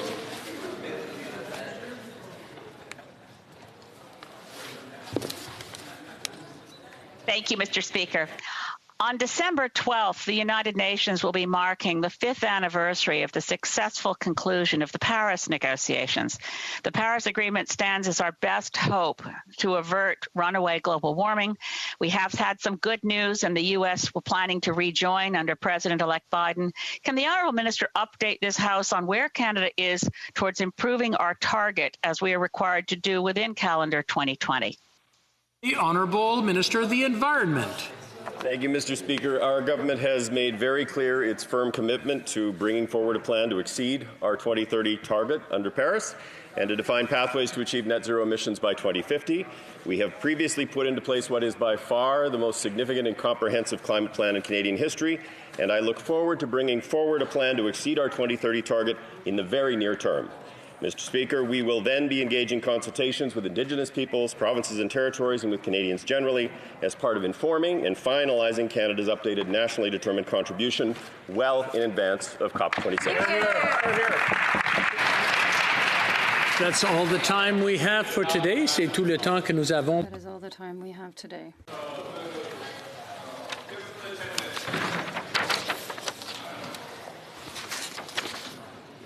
No points of order. That's wonderful. Tabling of documents. Dépôt de documents. Tabling of documents. The Honourable President of the Treasury Board. Thank you, Mr. Speaker. I have the honour to table in both official languages the Public Accounts of Canada 2020, and I will inform the House that the Auditor General has issued an unmodified opinion on the financial statements of Canada for 2020. Okay. It is my duty to lay upon the table, pursuant to Section 7.3 of the Auditor General Act, the fall 2020 reports of the Auditor General of Canada. Standing orders, Order 1083G, these reports are deemed to have been permanently referred to the Standing Committee on Public Accounts. Merci à vous.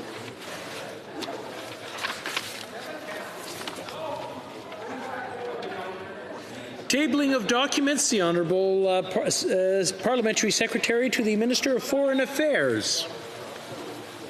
Thank you, Mr. Speaker. Mr. Speaker, pursuant to Standing Order 32.2, I have the honour to table in both official languages the treaty entitled Agreement between the Government of Canada and the ITER, International Fusion Energy Organization, for cooperation in the peaceful uses of fusion energy, done at Ottawa and Saint-Paul-les-Durance on October 15th, 2020.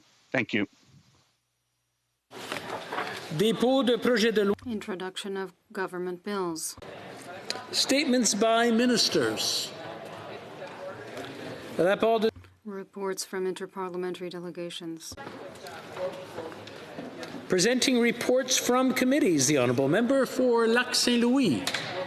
Mr. Speaker, I have the honour to present in both official languages the first report of the Standing Committee on Environment and Sustainable Development regarding the main estimates 2020-2021. Presenting reports from committees, the Honourable Member for Hamilton East Stony Creek. Mr. Speaker, I have the honour to present in both official languages the fourth report of the Standing Committee on Indigenous and Northern Affairs entitled Supplementary Estimates B 2020-21. Presenting reports from committees, the Honourable Parliamentary Secretary to the Prime Minister. Mr. Speaker, pursuant to Standing Order 104 and 114, I have the honour to present in both official languages the sixth report of the Standing Committee on Procedures and House Affairs regarding the membership of committees of the House. If the House gives its consent, I intend to move concurrence in the sixth report later this day. Presenting reports from committees, the Honourable Member for Bourassa. Mr. Speaker. To present in both official languages the second report of the Standing Committee on Official Languages in relation of the motion adopted on Tuesday, November 24, 2020, regarding the modernization of the Official Languages Act. Thank you. Introduction. Let me say that in English. Introduction of private members' bills. Je disais quelque chose en français. Put it into English instead. Première lecture. First reading of Senate public bills. Motions. The Honourable Parliamentary Secretary. Speaker, if the House gives its consent, I move that the sixth report of the Standing Committee on Procedures and House Affairs presented to the House earlier this day be concurred. This being a sitting of the House, or a hybrid sitting of the House, for the sake of clarity, I will only ask for those who are opposed to the request to express their disagreement. Accordingly, all those who oppose the Honourable Member moving the motion will please say nay. Agreed? Agreed. The House has heard the terms of the motion. All those opposed to the motion will please say nay. This being no dissenting voice, I declare the motion carried. Presenting petitions. Présentation de pétition. The Honourable Member for Nanaimo, Ladysmith. Well, thank you, Mr. Speaker. It's a privilege to table e-petition 2837, which was put forward by constituents in my riding of Nanaimo Ladysmith. The petitioners are really concerned about the ongoing use of the water surrounding the Southern Gulf Islands as a free parking lot for freighters. They point out that the freighters are causing damage to this environmentally sensitive ecosystem. They're very concerned about the freighter collision this spring and recent incidents of anchor dragging and the potential for a serious disaster involving these ships. So the petitioners are calling upon the Government of Canada to eliminate the 33 commercial anchorages throughout the Southern Gulf Islands, to improve the grain supply chain and terminal infrastructure and evaluate the transport of U.S. thermal coal through the Port of Vancouver, and implement efficient international shipping standards, such as the just-in-time arrival computer system, to better facilitate trade and the Canadian economy. Thank you, Mr. Speaker.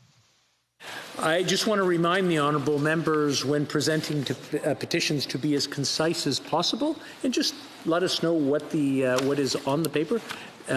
It would make it. I just want to make sure that everyone gets a chance to present their petition. The presenting petitions, the honourable member for Peace River Westlock. Thank you, Mr. Chair. It is my honour today to present a petition which was under the initiative of Miss Denise Whitehead from my riding, and she says, whereas, and the other petitioners, whereas the Canadian Charter of Rights and Freedoms, every individual in Canada is equal before and under the law and has the right to equal protection and equal benefit of the law without discrimination. To this end, they are hoping that the First Nations Financial Transparency Act be enforced to ensure that the accountability and transparency of bands to their membership, and for the receiving of federal fundings, that every head that is counted on the official First Nations band membership numbers be included, and that off-reserve members of the bands have been treated as aliens in the past should be included in the disbursements of funds and services. They call upon the Government of Canada to enforce the Financial Transparency Act and to ensure that off-reserve band members get equal levels of service from their bands. The second petition I have to present today, Mr. Speaker, is from petitioners from across Canada calling on the House of Commons to protect the conscience rights of physicians and healthcare workers and institutions. The third petition I have to present today, Mr. Speaker, seeks the petitioners from across Canada seek to support the health and safety of Canadian firearms owners. The petitioners recognize the importance of owning firearms and are concerned about the impact of hearing loss caused by the damaging noise levels that firearms and the need to reduce the need for noise reduction. These petitioners are calling on the legalization of apparatuses to moderate the sounds of firearms, as in the majority of our G7 countries. Thank you, Mr. Speaker. And I want to remind the honourable members to be as concise as possible. Presenting petitions, the honourable member for Sherwood Park, Fort Saskatchewan. Nope. Okay, I'm not sure if that one's good. Well, we'll skip over the presenting petitions, the honourable member for Saanich Gulf Islands. Thank you, Mr. Speaker. I'll be really concise because the petition from the member for Nanaimo Ladysmith was so very important that I'm glad he took his time. Those freighters are driving us crazy. Mr. Speaker, I'm presenting a petition about the high cost of prescription drugs in Canada. We spend more on prescription drugs than we spend on doctors. The petitioners call for a comprehensive program, a pharmacare program that ensures the price of drugs are brought down, that needed prescriptions are available for every Canadian as part of our universal health care coverage, and that we ensure that drugs, before being approved for use, have been thoroughly scrutinized to make sure that they are effective. Thank you, Mr. Speaker. Presenting petitions. Présentation de pétition, the honourable member for Sherwood Park, Fort Saskatchewan. Thank you, Mr. Speaker. It's a pleasure for me to be presenting a petition highlighting the gross abuses of the fundamental human rights of Uyghurs and other Turkic Muslims in China. This petition highlights stories that have come out about birth suppression, forced abortion, forced insertion of IUDs, and other measures that totally go against the fundamental human rights of Uyghur women and are aimed at bringing about the dramatic reduction in population that tragically petitioners believe constitutes genocide. Petitioners are calling for that recognition and are also calling on the government to use the Magnitsky Act, the Justice for Victims of, I'm forgetting the act. The Magnitsky Act, we'll just say to use the Magnitsky Act to target those involved in these horrific abuses. Thank you, Mr. Speaker. Presenting petitions, présentation de pétitions. Questions on the order paper. The Honourable Parliamentary Secretary to the Government House Leader. Thank you, Mr. Speaker. I would ask that all questions be allowed to stand at this time, please. Agreed. Agreed. Orders of the day. Orders of the day, Government Orders, Government Bills, Comments. Resuming debate at report stage of Bill C7, an act to amend the Criminal Code, medical assistance in dying. Resuming debate. The Honourable Member for Abbotsford. Well, thank you, Mr. Speaker. Of all the pieces of legislation that I've debated in this House over the years, this one, C7, more than any other, deeply distresses me. 4 years ago, when the Supreme Court created a right to assisted suicide in Carter, whether we liked it or not, it became the law of the land. But the court also set out the parameters of what that right entailed. And those parameters were addressed in Bill C-14 with the appropriate safeguards built in. And among those safeguards was arguably the most important, namely that death had to be reasonably foreseeable in order to qualify for medical assistance in dying, or MAID as it's called. Fast forward to 2019, in a puzzling decision from a Quebec court, a single judge ruled in Truchon that parts of the federal law on MAID were unconstitutional because, in her view, they were too restrictive. Among the safeguards deemed too restrictive was the requirement that death be reasonably foreseeable. One single judge of a lower court making a decision for all of Canada that is literally about life and death. What's worse, this Liberal government chose not to appeal this decision to the Supreme Court. Canadians have a right to ask the Prime Minister, why not? Instead of appealing the case to determine whether the 9 justices of the Supreme Court agreed with the lower court judge, this government immediately brought forward new legislation, presumably because Truchon reflected the Prime Minister's own ideology.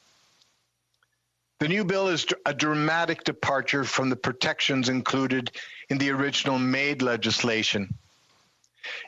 It has confirmed the fears of many that the initial legislation represented the crest of a steep, slippery slope towards a much more expansive and dangerous approach to euthanasia.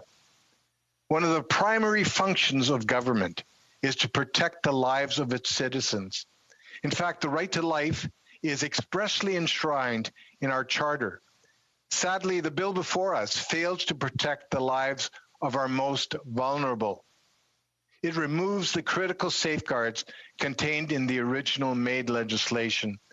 Removing these safeguards has irreversible consequences. What is deeply disturbing, Speaker, is that Liberal MPs steadfastly refused to allow additional hours of debate to ensure that this law reflects the will of Canadians. And they obstinately refused to accept reasonable amendments to Bill C7, which were brought forward by our Conservative MPs. These amendments were supported by a broad cross-section of stakeholders and included things such as leaving in place the 10-day reflection period before choosing death, ensuring the right to withdraw consent, and protecting vulnerable patients by requiring the patient to be the one who first requests information on MAID. These were eminently sensible amendments that supported the autonomy of the individual, while protecting the vulnerable. So it's fair to ask, why didn't the Liberal government support these amendments? And why the rush to ram this legislation through the Justice Committee? The Truchon case also highlights the role that judicial creep plays in the evolution of social policy in Canada. 4 years ago, many of us expressed great apprehension that the original Bill C-14 would be expanded by future court decisions, and that these decisions would leave more vulnerable populations exposed to the reach of medically assisted suicide. Although our concerns were summarily dismissed at that time, Truchon and Bill C-7 have fully borne out our concerns.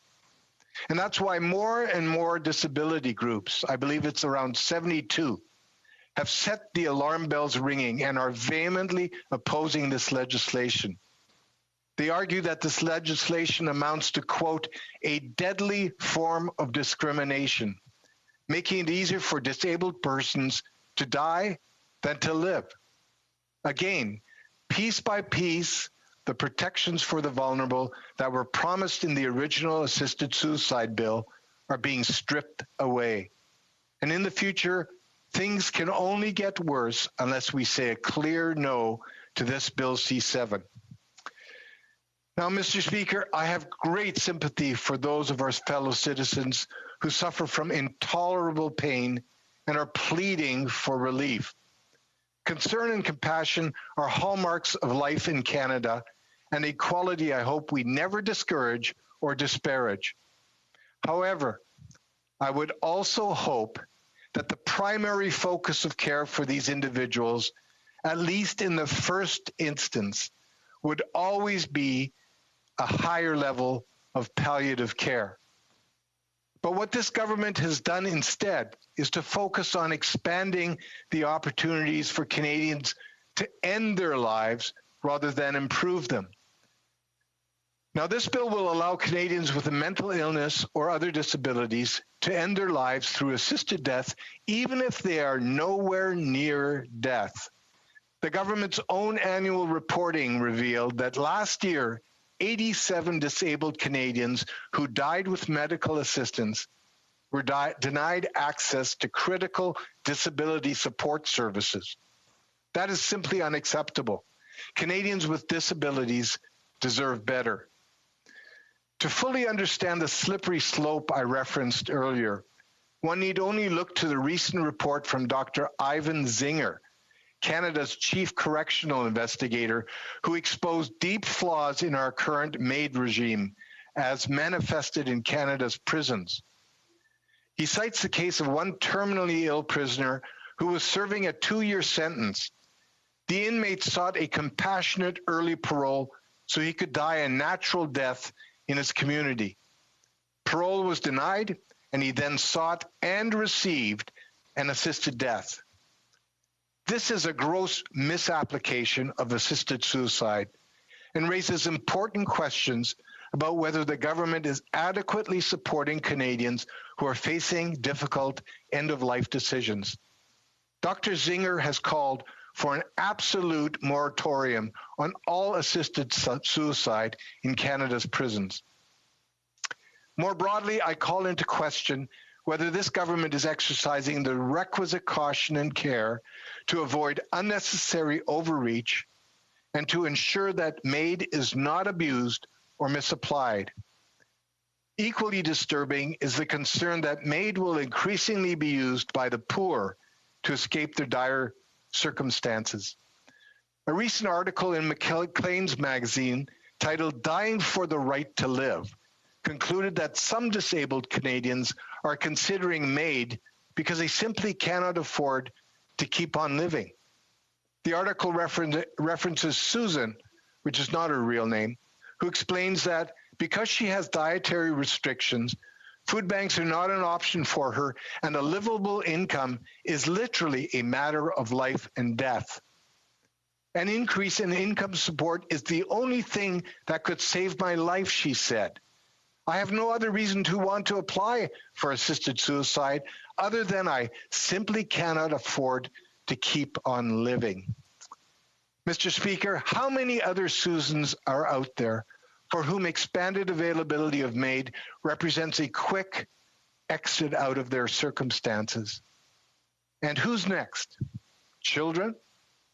Or perhaps Canadians struggling with mental illness who ask for assisted suicide because they fear being a burden to their family and friends? These are the vulnerable that this Liberal government promised to protect. You will recall that when the former Minister of Justice originally tabled MAID, she emphatically declared, quote, "We need to be absolutely confident that we would not be putting vulnerable people at risk," end quote. Yet here we are today, chipping away at the very protections that were so blithely guaranteed by our Liberal colleagues not so long ago. I do not believe that Canadians expected that assisted suicide would be extended to those not terminally ill or near death. Nor do I believe that they would support MAID being used to displace a commitment to deliver a higher level of palliative care in our country. Similarly, I do not believe that Canadians are in any way comfortable with the idea that our country would shirk its responsibility to the indigent by providing MAID as an escape from abject poverty. Speaker, for something as final as death, and for something as precious as life, shouldn't we be taking greater time and care in debating and implementing the end-of-life options that Canadians have to choose from? Instead of ushering in a new world of options for Canadians to seek death, shouldn't we be doing our very best to incent Canadians to choose life? The time is up. I've been trying to get the honourable member's attention, but I'm sure that he'll be able to add during questions and comments. I did allow him for a little bit more. The honourable questions and comments. The honourable parliamentary secretary to the Minister of Justice. Thank you very much, Madam Speaker, and I thank the member from Abbotsford for his contributions today and in this Parliament generally. By way of clarification, amendments were accepted at committee, one by the NDP with respect to accessing expertise in rural and remote communities, and one by the Green Party in respect of ensuring consultation happens between the Minister of Health and the Minister of Disabilities. We've heard a lot in the course of the last couple of days in debate about safeguards and why some safeguards are being eased while others are being increased. What I would put to the members that we have the benefit now of 4 years of data after the advent of Bill C-14 in the last Parliament. And what that data has shown us and what the results have shown us is that some of the safeguards weren't doing the work they were intended to. The 10-day reflection period, for example, was prolonging suffering amongst those who are availing themselves of MAID because some were actually ensuring that they would be able to provide final consent on that 10th day. And in order to do so, they were depriving themselves of their own pain, sedation, medication. Does the member agree that in certain instances, safeguards like that need to be revisited and indeed altered to address the need to be compassionate and alleviate suffering? The honourable member for Abbotsford. Well, I thank the member for that question. Certainly, we should always be open to reviewing legislation, safeguards, some of the regulations attached. However, the amendments that he suggested were accepted by the Liberals at committee are the least substantive of the amendments that were submitted. And with respect to prolonging suffering, the 10-day reflection period was intended to make sure that people had a proper opportunity to consider what it meant to now receive medical assistance in dying. Prolonging suffering is never the intent of government and shouldn't be of any member of this House. However, the focus should be palliative care, alleviating that suffering and encouraging people to live fulsome and productive lives that are free from pain. And that's where the focus on palliative care should come in. Sadly, this government has completely abandoned making palliative care the focus of end-of-life care. Questions and comments? The Honourable Parliamentary Secretary, the Government House Leader. Speaker, and you know, I've been listening throughout the day to many of the comments from the Conservative Party, and they always want to emphasize that it is the Liberal government And I think it's important for us to recognize a couple of things. One is that all lives are of equal value. I genuinely believe that, as I know my caucus colleagues do also. But also it's important to note, Madam Speaker, is that this could not be done without the support, because it's a minority government, of other opposition parties. And we have the support for the legislation from the Conservatives and the Greens and the New Democratic Party. And I'm wondering if the member could provide his thoughts. Is it the Conservatives' intention to hold off on preventing the question to be called, or does the member see us continuing to debate this indefinitely? Honourable member for Abbotsford. Well, I would remind the member that it was this Liberal government that actually brought forward this MAID legislation, and more critically, that it was this Liberal government that failed to appeal the Truchon case, which was a case that came up from a lower court from a single judge, and to then make a life and death decision and a piece of legislation that affects life and death without consulting the 9 justices of the highest court in the land is grossly irresponsible. And that's why I'm asking this member and his party to reconsider. It's very clear this legislation was rushed through to try to comply with an arbitrary date that was set by that lower court judge. This deserves a full airing and review at the highest court of the land. And sadly, this Liberal government refused to do that for Canadians. Resuming debate, the honourable member for Calgary-Shepherd. Thank you, Madam Speaker. Very pleased to be joining debate on this issue.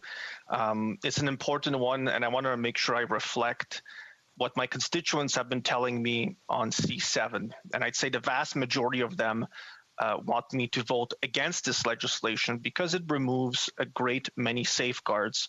It also, in my view, violates some of the intention and some of the debate that we undertook in C14. I remember in the last parliament, this was a deeply, deeply personal issue for many parliamentarians, and it is a deeply personal issue to many of my constituents who have stories of loved ones who had grievous chronic condition who were found to be ineligible because of the way C14 was structured, but who found solace in the fact that Carter had kind of paved the way at the Supreme Court in order to allow for this exemption to the assisted suicide provisions in the criminal code. And while this is a debate that is deeply personal to parliamentarians, to my constituents, the law is not, and the law has to be as clear as possible. And, in preparing for this debate, I actually went back and looked at what I had said in the Hansard previously on this, and I had problems with reasonably foreseeable. I could see and I could foresee that a judge at some point would strike down this provision. And that is exactly what I raised as an issue with C14 at the time, and it continues to be an issue actually in C7. Grievous and irremediable is paragraph 127 of the Carter decision.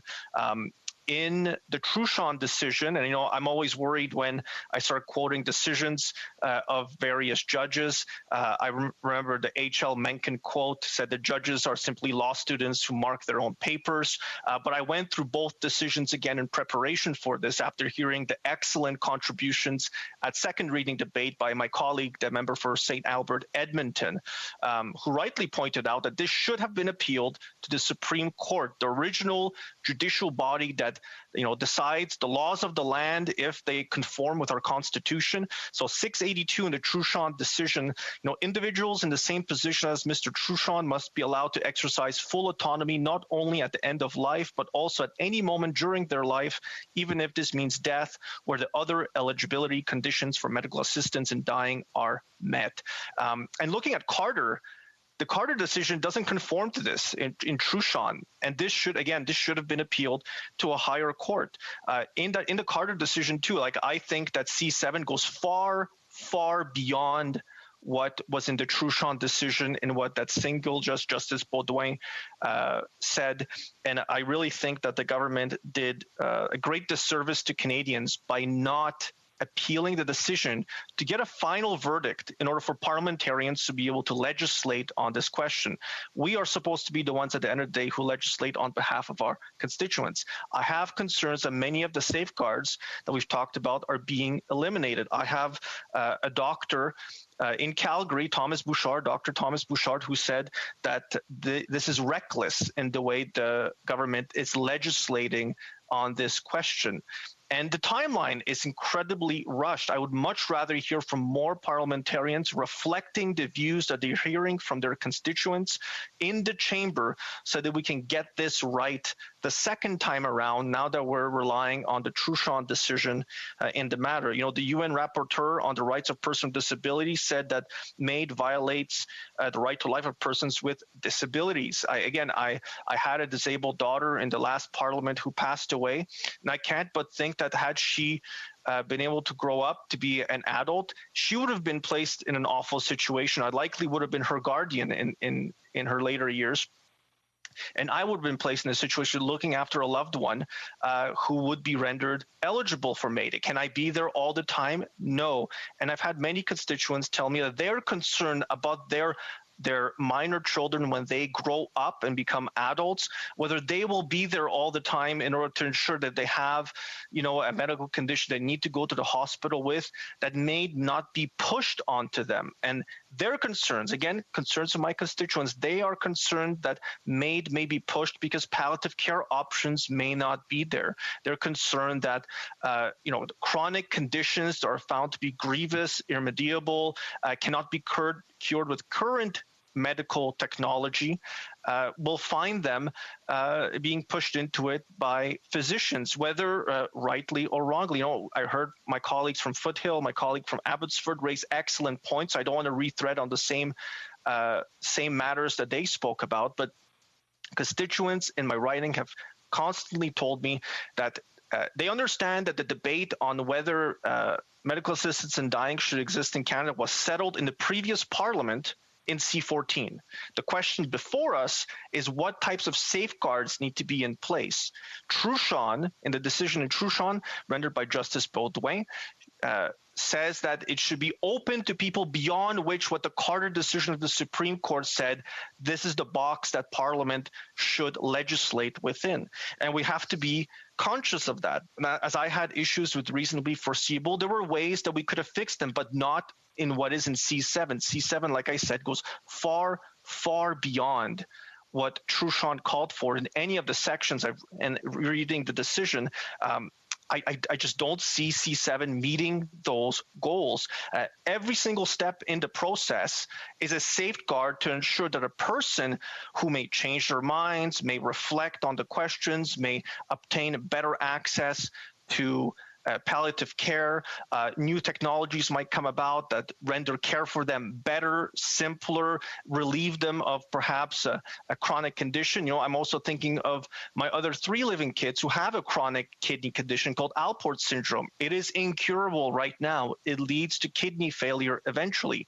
I don't know if many members have spoken to those who are on dialysis, but it is deeply unpleasant. I've spoken to many people who've been on dialysis. I actually, I know one who does half marathons. I've walked in the Kidney March 100 kilometers right next to Saeed, who lives in my riding, who is a 2-time kidney transplant recipient, who does half marathons, who's done these 100-kilometer walks. And he told me how difficult it is and how your mental health suffers from it. He explained the difficulties that are around it, and he persevered through. He got over it.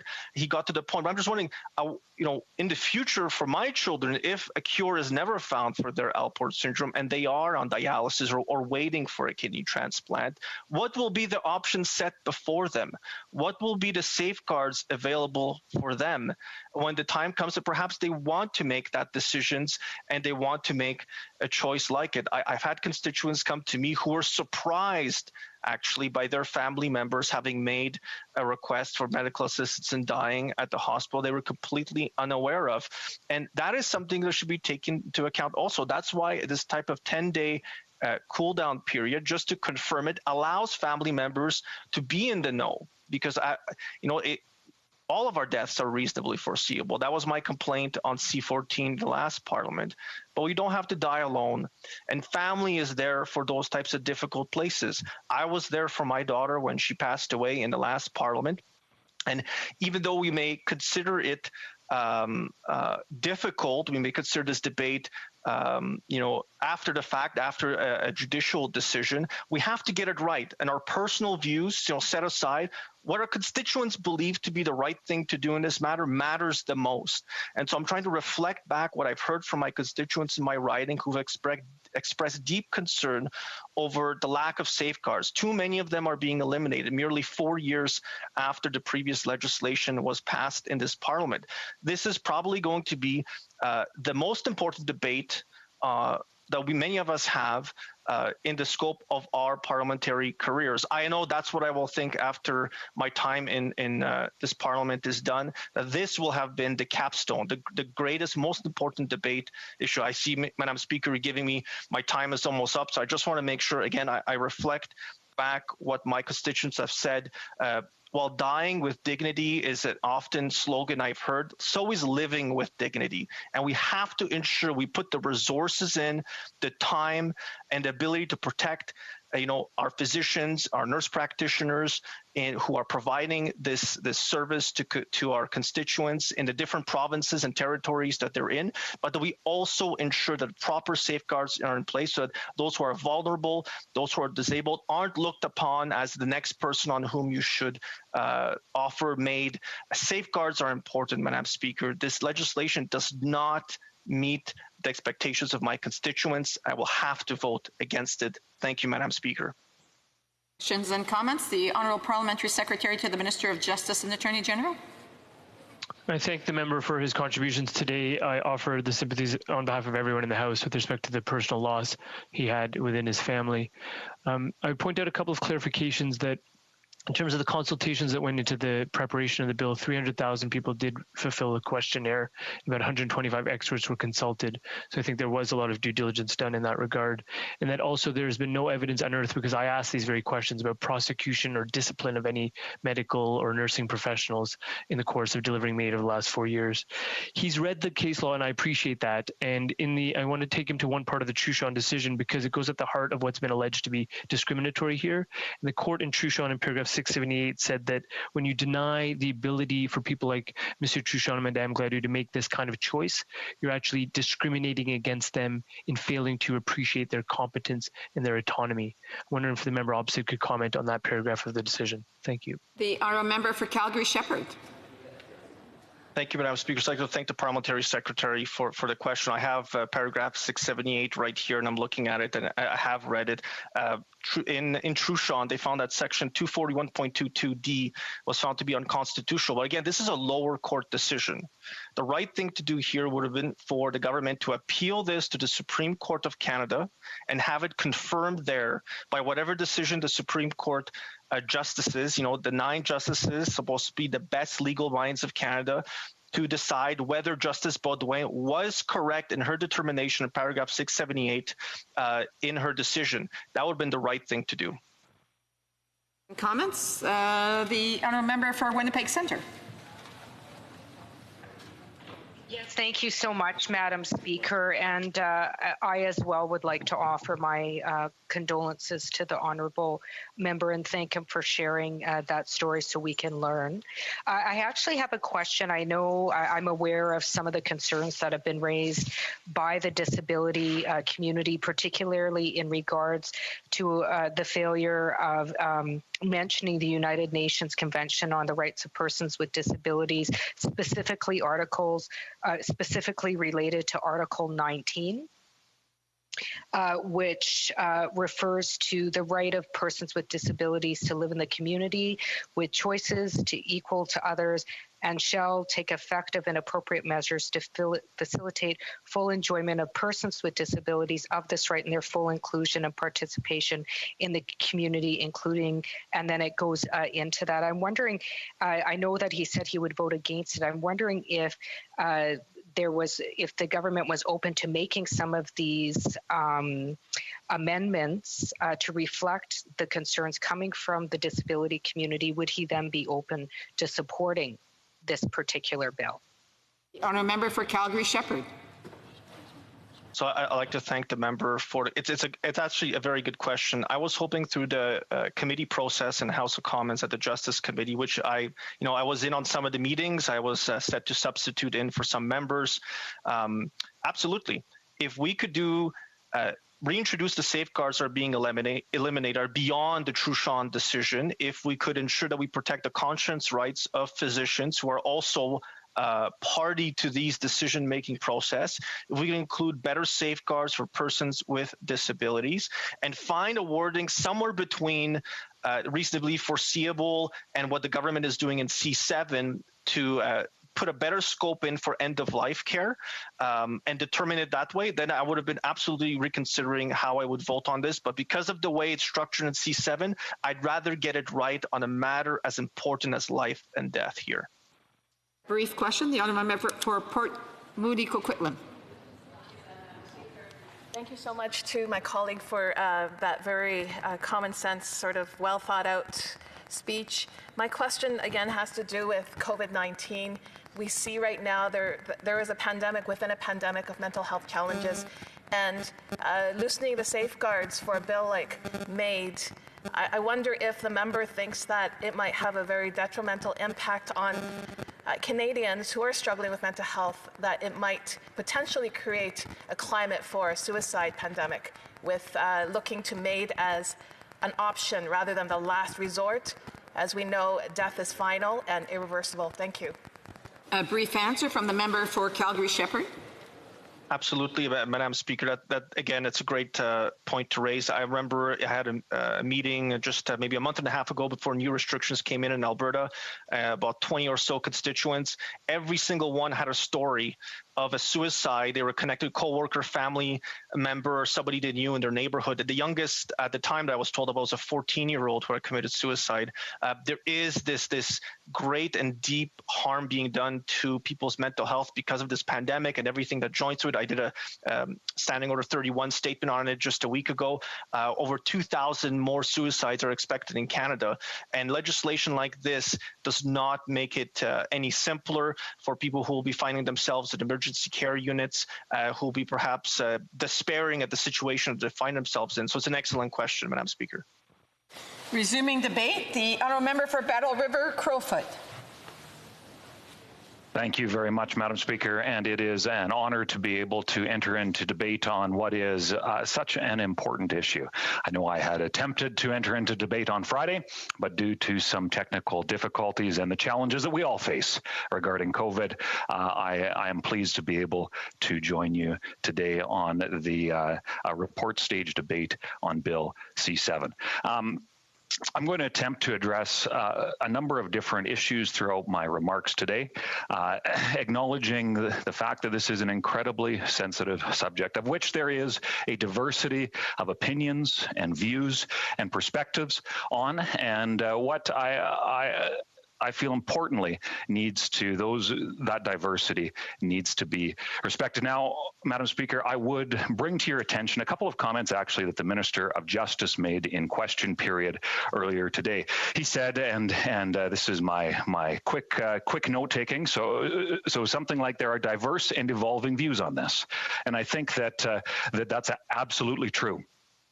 However, it was the next statement that certainly was incredibly troubling to me, and I know incredibly troubling to many in this that have participated in this debate, and certainly the hundreds of constituents that I have heard from on this matter are troubled as well. He went on to say that this does represent a consensus, quote, does represent a consensus, unquote.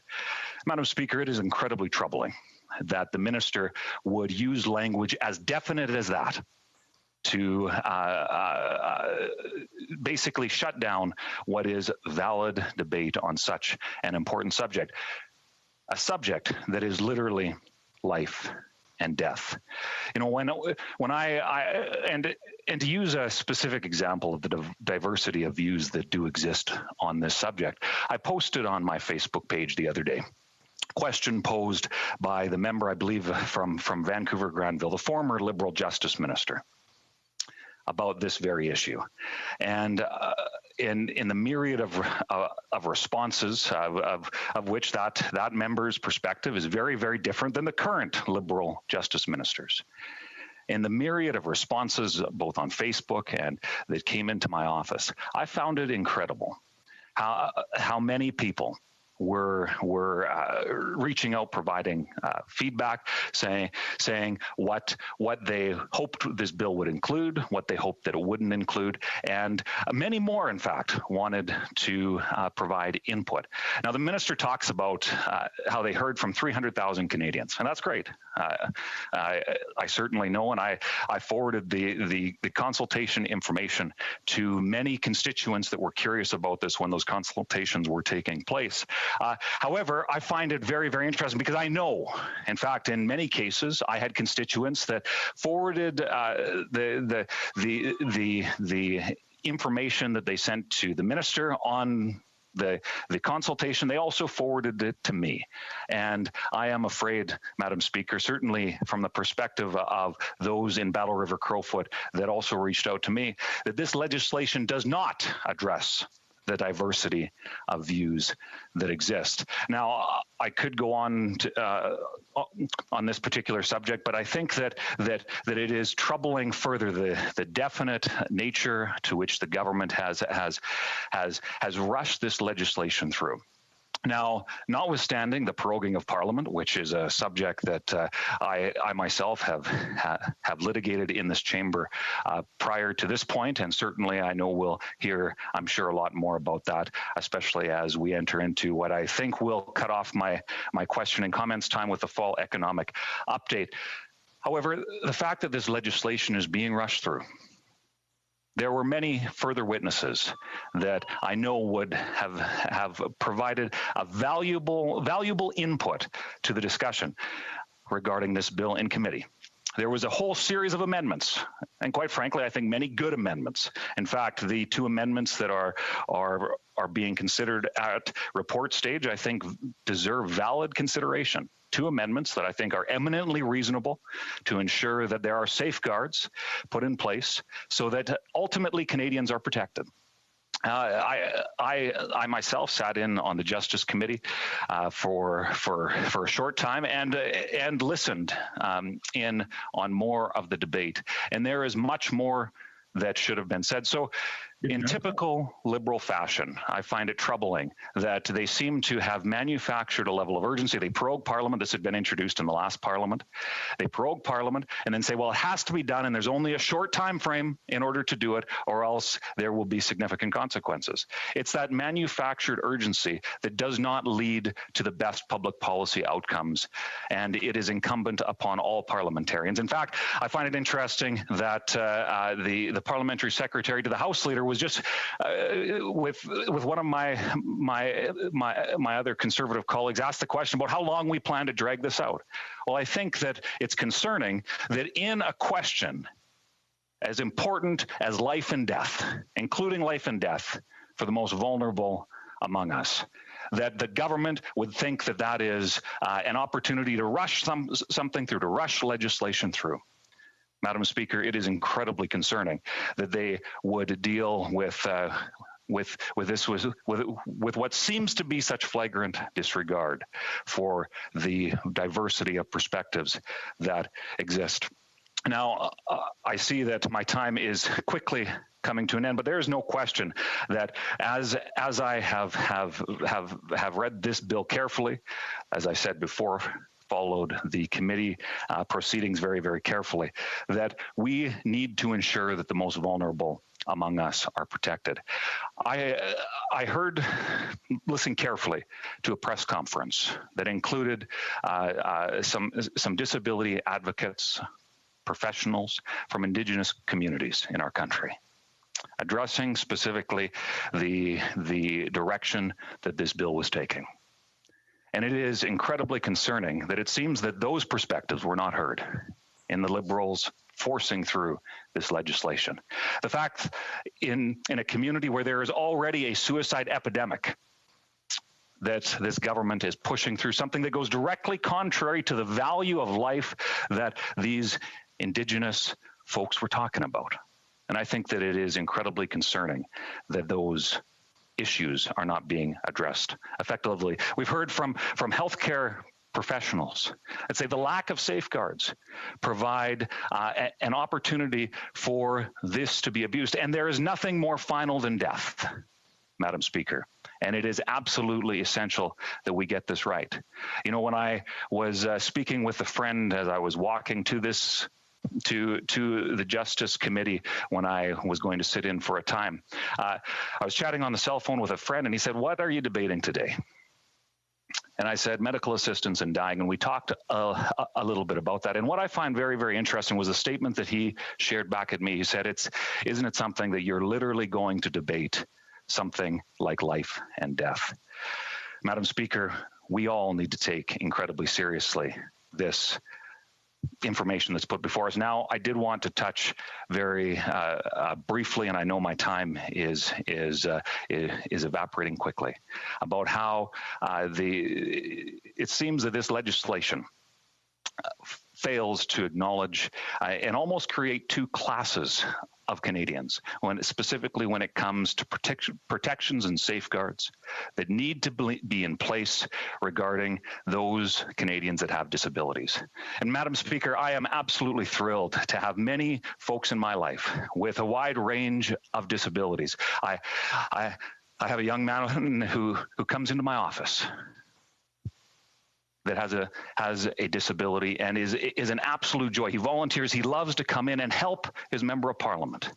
And he calls himself my special campaign manager, an incredible, valued part of my constituency. I have classmates who have disabilities, many perspectives across this country, and the unintended consequences. I trust the unintended consequences of this bill being rushed through with wording that's ambiguous and could have significant consequences in the way that we approach a subject as important as this, leads to the fact that those who are most vulnerable within our society may feel the most significant consequences by not having appropriate safeguards in place.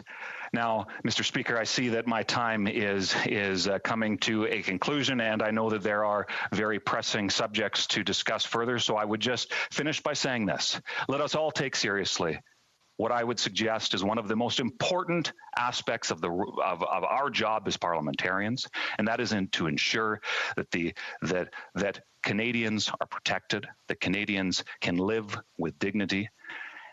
And Mr. Speaker, with that, I will be unable to support this bill, and would encourage members carefully to consider that as we go forward. Thank you very much, Mr. Speaker. I'm afraid we're out of time for debate on C7 today, but when we continue debate on C7, the honourable member will have 5 minutes of questions and answers coming to him, or questions and comments coming to him. It being 4 p.m., pursuant to order made Wednesday, November 25th, 2020, I now invite the Honourable Deputy Prime Minister and Minister of Finance to make a statement. L'Honourable Vice-Premier Ministre. The Honourable Deputy Prime Minister and Minister of Finance.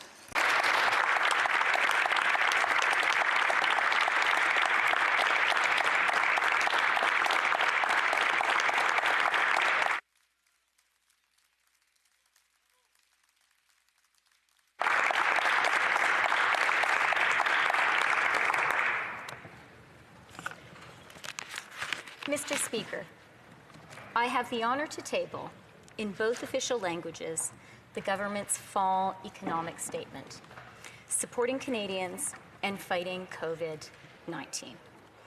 À l'heure actuelle, COVID-19 is surging across Canada right now.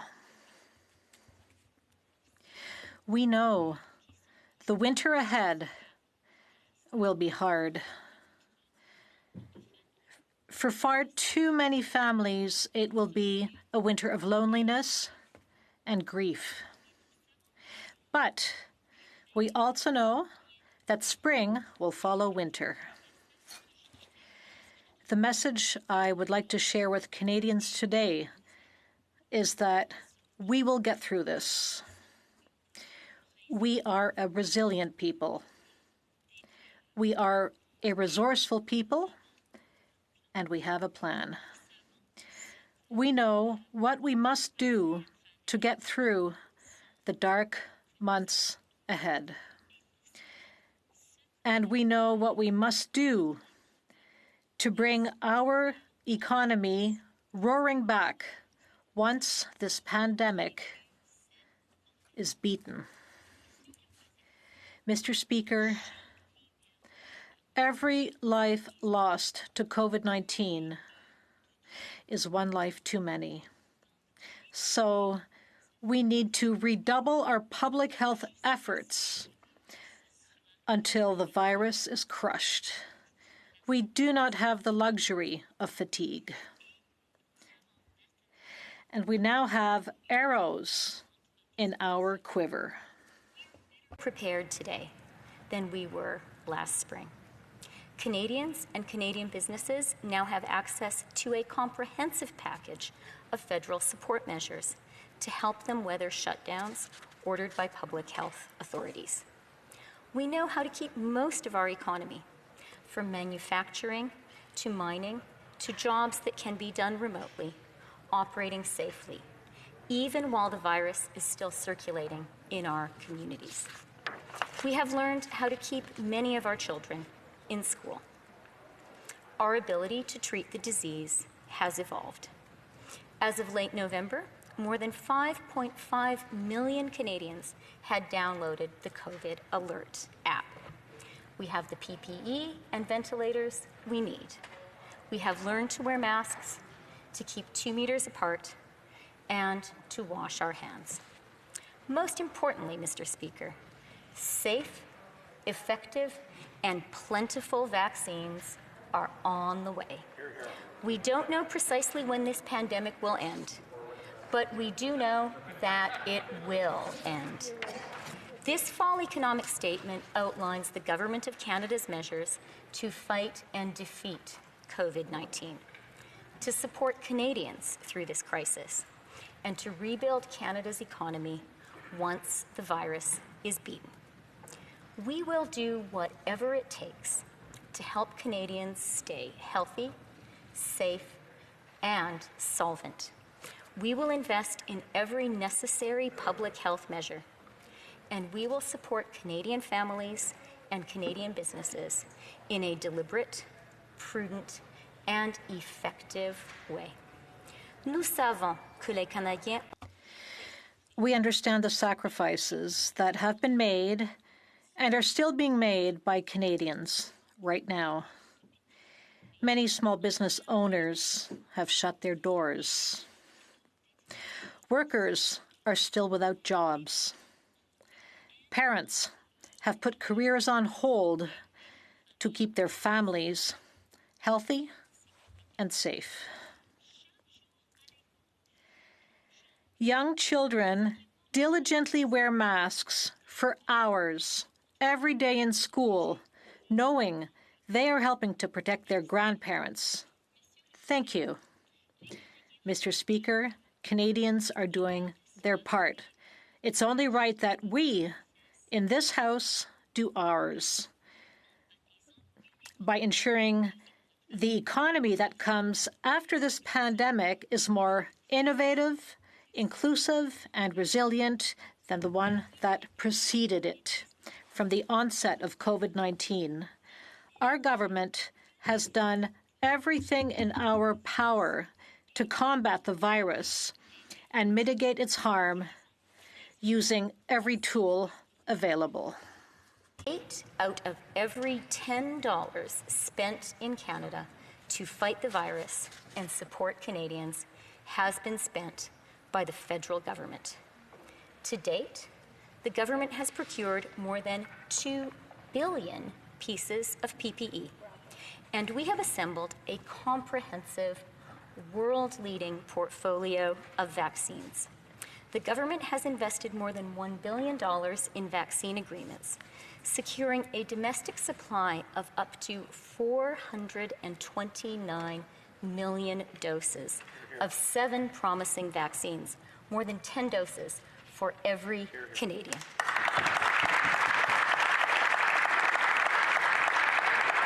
In fact, Mr. Speaker, Canada has secured the most diverse and extensive vaccine portfolio of any country in the world. Every Canadian can rest assured that a safe and effective vaccine will be available to them free of charge. The battle against COVID-19 has proceeded on many fronts. We have invested in healthcare, increased testing and tracing, and directly supported provinces and territories as they fight the virus. This has been a Team Canada effort. L'aide totale à court Total support so far includes $322 billion in direct measures to fight the virus and help people, and $85 billion in tax and duty deferrals. Mr. Speaker, this is the largest economic relief package for our country since the Second World War. Last spring, the Canadian Armed Forces did heroic work in our long-term care facilities in Ontario and Quebec, and they helped save Canadian seniors' lives. In the summer, we announced more than $4 billion so provinces and territories could build up their testing and contact tracing capacity, part of our $19.9 billion Safe Restart package.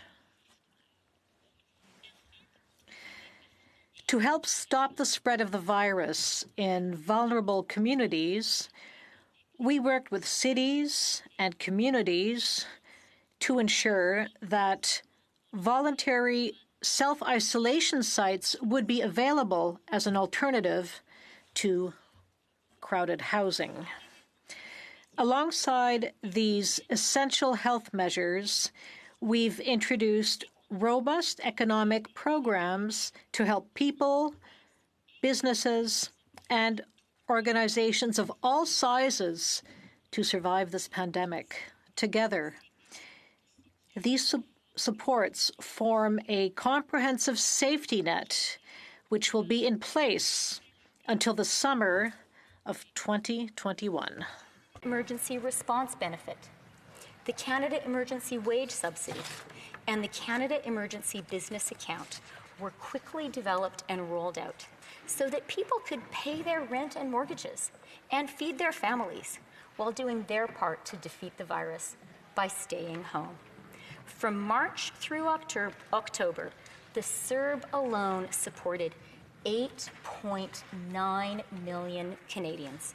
Seniors received a special old age security top-up of $300, and qualifying Canadians with disabilities have received additional support worth up to $600.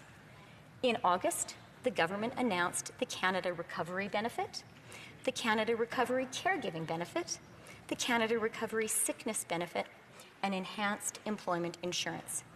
Each will be in place through the fall of 2021. This safety net is providing essential security to millions of Canadians.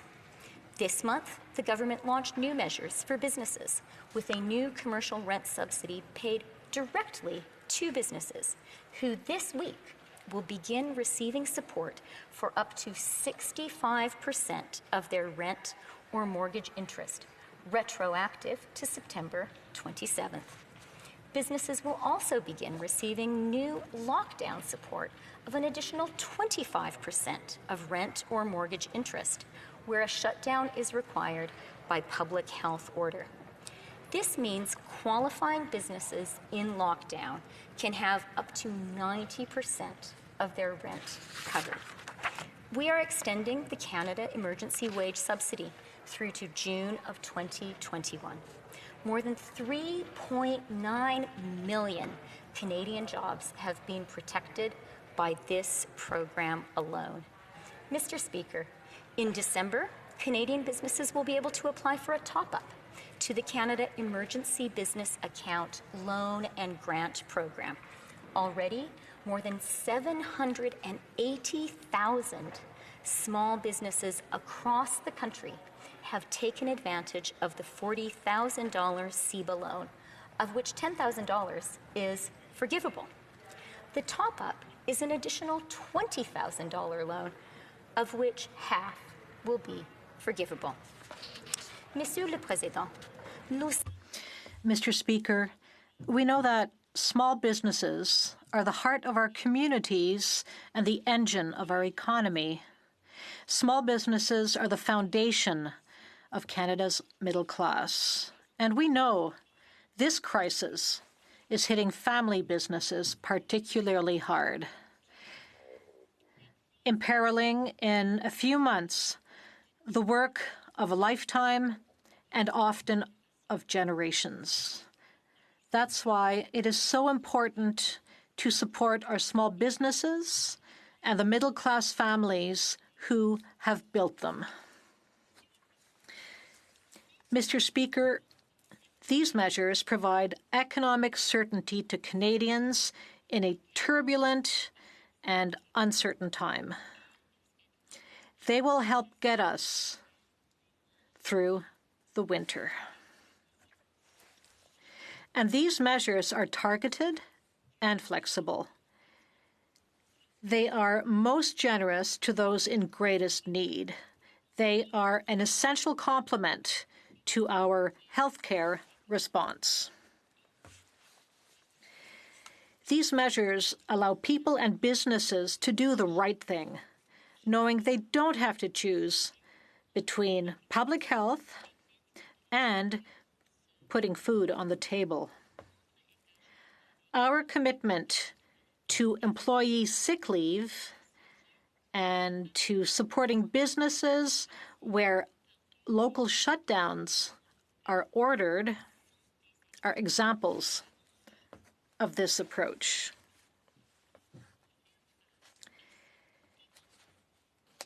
With the second wave upon us with full virulence, we are taking additional measures to help Canadians and Canadian businesses get through to the other side, to get through solvent and intact. We are providing $1 billion for a safe, long-term care fund for the provinces and territories, making fresh investments in PPE, and preparing for the largest vaccination mobilization in Canada's history. We are providing new resources to help improve ventilation in our public buildings to make them safer, and to help workers and businesses. We are raising the wage subsidy back to a maximum of 75%, recognizing that the earliest months of the year are the toughest for many businesses, and now more than ever.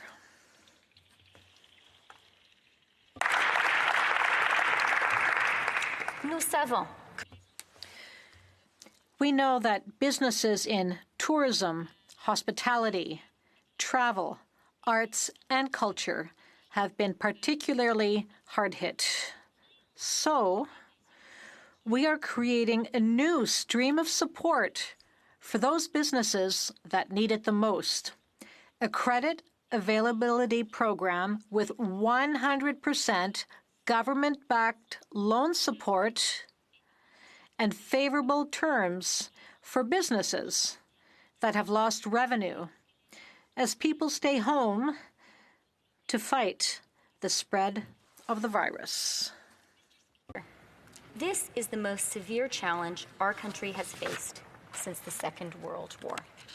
It is our most severe economic shock since the Great Depression, and our most severe public health crisis since the Spanish flu a century ago. Canadians should know that their federal government will be there to help them get through it, come what may.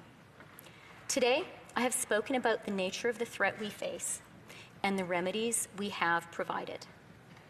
The fight against COVID-19 continues. But there is now light at the end of the tunnel. After winter comes spring. The seeds we have sown and will continue to plant in the weeks and months ahead to protect Canadians' health and save our jobs and businesses will help us come roaring back from the coronavirus recession. This careful husbandry will prevent the long-term economic scarring that would otherwise delay and weaken our post-pandemic recovery. Mr. Speaker, I'm the daughter of an Alberta farmer. Canada's farmers spend the winter fixing their tractors, combines, and seed drills, and stocking up on supplies. While the ground is frozen, they get ready for seeding when the earth thaws. Like all those great Canadian farmers, the work we do today will stand us in good stead in the spring. When the virus is under control and our economy is ready for new growth, we will deploy an ambitious stimulus package to jumpstart our recovery. Spending roughly 3 to 4% of GDP over 3 years, our government will make carefully judged, targeted, and meaningful investments to create jobs and boost growth. Notre plan de relance. Our stimulus will be designed, first and foremost, to provide the fiscal support the Canadian economy needs to operate at its full capacity and to stop COVID-19 from doing long-term damage to our economic potential. Key to this plan will be smart, time-limited investments that can act fast while also making a long-run contribution to our future shared prosperity, our quality of life, our competitiveness, and our green transformation.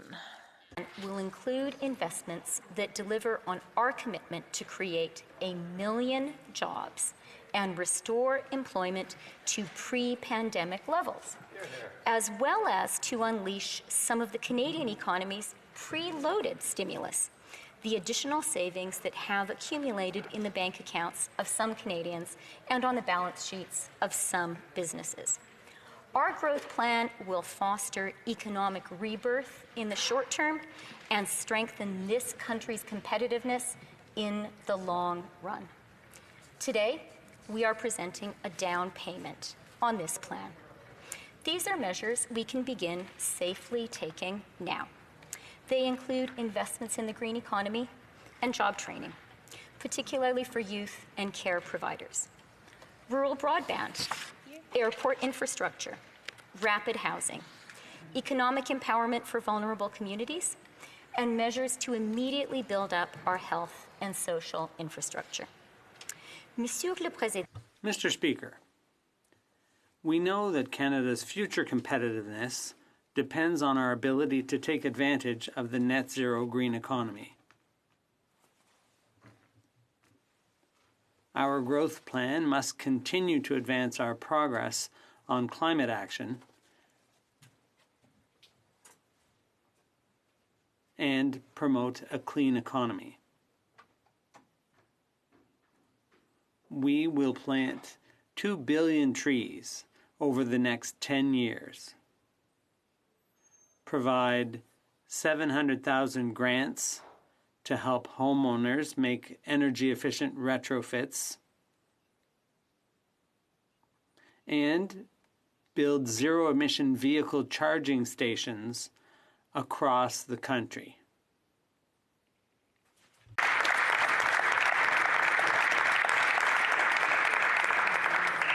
Ces mesures favorisent les dépenses. These measures will encourage consumer spending and investment while greening our economy and creating well-paying jobs. Mr. Speaker, this is a recession like no other we have faced. Women, young people, new Canadians, Black and racialized Canadians have been disproportionately hurt by the COVID-19 recession. They are, after all, the Canadians who are most likely to work in some of our hardest hit industries, including care, hospitality, and retail.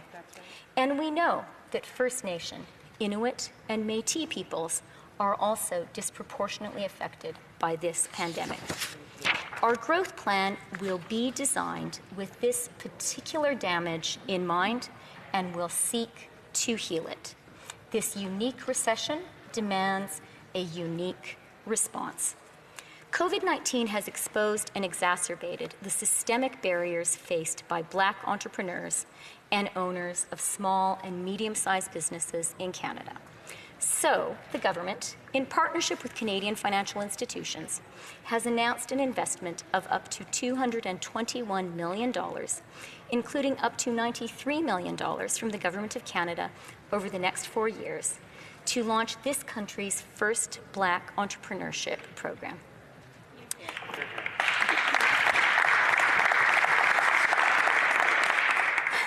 There is an unacceptable gap in infrastructure in Indigenous communities. So our government proposes to invest $1.5 billion beginning in 2020-2021 to speed up the lifting of all long-term drinking water advisories in First Nation communities. COVID-19 has been especially hard for young children and their families. We know that many middle-class families are really struggling. So to provide immediate relief for families with young children, our government proposes to introduce temporary additional support totaling up to $1,200 in 2021 for each child under the age of 6 for low and middle income families who are entitled to the Canada Child Benefit.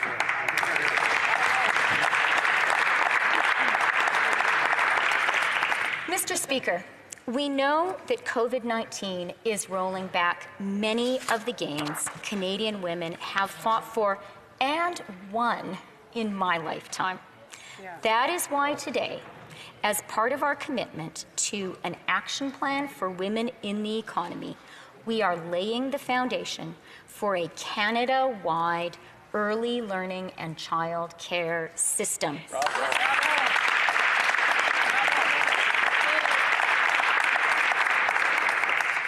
Just as Saskatchewan once showed Canada the way on healthcare, and British Columbia showed Canada the way on pollution pricing, Quebec can show us all the way on childcare.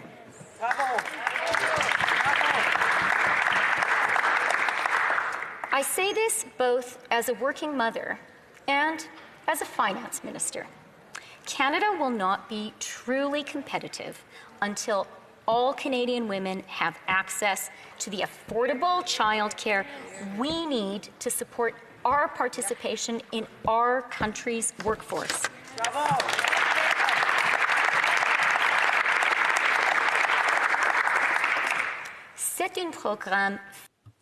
This is a feminist agenda, Mr. Speaker, and I say that proudly. It's also an agenda that makes sound business sense and is supported by many of Canada's corporate leaders, people who have witnessed firsthand the toll this crisis has taken on women, their families, and their children. We can only all do better when every one of us is contributing to our full potential. As we build back, we have it within our reach to build back better. Tackling challenges that hold us all back: homelessness, systemic racism, the unfinished and essential work of reconciliation. Economic downturns are always especially hard on young people. The COVID-19 recession is particularly damaging in this regard because of its impact on the service sector, in which many students work. Among other steps, the government proposes to reduce student debt by eliminating interest on the federal portion of the Canada Student Loans and Canada Apprentice Loans for 2021-2022.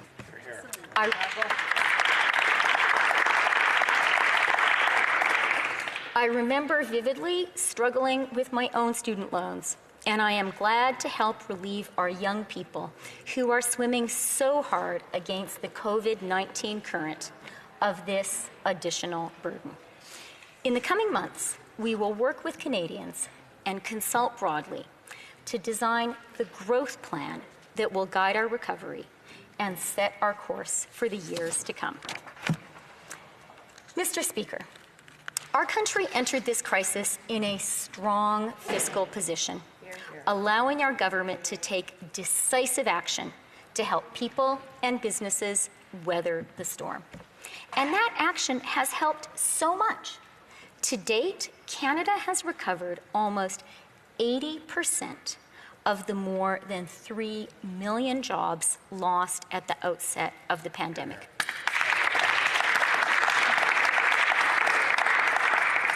Compare that to the United States, which has recovered just over half. But there is still a lot of hard slogging ahead. First, we must defeat the virus. Only then, when the threat of lockdowns and resurgence is past, will our economy be ready for a return to full, stable, long-term growth. Canadians understand that this crisis demands targeted, time-limited support to keep people and businesses afloat and to build our way out of the COVID-19 recession. The support and investments outlined in this plan, including our stimulus, will foster a resilient and inclusive recovery. Fiscal guardrails will help us establish when the stimulus will be wound down. The government will track progress against several related indicators, recognizing that no one data point is a perfect representation of the health of the economy. These indicators include the employment rate, total hours worked, and the level of unemployment in the economy. These data-driven triggers will tell us when the job of building back from the COVID-19 recession is accomplished, and we can bring one-off stimulus spending to an end. When the economy has recovered, the time-limited stimulus will be withdrawn, and Canada will resume its long-standing, prudent, and responsible fiscal path based on a long-term fiscal anchor, which we will outline when the economy is more stable. Mais ne vous trompez pas. But make no mistake, Mr. Speaker. As we've learned from previous recessions, the risk of providing too little support now outweighs that of providing too much. We will not repeat the mistakes of the years following the Great Recession of 2008. In this fall economic statement, we are being transparent about the continuing uncertainty. We are planning and preparing for all eventualities. The rate of infection, the severity of shutdowns, the deployment of a safe and effective vaccine, all of these are variables in our economic outlook and our path to recovery. La reprise. Mais, comme le montre. But as our fiscal plan shows, Mr. Speaker, brighter days are ahead, and we can afford the investment we have to make to reach them.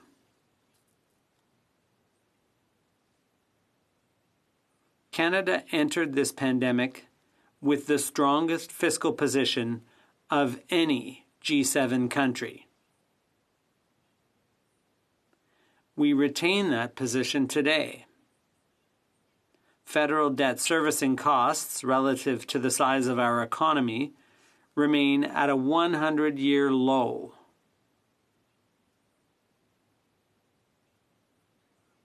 And we are locking in those low costs by issuing more debt into longer-term instruments at these historically low rates. Les Canadiens veulent un système. Canadians want a fair tax system where everyone pays their fair share, so the government has the resources it needs to invest in people and keep our economy strong. That is why we're moving ahead with implementing GST, HST on multinational web giants.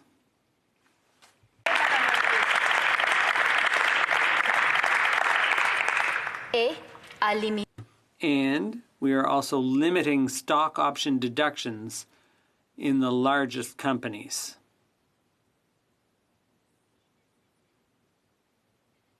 And, if necessary, Canada will act unilaterally to apply a tax on large multinational digital corporations so that they pay their fair share just like any other company operating in Canada.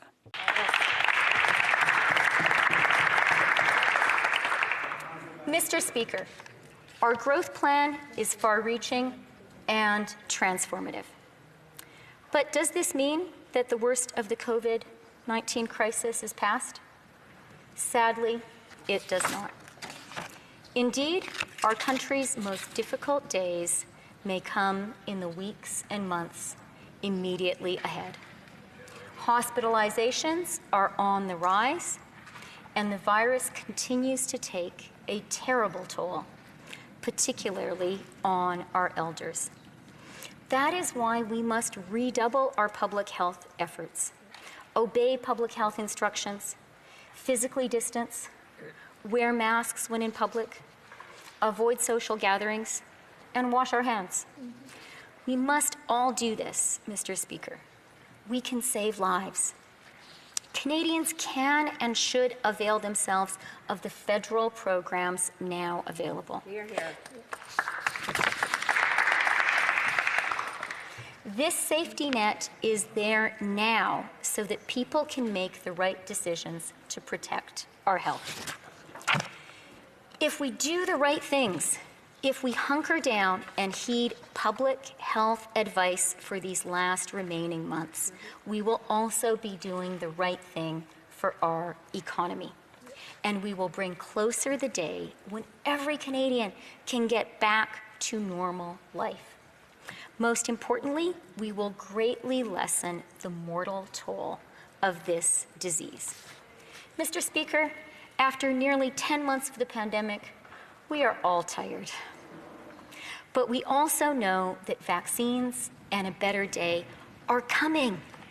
To get to that day, we must first help each other get through the winter. Our grandparents and great-grandparents lived through hard winters too. In times of war and depression, on frozen prairie homesteads, and in wind-swept fishing villages in Atlantic Canada, all across our vast country. The living survivors of those days, now our most vulnerable elders, are counting on us to buckle down for another few months. We can do this, Mr. Speaker. We must do this, Mr. Speaker. And we will do this, Mr. Speaker. Canadians have faced tough winters before, and we have always emerged stronger. We will this time, too. Thank you. Merci.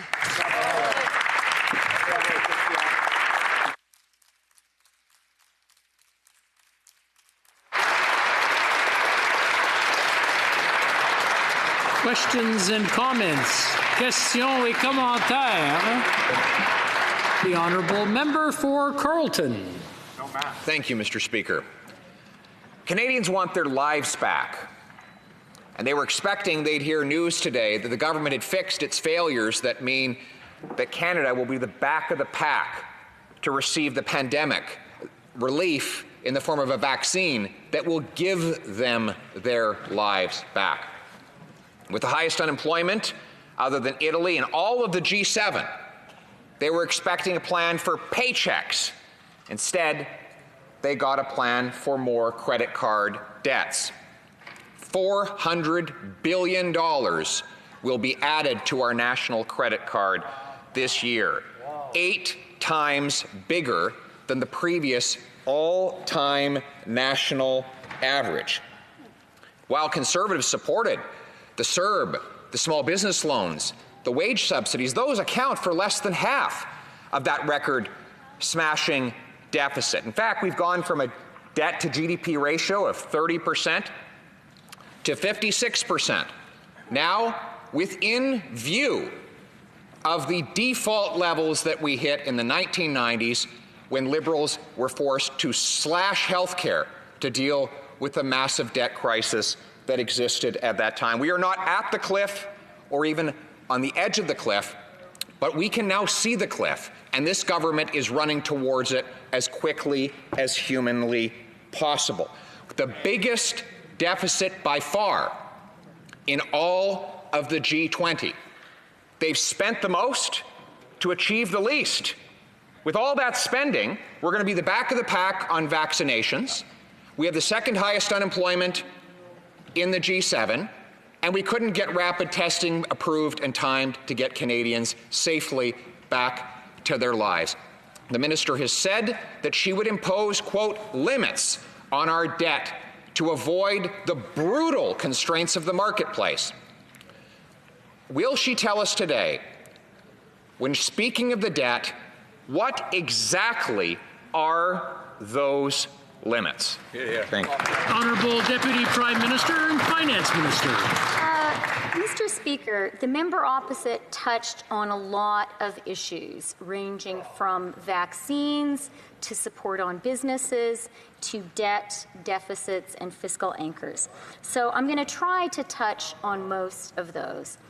Let me start with vaccines, Mr. Speaker, and let me say something that it is very important for Canadians to appreciate, because this is a key element in building the confidence we all need to have in our economic recovery.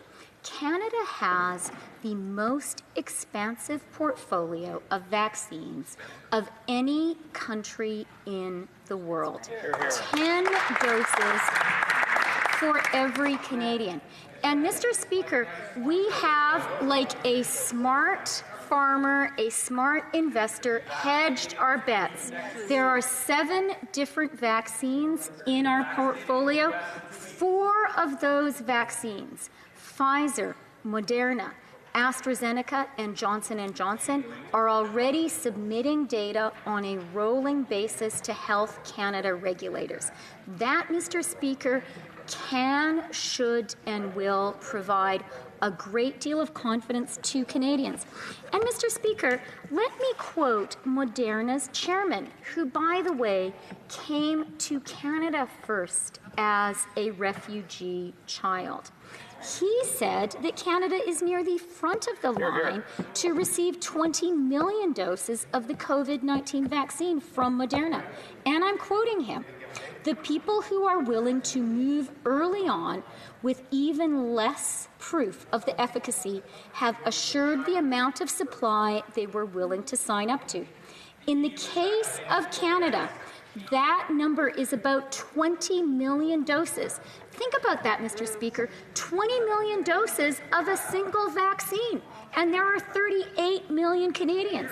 Now, I'm going to continue quoting Noubar Afeyan. He says, the government of Canada, like others, has also reserved the ability to increase that amount, and those discussions are ongoing. So, Mr. Speaker, and this is very important in terms of building the essential confidence in each other and in our economy. We have an extensive vaccine portfolio, and this is going to make a world of difference. Mr. Speaker, let me just speak briefly about the issue of debt and deficits, and I'll say two things. It's important for Canadians to appreciate that the interest charges on our debt that we are paying right now are the lowest in a century. And the government is acting prudently to push out the maturity of that debt so that we can lock in today's low interest rates. Thank you, Mr. Speaker. Questions et commentaires. Questions and comments. L'honorable député de la... The Honourable Member for La Prairie. Thank you, Mr. Speaker. The COVID crisis is a health crisis. Healthcare is a provincial responsibility. It's Quebec's responsibility. Provinces have been hit so hard by this crisis. In fact, in Quebec, we need $3 billion more to deal with this health crisis. The federal government has cut health transfers year after year after year. Currently, we need 22% in order to help provinces. Provinces and Quebec have asked for over $20 billion to get the federal government to 35%. And that's without taking COVID into account. In this economic statement, we hear a plan for economic recovery and yet nothing for health transfers. This is the number one thing that Quebec and the provinces want. The government is ignoring what the provinces are experiencing and what they want. That's my first point. Second point, well, if you want a recovery plan, first and foremost, you need a vaccination plan. We're told that many vaccines have been bought. Yes, that's great. The government was panicking and they went and bought vaccines left, right, and center. Well, that wasn't really the best way to go about it. We need a plan with details, with dates, with numbers. How many doses will we receive? Who will be vaccinated first? Which provinces will be considered priority provinces due to the situation of COVID and contagiousness in those provinces? What parameters and indicators will be used to vaccinate and to deploy vaccines to the provinces, to Quebec? We haven't heard anything. We have no details. Mr. Speaker, the government is not being serious. Why is the government not taking tangible, real action to prepare a vaccination plan for Quebecers and Canadians? The Honourable Deputy Prime Minister and Minister of Finance. Thank you very much, Mr. Speaker, and I thank my colleague for his question. First, I would like to cover the federal government's assistance and support to provinces and territories, which is historic. Through our Safe Restart Agreement, we set aside $19.9 billion for provinces and territories. We added a further $2 billion for the safe restart of our schools. We are continuing to invest with the $1 billion I invested today for safe long-term care, for ventilation in public buildings, for PPE. We are here for provinces and territories. We are here for Canadians. And I would like to add something. I hope my colleague will hear me. We are here for all Quebecers. We are here for Quebec's businesses. 8 in every $10 spent on crisis management since the beginning of the crisis have been spent by the federal government. 25% of Quebecers have received, in fact, the CERB. So many Quebecers were helped by our benefits. We have saved lives, we have saved families, and we continue to help through the wage subsidy. We know that the winter will be difficult. That's why we decided to increase the emergency wage subsidy back up to 75% as the maximum amount. That's substantial, Mr. Speaker. Now, as for vaccines, Quebecers should be proud of Mr. Noubar Afayette. He is a Quebecer. His family still lives in Quebec. Canada welcomes refugees with open arms, and that is why the world has that vaccine. That's what we heard on Radio Canada yesterday. He said countries who are ready to act quickly without full proof of efficacy are able to ensure for their countries several doses, securing doses. And it's so true, Mr. Speaker. We will have 20 million doses of the Moderna vaccine. Thank you, Mr. Speaker. Now, we have 1 minute for a final question, 30 seconds for a question, and 30 seconds for an answer. Minister Burnaby. Thank you very much, Mr. Speaker. And Canadians are struggling to put food on the table, struggling to keep a roof over their head. But when they read the economic update, what they will see is austerity is coming, Mr. Speaker.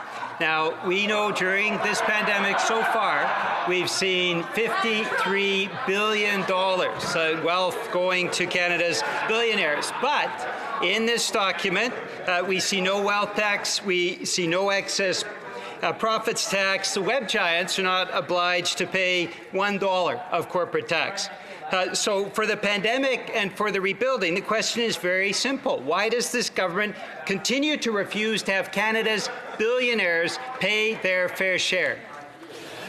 The Honourable Deputy Prime Minister and Finance Minister in 30 seconds or less, please. Mr. Speaker, I'm accustomed in this House to facing many accusations, but I didn't expect to be accused of a policy of austerity this afternoon. When it comes to taxing the web giants, let me say this. We are clear on our intent to levy the GST, HST equally on all service providers in Canada. That's fair, and I know Canadians believe in fairness. And we also made very clear that while we much prefer working inside the OECD to have a multilateral approach to taxing corporate revenues of multinationals, if that job is not done, Canada will act unilaterally, and in January 2022, we will impose our own tax because that is fair too. Outstanding. Debate, reprise du débat. Resuming debate. Leader of the Opposition.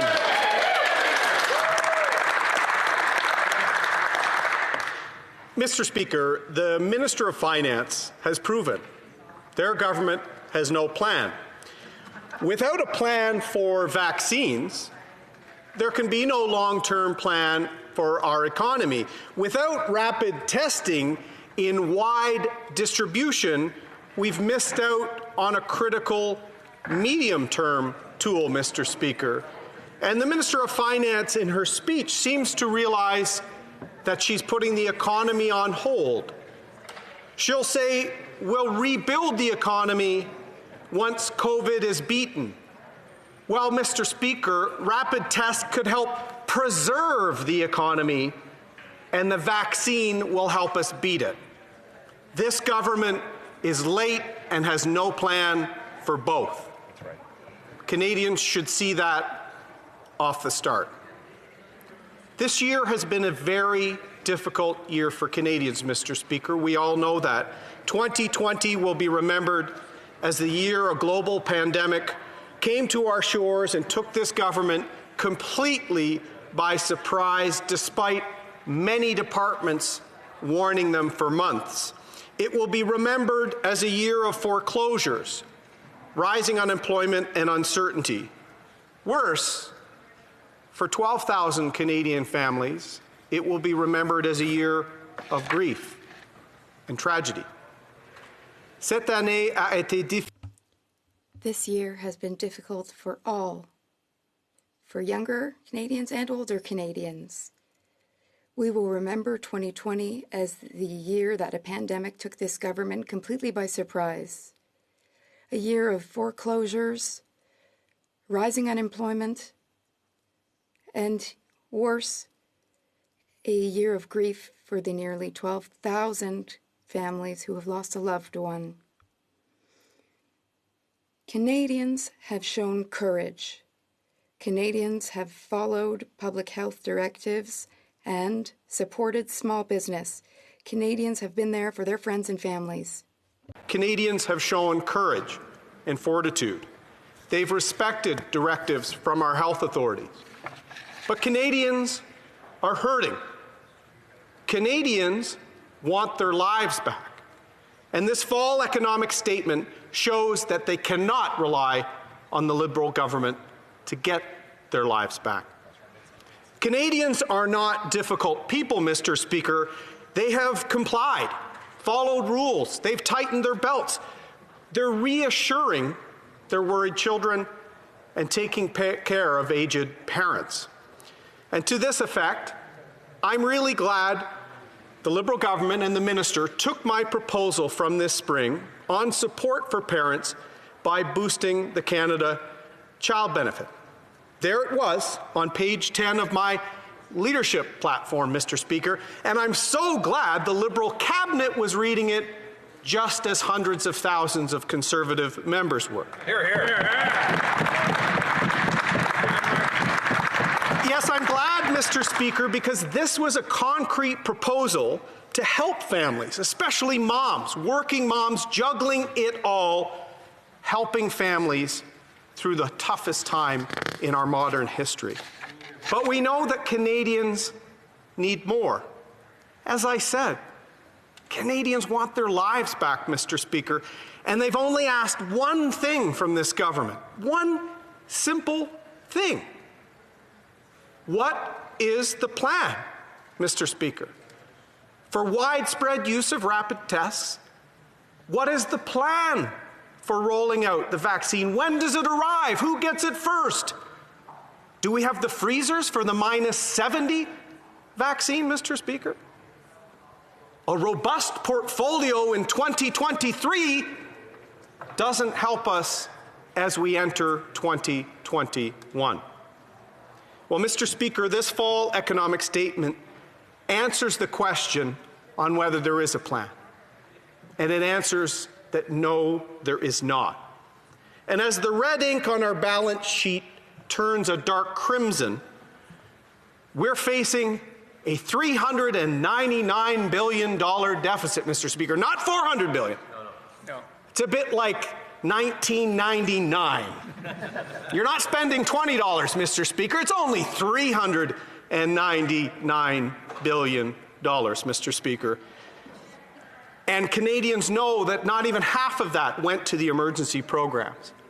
This government is not providing a plan, they're not providing clarity, and it's clear, having been late on rapid tests on the border, there's no clarity or competence. Où est le plan, monsieur? Where is the plan, Mr. Speaker? Millions of Canadians have been forgotten, left behind by the Liberals. The only thing that the government has to offer them, though, is more debt, less jobs, no vaccines, no clarity. Why did it take months for us to get rapid tests? Why don't all Canadians have access to rapid tests? When will we receive vaccines? Who will be vaccinated first? Today's announcements clearly demonstrate that the government is improvising. Canadians are tired of the government's incompetence and of their always delayed reactions. Statement is another disappointment. Is that all they've got to say to the thousands of unemployed workers left behind by mismanagement of this government? Is that all they have to offer to Chris Rigas, owner of the Old Fire Hall restaurant in Niagara, who is struggling to get by because of restrictions? How does this statement help Rodney and Tina Grace, who've been working 7 days a week to keep their Best Western open in Bridgewater, Nova Scotia? 30% of the businesses in Surrey, British Columbia still don't qualify for the wage subsidy because of red tape and rules from this government. But most of their staff qualify for the CERB benefit.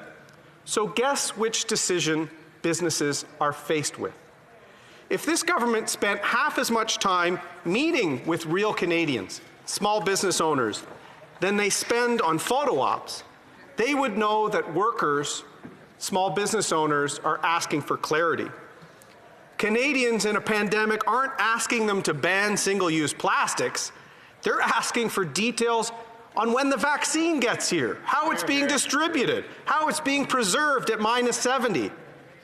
How can they save their aging parents from a senior's home or a hospital bed? This Prime Minister needs to get his priorities straight. But it's hard to take this government seriously when we know how this all started, Mr. Speaker. Think about how much better off Canada would have been if the Liberals had not shut down the pandemic early warning system. They did that in 2019, Mr. Speaker, without any consultation with scientists or with opposition parties in Parliament.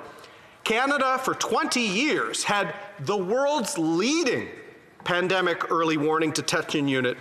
It had helped stem the advance of H1N1, Mr. Speaker, of Ebola in other parts of the world. Canadians were helping protect others. But this government's incompetence led to that department not helping Canadians, Mr. Speaker. Shame. You heard that right. This government preferred to shut that down and rely on open source data from China, rather than intelligence work gathered by Canadian experts. As a result, we had zero warning of the incoming pandemic. In many ways, Mr. Speaker, the Liberal government took the batteries out of our smoke detector. Le gouvernement libéral. The Liberal government closed our borders 2 months too late. They also flip-flopped on the risks of contagion in person and on mask wearing. The Conservatives, though, have been good team players, Mr. Speaker. We tried to work with the government as much as we could. We tried to improve the government's erratic action. Most importantly, the Conservatives have been there for workers who really needed our help. We voted for emergency legislation and we voted for programs to help workers. But the Prime Minister's leadership, his idea of leadership, is to tell Canadians to collect the CERB rather than to help workers keep their jobs. You really have to live in an ivory tower to think that that's what Canadians really want. Canadians want to go to work, Mr. Speaker. They don't want to sit home waiting for government checks. The economic response has been erratic and confused at every step. Do you wonder why the Liberal government underspent on their own estimates for the wage subsidy by tens of billions of dollars while overspending on the CERB by tens of millions of dollars? They didn't have a plan to preserve the economy amid the storm of the pandemic. Millions more Canadians were put on the CERB than necessary when their jobs could have been maintained easily through an effective and swift wage subsidy. Cette approche illustre parfaitement la différence entre. This approach illustrates perfectly the difference between the Liberal Party and the Conservative Party. The Liberals believe that Ottawa has all the answers and must give orders. We believe that the best solutions come when Ottawa works in partnership with people on the ground. A partner, not a paternalistic one, as with the Prime Minister. But if only the Liberals had a clear plan. What we're hearing today is a panicked government burning money to hide its incompetence. This is unacceptable. Canadians deserve better. Mr. Speaker, in both the military and in business, I know you have to learn from setbacks and failures. We must strive for excellence in what we do and promote an approach of continuous improvement. Teams do that, businesses do that, charities do that. Why does the Liberal government not do that? They haven't even learned from what they got wrong or slow in the first wave of the pandemic. We were last in line on rapid tests, Mr. Speaker, and now we're virtually last in line for vaccines. Countries with population of about 2.7 billion will be seeing the vaccine before Canadians, many this year, and we can't even get answers from this government on whether we have the logistics to receive it. The job of government in a crisis is to provide certainty, confidence in citizens that are worried, Mr. Speaker. We must provide a plan, clarity, stability, competence for those who rely on us. The upheaval we're seeing in our country lately and is in large part because of the misguided measures of this government. Late on the border, late with programs, late with rapid tests, and now late with vaccines. While the Prime Minister prefers to compare himself to the worst student in the class when it comes to the spread of COVID-19, I want Canada to strive to be the best, Mr. Speaker. That's what Canadians expect. Unfortunately, we are far from that right now. After the ongoing rapid test debacle, and this week, Canadians are learning, even today, the Minister, in response to her speech, won't let us know which month next year vaccines will first start arriving.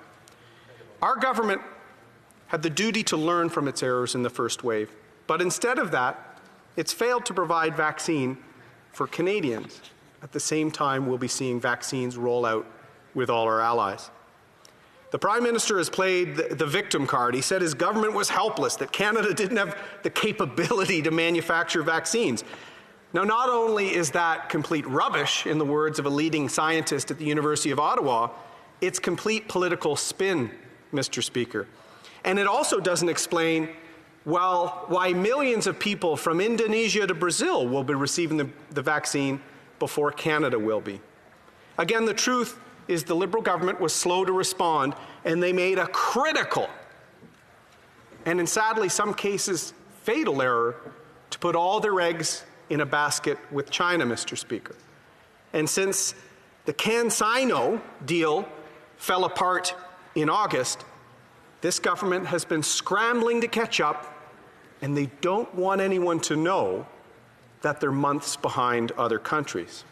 As I said earlier, countries with 2.7 billion people will be served before Canada. This means we're near the back of the line. While Americans are talking about mass vaccination throughout all of January, our government is only speculating about getting part of our population vaccinated by September. That means 10 extra months, Mr. Speaker, of health risks for Canadians, business closures, and economic uncertainty. Canadians want their lives back, Mr. Speaker.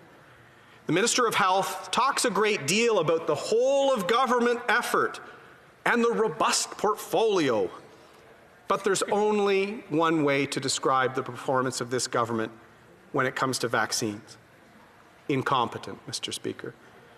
Canadians, in the midst of the second wave, would rather have one dose of the vaccine in the next month than the largest portfolio 18 months from now, Mr. Speaker. Ce gouvernement libéral n'inspire pas confiance.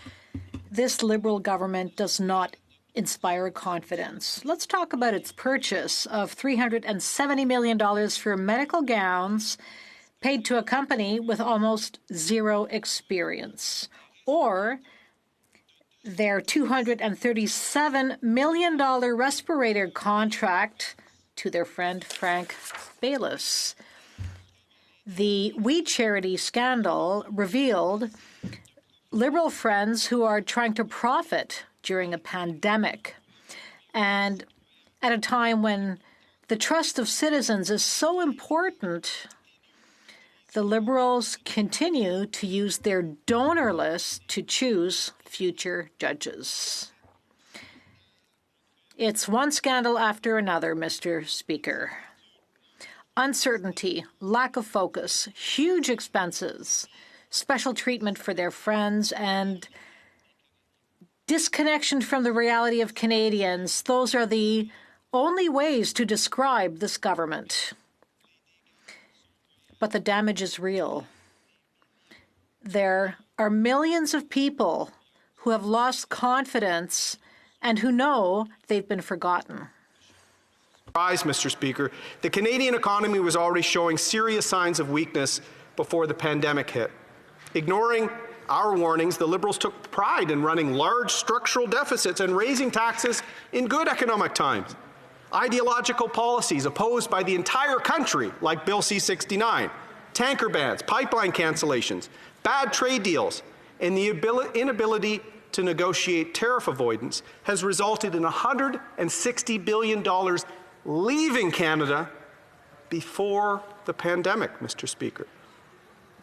Within 2 weeks of one another, a great Canadian company, Teck, cancelled a $60 billion project for our GDP out west, and the world's most famous investor, Warren Buffett, pulled out billions from a project in the east. There were already signs being sent by this Prime Minister that Canada was not open to job creation or investment. At a time we need it, Mr. Speaker, it will take a change in government to change that sign for the world, Mr. Speaker. In British Columbia, we've seen half a dozen sawmills close, and our aluminum smelter in Kitimat, one of the greenest operations in the world of its kind, they were left out to dry in both NAFTA and aluminum tariffs. Canada was already at a crossroads under the Liberals, Mr. Speaker, before the pandemic, and they are setting this country up to, for the first time in our history, pass on to our children a country with less opportunity and more division, Mr. Speaker. But it doesn't have to be that way, and I want to prove it. The middle-class values that myself and many of our colleagues were raised with, Mr. Speaker, mine in Bowmanville, Ontario, taught me to work hard, help my neighbors, and strive to be the best I could be. I was taught to learn from setbacks, never accept failure, pick yourself up, dust yourself off, and get better. This led me to serve 12 years in the Canadian Armed Forces alongside some of the most exceptional Canadian citizens around. It also led me to respect the value of hard work and perseverance and the nobility in work itself, Mr. Speaker. My first job was as a dishwasher and a short order cook, Mr. Speaker, in high school. And my last job before the military was with TransCanada, inspecting pipelines, back at a time before this government when that company was still proud to have Canada in its name, Mr. Speaker.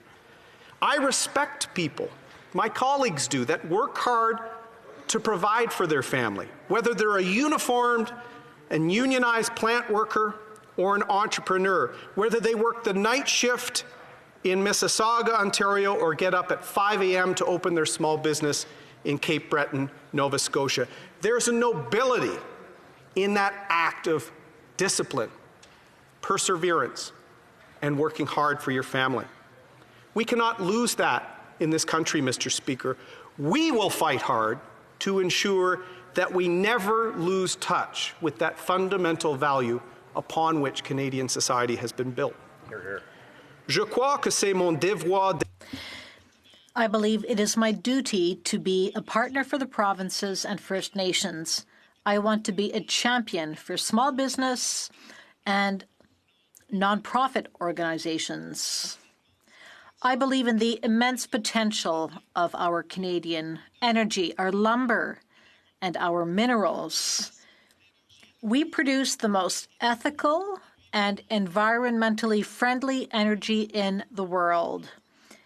And we want greater engagement with First Nations to develop that energy. Reconciliation must be more than just talk, Mr. Speaker.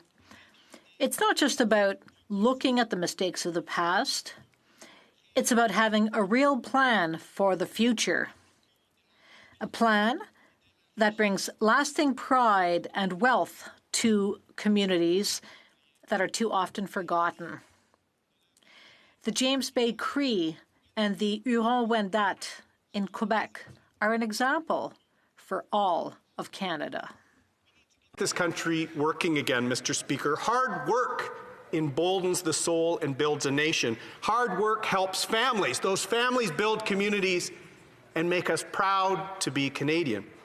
Just think of Jacqueline and Barbara's 7 rooms home decor and gifts in Ocean Park, British Columbia.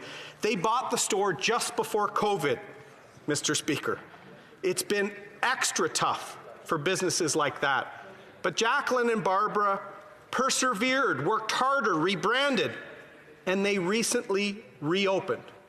Congratulations, Jacqueline and Barbara. That is the Canadian spirit. They don't want more debt saddling the next generation. They just want an opportunity. They could have packed it in, but they didn't. They stayed open, they adapted, they persevered. When I questioned the Minister of Finance in the House on behalf of energy workers in Alberta, Mr. Speaker, she boasted about how many people she'd put on the CERB in that province.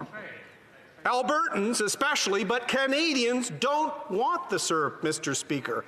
They want the ability to get their lives back and to get back to work.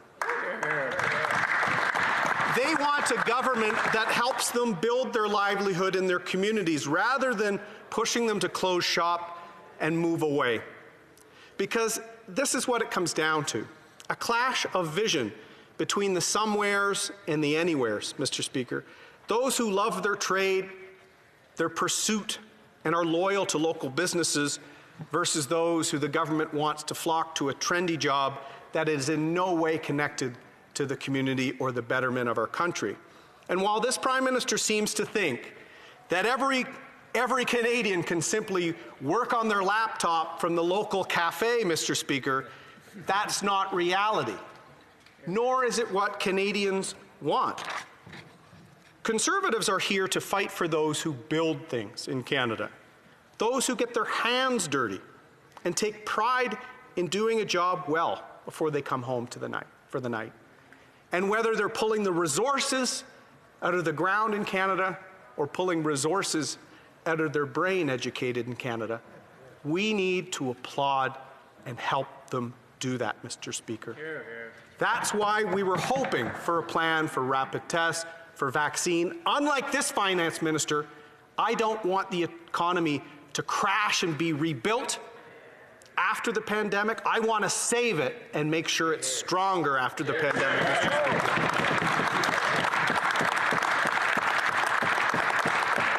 So we are here, Mr. Speaker, for the manufacturers, the aluminum and steel industry, the small business owner, the first-generation Canadian that started a business and now hire and employ 7 other families. We're here for the farmers and the commercial fishermen, Mr. Speaker. We're here for the Indigenous entrepreneur, the working mom and dad juggling childcare and the ability to get on the GO train to go into work in the city. We're here for those Canadians that want their lives back, that want the ability to work hard and want the ability to pass on to their children a Canada that is limitless in its potential, Mr. Speaker. And they deserve a government with a vision like that, not a government that is late at every step in the worst year in our modern history. That's right. Les travailleurs canadiens méritent. Canadian workers deserve a government that fights for them, a government that is not obsessed with transitioning our industries in the midst of a pandemic, Mr. Speaker, a government that is patriotic and not afraid to fight on the world stage for rapid access to vaccines, a government that knows that Canada has an identity, a history, and that we can be proud of this. And the rebuilding from it will take grit. It will take determination, perseverance, bold decision, but most importantly, Mr. Speaker, it will take a plan to chart our course forward. That's why it's so disappointing. After a record period without a budget, there's a stealth budget introduced today with no plan, Mr. Speaker. COVID has set us back, but COVID will not stop us. With the right ideas, with principled, ethical leaders who understand the value of a job, whether it's your first job out of school, Mr. Speaker, or your last job before retirement. With a government that will put the prosperity of all Canadians ahead of the special interests of a select few. If we have a government like this, Mr. Speaker, Canada will emerge from COVID-19 stronger, richer, and more determined than ever before. That's my mission. That's the mission of my colleagues with me here today, Mr. Speaker, and that must be our country's mission. And that's why I'm so disappointed with the Finance Minister's update today. There's no vision. There is no expression of values, including the value inherent in working Canadians. And the lack of a plan to address the most critical issues facing our country in one of the most challenging years in our country's history will only fuel the fears and uncertainties facing Canadian families across this great country. Mr. Speaker, now is not the time for experiments. Now is the time for experience. Now is not the time for building back with slogans. Now is the time we show we have our citizens' backs, Mr. Speaker. That's right. We need to have a plan for the challenges we face today so that our children will have the same opportunities we did tomorrow. Thank you, Mr. Speaker. Hear, hear. Hear, hear.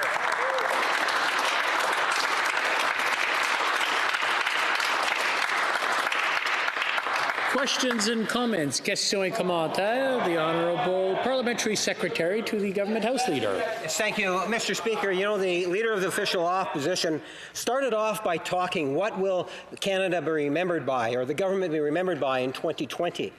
And I believe what the Canadians are going to remember is that a year of a crisis, of a pandemic, a worldwide pandemic, that the Government of Canada stepped up in a very real and tangible way and worked with the provinces and territories, Indigenous leaders, the very many organizations, nonprofits, private sector, so many individuals, Mr. Speaker, with the one possible exception of the official opposition, at least in most times, and came together and recognized that we needed to minimize the negative impact of the coronavirus. And by that working together, we were able to make a difference.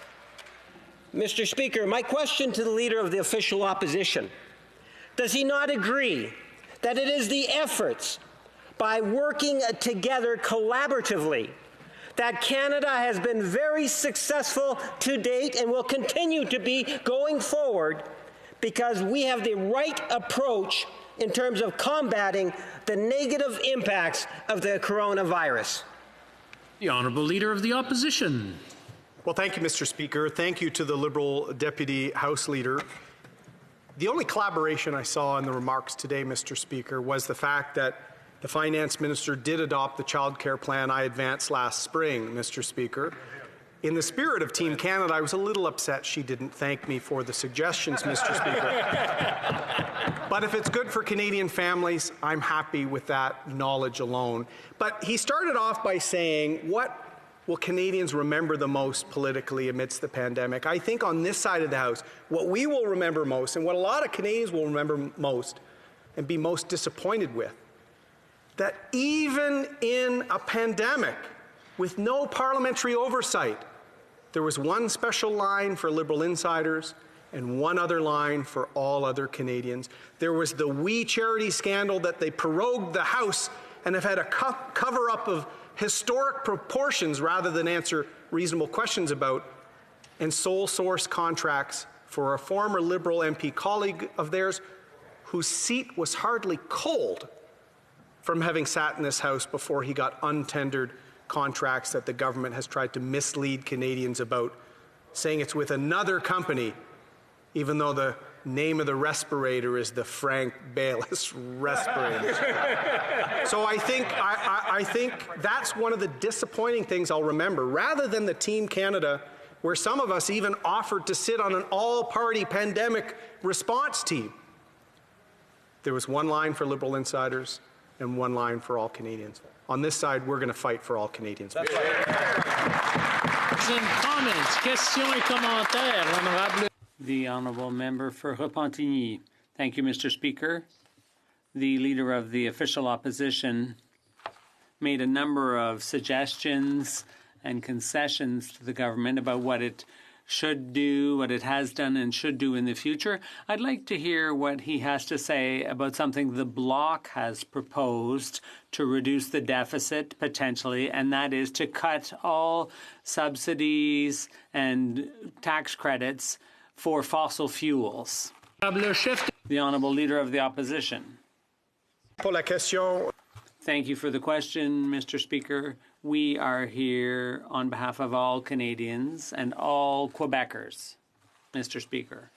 I am proud of our work in the regions of Quebec, in the Saguenay, in Abitibi. I'm proud of our natural resources, some of the most environmentally responsible in the world, Mr. Speaker. And that's why, in the midst of a pandemic, it's time for jobs for all Quebecers and the creation of wealth, Mr. Speaker, opportunities for all. I talked about that at my meeting with Premier Legault. I want to be a partner with the National Assembly, not a paternalist like the Prime Minister. And it's time for Quebecers to examine the Conservative Party, to take another look at us, because we are here for the benefit of all Canadians. We are here to protect French in Montreal and all across the country. We are prepared to be the next government, Mr. Speaker, and Quebecers deserve better. Questions and comments? The member for New Westminster, Burnaby. Thank you very much, Mr. Speaker. I know the member is a student of history. He knows through the previous crises we've had strict laws against excess profits, strict laws against profiteering. And yet, in this pandemic, Canada's billionaires have added to their wealth by the tune of over $53 billion so far. Now, the papers that the government has distributed today indicate that what they intend to do eventually is to withdraw supports from people. But the PBO has said there's two alternatives. One is withdrawing supports, the other is increasing revenues. And yet, in this document, there's no wealth tax, there's no excess profits tax. The web giants who have made billions of dollars through this pandemic are not obliged to pay $1 of corporate tax. Would the member agree with us that what needs to happen is this government needs to take a strong stand against the excess profits and put in place on the revenue side the kinds of things that would make a difference so that people can get the supports that they so desperately need? Leader of the Opposition. Thank you very much, Mr. Speaker. I know my friend from New Westminster, Burnaby, is addressing questions to the Leader of the Conservative Party. I'm the wrong person to suggest we need to raise taxes to, Mr. Speaker. In fact, we need to probably provide some relief to small businesses, seniors who are struggling. The problem is, and that member finds it every day in question period, there are 4 parties on the extreme left of the political spectrum in Canada right now. His declining party, the Liberal government, the Green Party, and the Bloc, all on the far left. There's only one party in the center-right, la gauche radicale. The radical left. Party, Mr. Speaker, in the center-right, fighting for working Canadians. I'd invite that union members in his riding, take a look at the only party that supports building things in Canada, supports getting our energy and our resources to market, Mr. Speaker. And when it comes to some of the corporate excesses, Mr. Speaker, I've been calling out that too, but I prefer caveat emptor, Mr. Speaker. Buyer beware. We should look at what grocery chains are squeezing suppliers when that's one of the only sectors that have seen record profits amid a pandemic. I think Canadians want to support small local businesses, suppliers that respect local farmers, local producers, aren't squeezing them, Mr. Speaker. So we don't apply big government, but we will call out, particularly in a time of crisis, what we think is not appropriate corporate conduct. And I'm very proud of our Shadow Minister of Agriculture, Mr. Speaker. After her efforts, we suddenly see this government respond, both on the grocery issue and my colleagues from across Quebec on the compensation for our farmers, Mr. Speaker, promised years ago and held up. So not only are we opposing as the official opposition, Mr. Speaker, we're proposing to get Canada back on track and build our country back stronger. Questions and comments, questions et commentaires. The honourable member for Nanaimo Ladysmith. Well, thank you, Mr. Speaker, and I'd like to thank the honourable member for his speech. I know that he says that he supports climate action and dealing with the climate emergency that we all voted that we were in last year. And I'd like to ask him about the proposal that the Liberals have, it's straight out of the Green Party documents, about creating a national energy grid to tie the provinces together, and noting that there was a geyser that they hit for geothermal in Saskatchewan that could put lots of former oil drillers to work, transferring their skills as we work through a just transition and make sure that those workers have good paying jobs as we work towards the energy future and leave the fossil era behind. And I just wonder what he thinks about this proposal that the Liberals have put forward, and what his ideas are in terms of clean, green energy in this country. The Honourable Leader in the Opposition in 1 minute or less, please. Well, Mr. Speaker, to the member from Nanaimo Ladysmith, I actually arranged a call with the Prime Minister so I could talk about working with the incoming administration on projects, getting Keystone done, being proud of energy independence between Canada and the U.S., also looking at ways we can work together, build our economies stronger. Now, there were 2 reports issued by the Prime Minister's office of that call, Mr. Speaker. The second one is the accurate one. The first one went out before the call took place. But what I will say to that member, Mr. Speaker, is I'm proud of what we produce here in Canada. The myths that energy is going to change in the next century, you're going to see a diminishment. But the free world should be using resources from the only exporting country that has transparency, that has human rights adherence, that has environmental measures to reduce carbon intensity, that partners with First Nations. We are the environmental, social governance leaders of the world with our energy and resources, and we should promote and be very proud of that, Mr. Speaker.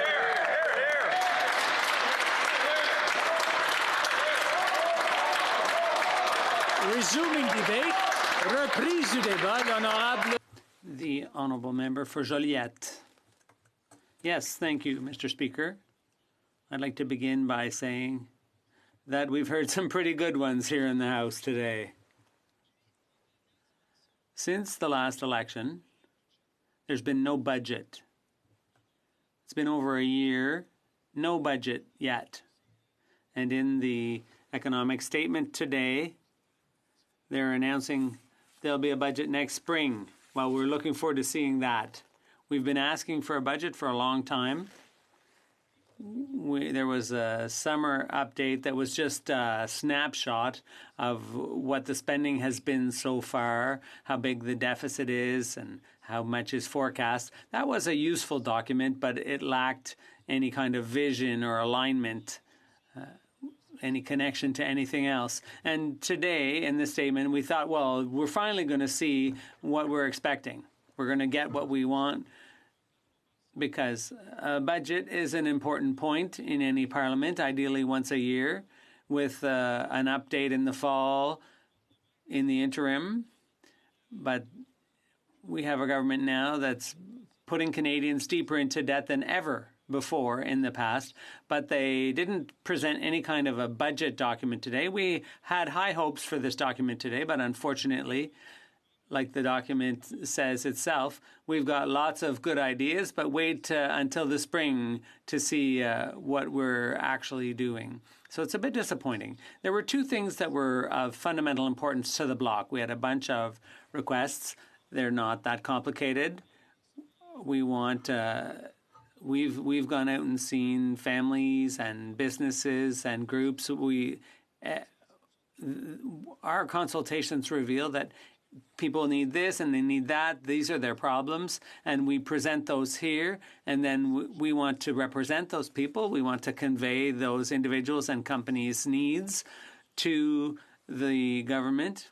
And if there's any consensus in Quebec, it's around funding for health care. And that's not just unique to Quebec. I think that's all across the country. In the throne speech, there was a consensus among all provinces that healthcare needs to be better funded. And we're in the middle of a pandemic here. It's a public health crisis. And what does this document say? Not a penny for health, or basically. Yeah, that's... Je veux rappeler à tout le monde, everyone in the chamber, that there is a presentation being made. Someone is speaking. I just want us to respect that person. And we all want to hear what the Honourable Member for Joliette has to say. On veut tous entendre. We'd all like to hear what the Honourable Member for Joliette has to say. The Honourable Member for Joliette. Thank you, Mr. Speaker. It was starting to be difficult to communicate here in the House with the leader of the official opposition having a full-on conversation with one of his members. So, Mr. Speaker, it happens pretty often here in the House. When you speak French, there are a lot of people here are unilingual Anglophones, and they just can't be bothered to listen to the interpretation. And they say, well, we don't understand it, so we'll have our own side conversations at the same time. And like the Minister for Global Affairs said, that's a lack of respect. And I thank him for his sympathy. So as I was saying, Mr. Speaker, the top priority for us is, after consulting all of our constituents, the top priority is fund healthcare. Quebec is at the very forefront of this call for better funding for healthcare. We need to catch up. We're at less than 20% of the money coming from the federal government. We'd like to see it be a little bit more than a third of the healthcare funding coming from the federal government. I think that's $28 billion more that we expect from the federal government. The reason the pandemic has hit so hard in our long-term care facilities and elsewhere is because our system was already weakened. And the question was asked recently to the Chief Medical Health Officer of Canada, and she replied, yes, indeed, the system was already weakened. And how was it weakened? It was weakened because not enough money had been invested in recent decades. That funding, or chronic underfunding, if you will, is directly attributable to the federal government's withdrawal from funding. A few decades ago, they were paying for footing basically half the bill, and then over the years it has gone down to 40%, and by the end of the 90s, Canada managed to balance its books by absolutely slashing healthcare funding, healthcare transfers. And the province have been stuck ever since, footing the bill. So whenever a dollar is paid in federal taxes, the provinces expect at least half of that should come back into healthcare. That's a consensus among provincial premiers. There's not a line about it in the throne speech and not a line about it in this document here, in this statement. What this document says is that we've had all these programs for the pandemic, and 80% of the money is coming from the federal government. Well, hats off to you. The money is here. And why is all the money here? It's because it's the provinces are stuck paying for the health care. Ottawa should be doing its fair share, but they copped out. And now they're sitting on pots of money here in Ottawa and leaving the provinces to struggle with rising costs. So we're saying the feds should step up and chip in at least a third of the cost of health care. And the federal government said that they were going to earmark $1 billion for long-term care, but there are going to be strings attached. There's going to be conditions, and if you meet our conditions, then we will forward the money. So you're going to have to prove that you that you respected your plans. Frankly, whose jurisdiction are we talking about here? And this is taxpayer money. It's their money, and let's respect jurisdictions. What is Ottawa doing, meddling with the way the provinces run health care in the field with our nurses and our personal support workers and so on? Where's the expertise? Where does it lie? It lies in the provinces, with us in the provinces. The provinces know what to do. If Ottawa were responsible for healthcare, then we simply wouldn't have public healthcare. They wouldn't be able to manage it. And now the federal government, too, is trying to rattle on about standards and impose standards on all of us. They're going to try to centralize healthcare using standards. We're going to capitalize on your weaknesses. We're going to take advantage of this situation to pull the blanket onto our side and gain greater control over healthcare. That's unacceptable. It's a lack of respect, and it simply shouldn't be done. Mr. Speaker, there are also our seniors. They're the most vulnerable category among Canadians. And seniors have been left to fend for themselves. They've been left out. The price, all their costs are going up for housing and groceries and so on. And during the election campaign, the government said they would increase OAS, but not for those from 65 to 75. In fact, they reneged on their commitment. Then they've tried to create two classes of seniors, those 65 to 75 and those over 75, by offering different benefits, different levels for the different age groups. But the pandemic has made seniors, put them in a weaker situation. Their purchasing power has gone down, and they've been completely left out here, completely forgotten. And we expected better. I'm a bit disappointed. Not just because of that. There are some good things in this document, but there's not a lot. The document says you'll have to wait until the spring, till the budget, to see what more there will be for the restart plan. But there are some little things that are worth mentioning. Taxing web giants. That's good. As of July 1st, they will have to collect sales tax. Quebec is already doing this. It's bringing revenues in, and this is good. And it takes away the unfair advantage that web giants had against Canadian-grown businesses. Honorable député. Point of order. Mr. Speaker, it's hard to hear what my colleague from Joliette is saying because there are other conversations going on in the House. Could members be asked to stop talking while the member is making his speech, or should we wait until they've finished talking? I think it's a lack of respect, and I'm interested in what the member for Joliette has to say. I would ask all members to whisper perhaps a little more softly. It's better than it was, but perhaps they've forgotten again. So I just ask everyone to speak a little more quietly. I know we can't get too close because of COVID-19, but if it's that important, perhaps you could leave the House for a few minutes and then come back to listen to what the honourable member for Joliette has to say. Thank you very much. The honourable member for Joliette. Thank you, Mr. Speaker. Once again, we see that most MPs don't speak French, and so they don't feel like listening to the interpretation. That might be why they're chatting. So they start chatting amongst themselves or doing other work, forgetting that there is a speech being made in French in the House. This is the unfortunate situation in which we French-speaking MPs find ourselves too often in this House. So back to what I was saying, we're disappointed that there's not enough announced for vulnerable people, such as seniors. There's not enough for health. I will also come back to the Safe Restart Agreement. Now, there are some good things, as I was saying. We're happy that they'll be taxing web giants.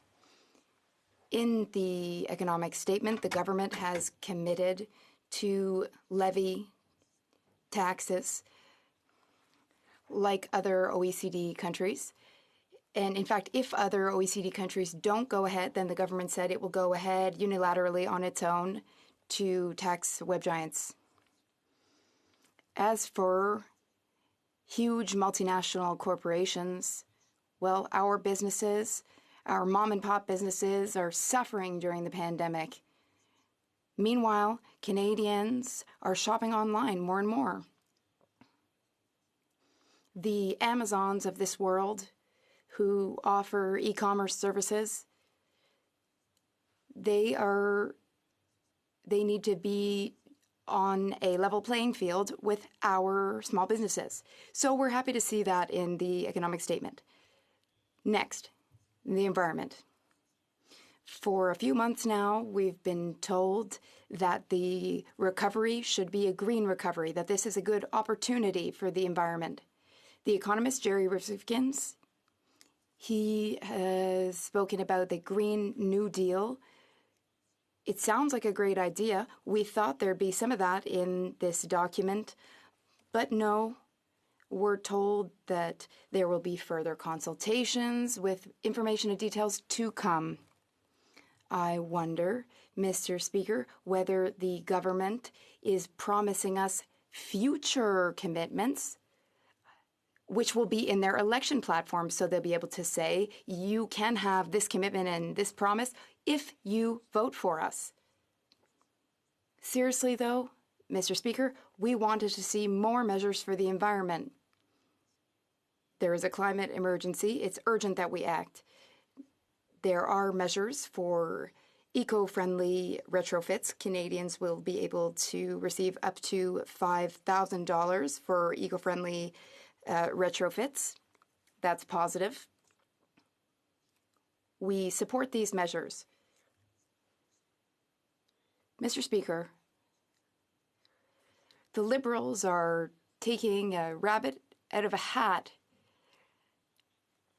The same rabbit, how do we solve environmental issues? We're going to plant 2 billion trees. Eventually, the government will plant 2 billion trees, and that way we'll meet all of our targets. They promised us that during the election campaign a year ago. How many trees have been planted thus far? 0 trees. So I put this question to the House. The 2 billion trees, how many have been planted?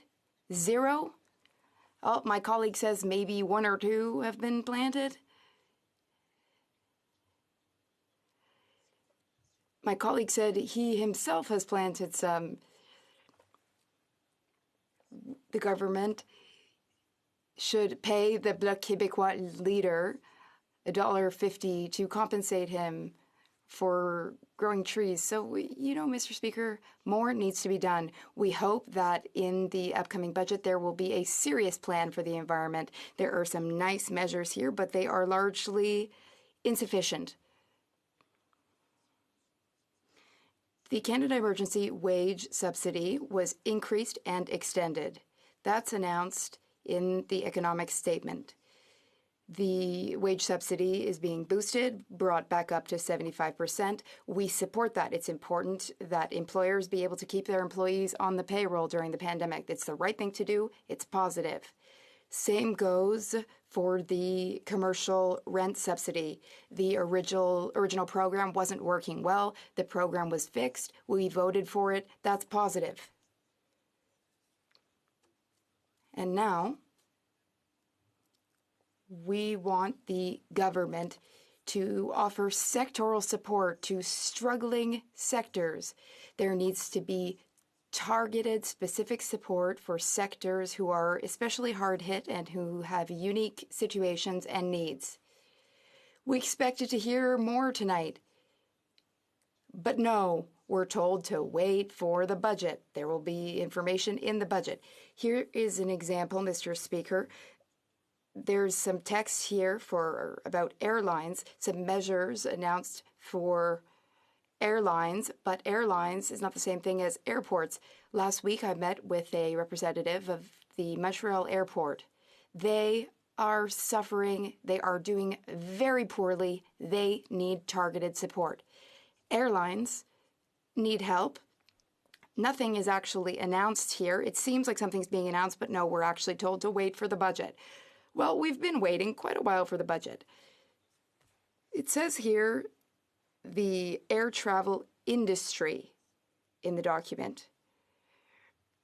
And we're told that it's similar to the aerospace industry, but there's nothing here for the aerospace industry. Montreal is the 3rd biggest hub city after Seattle and Toulouse for aerospace. And when we see what's happening in the US and in France to support the aerospace industry, they are bending over backwards to support those industries. The aerospace industry is suffering, but that is a sector with an incredibly high value added for the economy. They do a lot of innovation. For example, our C-Series developed in Mirabel, now it's been bought by Airbus. It's a total gem of a sector, a gem of a business. Now the small and medium businesses are suffering in that industry. They want a specific targeted sectoral support program. And they, in fact, had to bend over backwards just to have access to the emergency wage subsidy, which they didn't originally have access to. Quebec had to stand up for them because Ottawa didn't. We managed to change the rules to help them, but they need a targeted sectoral support program. We can't lose that cluster, which adds so much value added to Quebec, to our economy. It also creates so many jobs in Ontario and other provinces. In order to support the sector, there has to be a vision. There's no vision, there's no information in the statement here. Now, as for tourism, there's a little bit here for tourism, but we're told again to wait because something's coming. The same goes for live events, festivals, for example, the event industry. There's nothing for them. So many sectors need help. For example, in tourism or sugar shacks, reception rooms for events. These are very specific businesses with specific situations. They need sectoral support programs. And we're told time and time again, wait for the budget. Well, that is problematic. As I was saying earlier, the same goes for the Safe Restart Agreement. We are hearing announcements about vaccines. Here in Canada, in Quebec, we're going to see what's happening for a few weeks, a few months. We're going to be behind citizens of other countries because the government was late to act, didn't have a vision. We're hearing that other countries, neighboring countries, will be vaccinated soon. That is how you safely restart the economy. If we had vaccines ready, if we had a plan, we could say, well, with the vaccine coming, we can get back to normal life. We see the light at the end of the tunnel. Alas, there is no restart agreement based on a restart plan based on vaccines.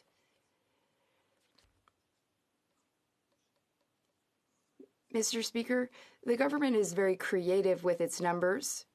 Here is an interesting example of that. The government, on page 9, defends its vaccine strategy, saying it has the largest number of vaccine deals with companies per capita, and 15 other countries are cited, including Switzerland. Switzerland does very well because it has pharmaceutical companies. In the charts in this document,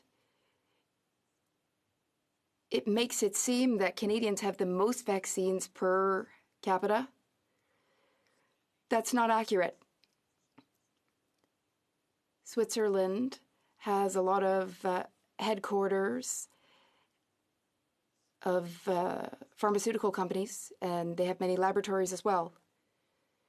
The Liberal government is being creative with the numbers in order to show what a good job they're doing, but the real facts, the real numbers are worrisome. Dr. Caroline Quach, she has answered the question that we often ask in this House. Could Canada have produced its own vaccines?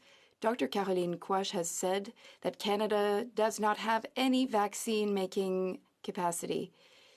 In Toronto and other places, there were labs like Sanofi Pasteur labs.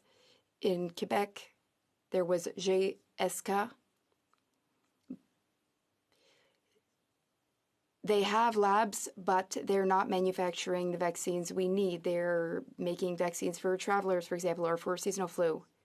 In the past few decades, in the past 15 years, in fact, in Quebec, we used to have a really strong pharmaceutical industry. We had many laboratories which would have been able to rapidly retool to produce vaccines. But unfortunately, successive governments made political choices which took away that vaccine-making capacity. During the 80s, during the Meech Agreement, Quebec worked with Ottawa and produced a lot of successful results for the pharmaceutical industry in Quebec. But after 95, Ottawa pulled out of an agreement. Quebec had to work twice as hard, but it wasn't enough for the multinationals which were in Quebec, so they shut down or they left Quebec. The effects of that became very visible in the 2000s. The year of the referendum, though, in 95, there were political decisions here in Ottawa which made the pharmaceutical industry in Quebec suffer. We have had pandemics before. There was H1N1, SARS. Some experts have said that we're lucky because the current virus is not so contagious as other viruses. We have found out that a year ago, the government closed a national stockpile center, getting rid of hospital gowns and masks, other equipment.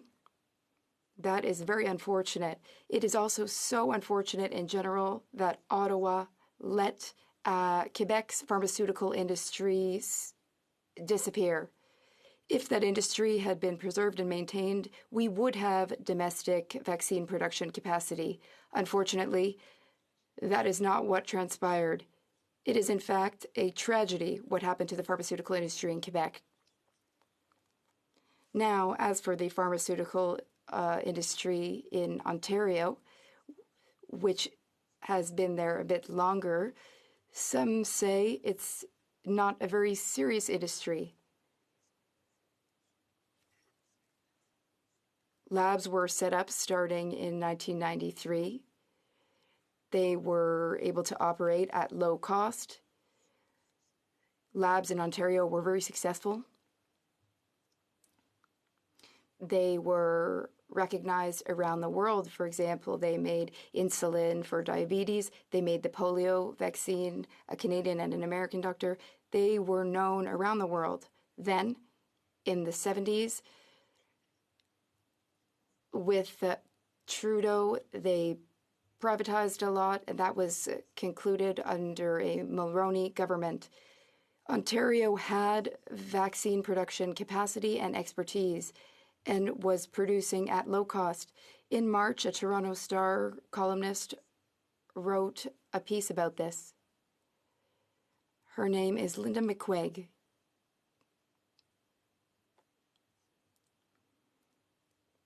If we want to foster economic development, we need vision.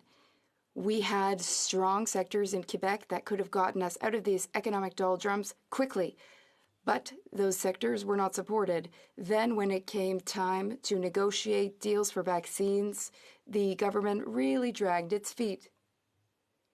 So we're behind.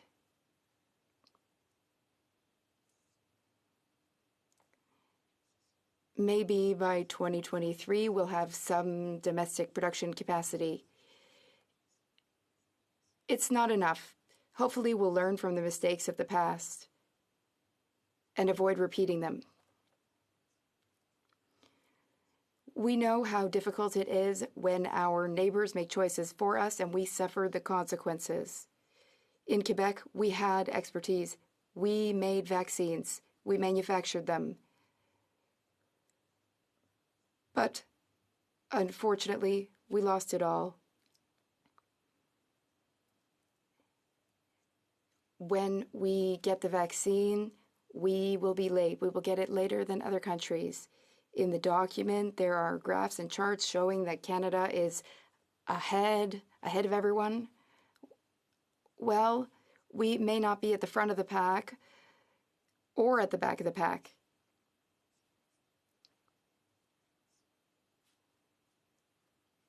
Here's what we wanted to see, Mr. Speaker. We wanted to see more funding for healthcare. We wanted to see more money for seniors. The government has, in fact, committed to that, but that has been reneged on. We wanted to see more for recovery programs. We wanted to see sectoral support programs for aerospace and other suffering sectors. There's none of that. We're told to wait for the budget. It'll be in the budget. Well, once again, this is being punted down the road. There are some positive measures for the environment, eco-friendly retrofits, zero-emission vehicles. That's good, but doesn't go far enough. As for web giants paying taxes, we support that. We support levying taxes. There's another measure for stock options. Limited to $200,000. That's something. That's a step.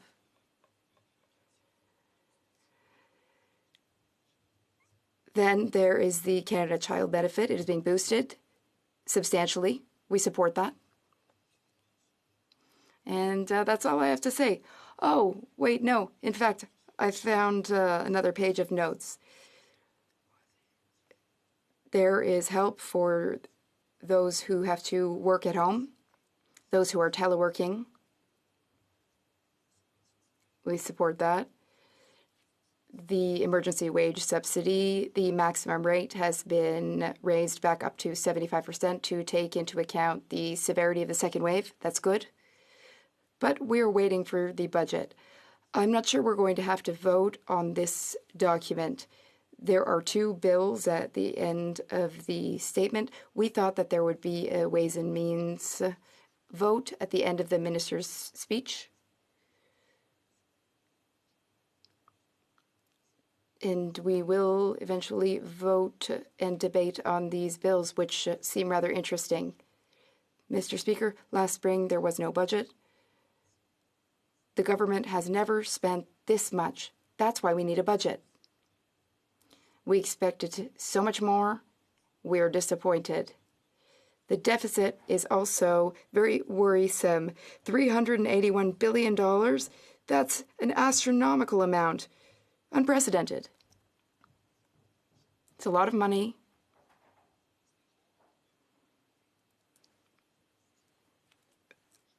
Much of this money was put to good use, for example, supporting workers who lost their jobs. But the government must be more transparent. There was the We Charity scandal. There was a lack of transparency.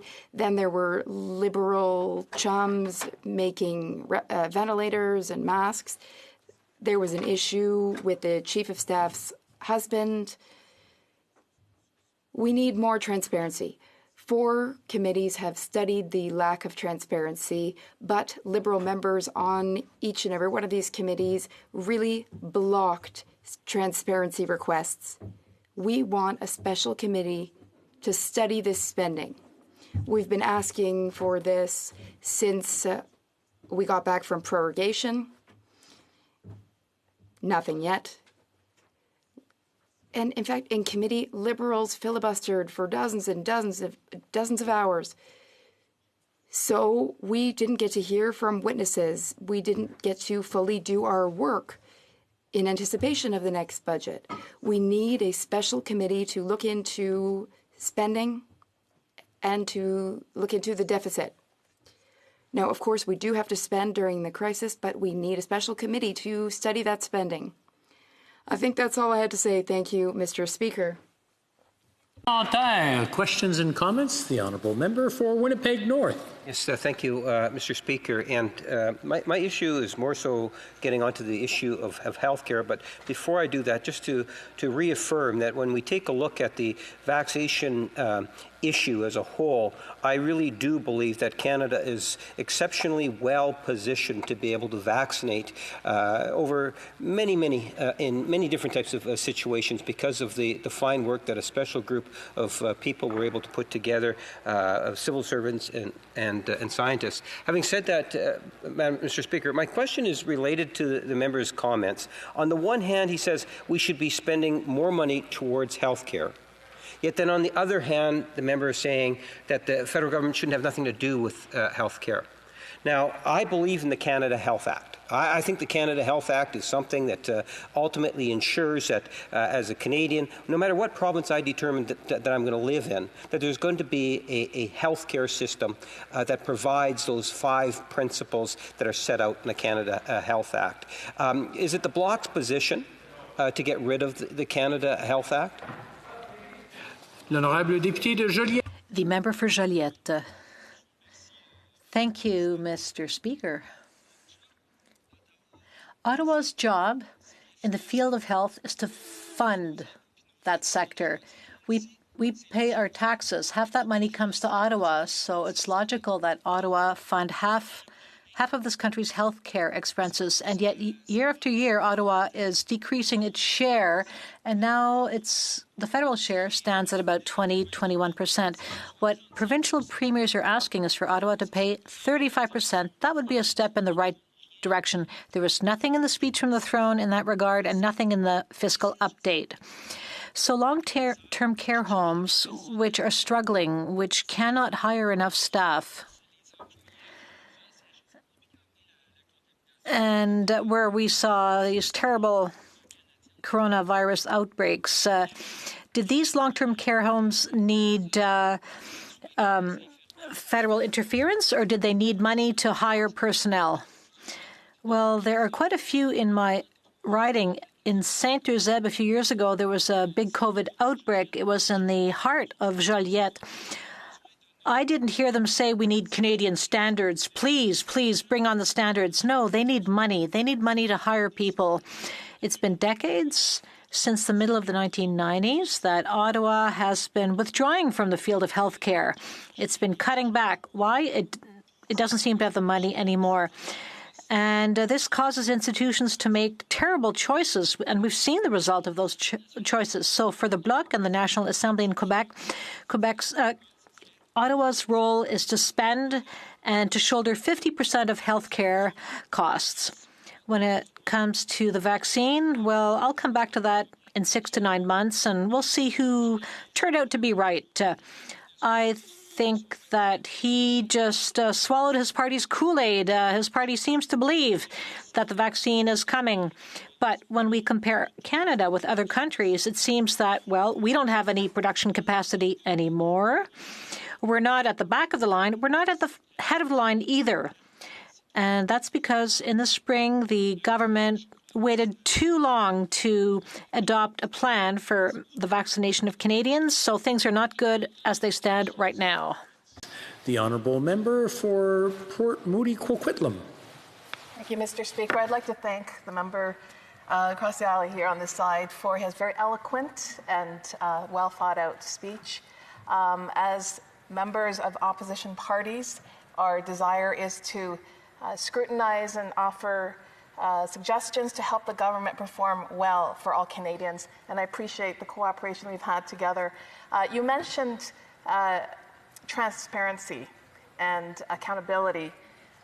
Could you share ways that perhaps if that was dealt with better, how Canadians would have benefited more during this crisis? Thank you. I just want to remind the honourable members to place their questions through the chair. It's wonderful when it's nice and peaceful like that, but sometimes it gets emotional and it goes back and forth and it gets out of hand. Just a reminder for all members. L'honorable député de Joliette. The member for Joliette. Thank you, Mr. Speaker. I'd like to, first of all, thank my colleague for her question and for her positive observations. Yes, we can find solutions. We can improve projects and come up with suggestions to ultimately help people when the work is well done. But here we are with a government which is spending more than ever in Canadian history. Why? Because the situation is serious.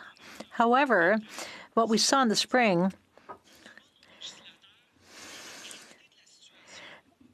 now given the seriousness of the situation, the government pulled back. It imposed closure.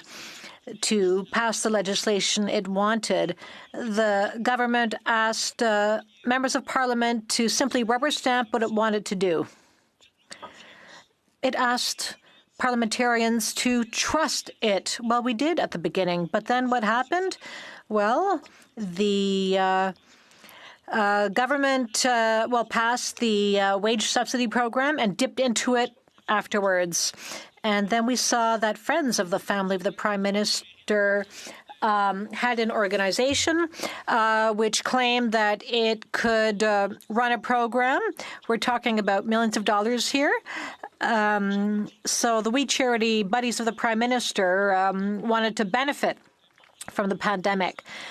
Listen, we're talking about billions of dollars here, and it's impossible to scrutinize everything, all the money being spent with the way things are being run right now. So really, the government is asking for blind trust, but it has lost the trust of parliamentarians. So we do need to implement more programs, but we have to do it more transparently. And therefore, we need a special committee to study these program expenditures. It was promised since after prorogation, but the government has done nothing to create such a special committee. It does not want to be transparent about how it is spending taxpayers' money. We go back in time and remember the sponsorship scandal. We thought the Liberal government had changed its stripes, but clearly it has not. This is unacceptable, and therefore we need a special committee to review all the money the government has spent in the interest of rebuilding trust. The member for New Westminster, Burnaby. Thank you very much, Mr. Speaker, and I'd like to thank my colleague. I know that as a member of the Finance Committee, he knows that we have to look at government revenues.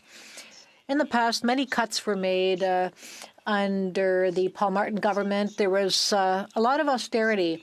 However, so if we don't make sure there are enough revenues, and if too much money is spent, draconian cuts are brought about. Now, we know that there are some corporations in Canada and wealthy people who don't pay their fair share of taxes. We don't have a wealth tax here in Canada. And some people, Canadians, hide their money in tax havens, and we have no way to go after that money. And this government here is managing an unfair tax system, and it is not going after billionaires, which during the pandemic saw their wealth increase by $53 billion, and yet they're not paying their fair share in taxes. What does my colleague think of that? Thank you, Mr. Speaker. I'd like to thank my colleague for his question. Everything you said is very true. Many economists have said that the problem with this pandemic is that there's a K graph, a K table. The poor are getting poorer and the rich are getting richer. So there's a downward line and an upward line. It's a lack of tax fairness. But as a society, we have to make sure that we level the playing field for everyone and that wealth is redistributed. Thomas Piketty is a French economist. He has talked about a wealth tax. And the Minister of Finance has, in the past, written a book on plutocrats, billionaires in our world who get away with whatever they want. So these are important issues we need to scrutinize, and we need to eventually redistribute wealth in a way that's more fair. Obviously, it's a complex issue, because if we increase taxes on the rich, we have to make sure that they don't move their capital elsewhere. So it's a complex matter, but we have to tackle it. Even more important, tax havens are still legal in Canada. And why? Because this government has not made them illegal. They are immoral. Take Bay Street banks. They've made record profits this year. They put those profits into tax havens. Why? So they don't pay their fair share of taxes. That's unacceptable, and it has to change. Resuming debate. L'honorable député de New.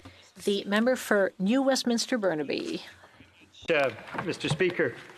And I'd like to start off by saying a big part of this economic update touched on things that have happened over the course of the last few months. And as you're well aware, Mr. Speaker, when this government, when we first hit the pandemic, this government certainly was willing to work with opposition parties, and the NDP stepped up. Now, you'll recall as well, Mr. Speaker, that the first action of this government during the pandemic was to offer supports to the banking sector, about $750 billion in liquidity supports from a number of different federal institutions. That was a bold move. It's not matched by any boldness to actually support regular Canadians at this stage in the pandemic. Now, Mr. Speaker, as you're well aware of what the member from Burnaby South did, and the entire NDP caucus was step up with a series of proposals that we knew would make a difference in the lives of Canadians. Canadians have really struggled through this pandemic. They are still struggling. And we believed that there needed to be a series of measures that would make a difference in the lives of people as they struggle to put food on the table, to keep a roof over their head, to keep often their small business that they have often given a life to, keep that small business operating so that we avoid that tragedy of people turning the key in the lock for the final time as they leave that small business behind. So that was the measure that we brought to this pandemic response. And this is what we proposed and forced and pushed the government to put into place. First, emergency responses. And when the government had a series of holes in the emergency response benefit, we pushed for the student CERB as well. We pushed for a 75% wage subsidy. The member from Burnaby South was very eloquent in this regard. Other countries had done that, and we believed very firmly that Canada needed to put in place a 75% wage subsidy too, to make sure that businesses could continue to operate and that people could continue to work. We pushed, and through this House, as you know, Mr. Speaker, support for seniors. We pushed for a moratorium on student loans. We didn't think that students should have to pay back their loan to the federal government at a time of this pandemic. We pushed for supports for First Nations communities, and a whole number of members of our caucus were very strong, pushing the government to provide those supports.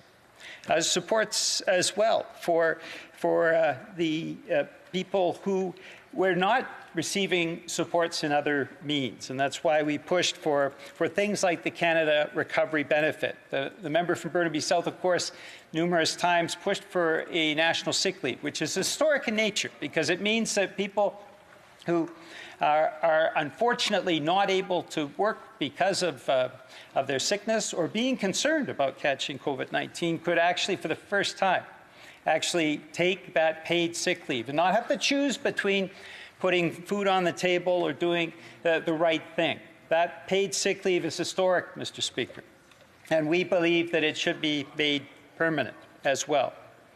We provided and pushed for sectoral supports for a variety of industries, and members of this caucus, including the member for Courtenay Alberni, who is our small business critic, pushed for an emergency rent subsidy. And Mr. Speaker, this and our supports that we pushed for very strongly for people with disabilities are two areas where basically the government only did partially what needed to be done to provide those supports and make sure that those Canadians had the wherewithal to get through the pandemic. First, for the emergency rent subsidy, the government rolled out a program that was tied to a company that had ties to the Chief of Staff of the Prime Minister. And the initial program that was rolled out actually was with a commercial mortgage company, and it was for landlords who held commercial mortgages. Very clearly inadequate, very clearly a very strange approach. And we continue to push, Mr. Speaker, for this second emergency rent subsidy, which is a much better program. But as you're well aware, Mr. Speaker, that program has not been retroactive for the course of the spring and the summer. And it should be, because many of the businesses who went through all those difficult periods through the spring, through the summer, and are now living these difficult periods in the fall need the wherewithal and need those supports. And we continue to press this government to make that red subsidy the retroactive prior to the spring, so that those businesses that weren't able to benefit because the program was so complicated and actually a failed program in so many respects, that they, with this new rent subsidy program that the NDP applied pressure to bring to bear, would actually be able to benefit from it. And for people with disabilities, Mr. Speaker, I have expressed on the floor of this House my deep disappointment that while the banking sector got $750 billion within days of the pandemic, this government had to be pushed and prodded repeatedly. The member from Elmwood Transcona, the member for Hamilton Centre, and other members of the NDP caucus pressed this government repeatedly. And finally, they, after an 8-month wait, put in place supports that are partial for people with disabilities that are only registered and exist in the federal database. Now, Mr. Speaker, there is no doubt there are many other people with disabilities that need support, and the only way to do that is with the planning and forethought to make sure that those who are registered provincially for disability programs get supports. But in short, Mr. Speaker, what the NDP brought to bear was a series of measures that would make a difference for people, and we will continue to do this. Now, this is where my disappointment lies, and our disappointment with the fall economic statement, because we believe that those supports need to be continued, that there needs to be a sense that all Canadians matter and that we all come through this pandemic. And coming out of the pandemic, that we can actually put in place a very solid foundation for Canadians in the future. And yet, the government has refused to do this. With the fall economic statement, they've refused to take any of the revenue measures that have been suggested not only by the NDP, but by many forward-thinking people, thinking ahead. As the Parliamentary Budgetary Officer, who is our independent officer, all Canadians can rely on his advice, said very clearly, with the fiscal situation of the country, there are only two alternatives. One is to cut those services and supports to people, otherwise known as program cuts or austerity. And Liberals may laugh at that, but they also laughed at austerity when we suggested it back in Paul Martin's day. And we know the result, Mr. Speaker. The cuts in programs have an impact even to the present day. And the ending of the National Housing Program for the justification of austerity means today there are people who remain homeless because the federal government stopped building of affordable housing that is so necessary for so many Canadians. Well, Mr. Speaker, when we look at the fine print, because with the NDP, we don't always don't only look at what is said in the sort of basic speech and the basic balance sheet of this economic statement. We also look at the details, and the summary statement of transactions clearly indicates that what the government plans to do next year is substantial cuts in program expenses. Now, many of those are program expenses that come through COVID-19, Mr. Speaker, but there is no doubt that the intention of the government is not on the revenue side to increase the revenues, to put in place supports that make our rebuilding sustainable, but instead a choice to look to ultimately wind down programs of support, and without looking to replace them with other programs that can make a difference in people's lives. Now, you'll recall, Mr. Speaker, that so far during this pandemic, Canada's billionaires have added to their wealth in the order of $53 billion.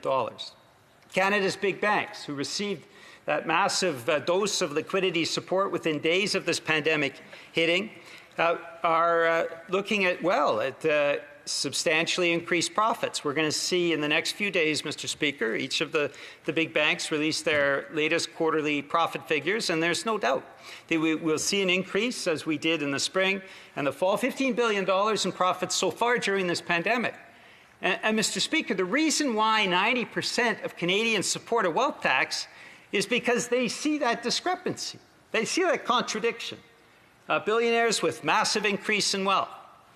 Some of the web giants, massive increase in profits. Banking sector, significant profits right through this pandemic, while so many Canadians are struggling to put food on the table. So many Canadians are struggling to make ends meet, keep a roof over their head. So many small business people are struggling to keep that small business operating. They see the contradiction between the banking profits, the addition to billionaires' wealth of over $53 billion. They're well aware of the massive amounts of money we lose every year to overseas tax havens. Mr. Speaker, as you're aware, the Parliamentary Budgetary Officer, again, as the independent officer of Parliament, advises all parliamentarians that we lose over $25 billion each and every year to overseas tax havens. And Mr. Speaker, of course, $25 billion, that means over the last 5 years under this government, it's been over $125 billion lost to overseas tax havens. And when we talk about the supports that Canadians need now, we see those massive amounts of money that have not been diverted to help Canadians, that rather serve to pad the bottom line of some of Canada's wealthiest people and some of Canada's most profitable corporations. We also have the web giants, and you know this, Mr. Speaker, that during this pandemic we've seen substantial increases in profits by the web giants like Facebook and Amazon, Netflix, Google, and yet they don't pay corporate taxes in Canada. And so the measures announced today that are only talking about implications around the GST, HST, are minor compared to the impacts of not paying that corporate taxation.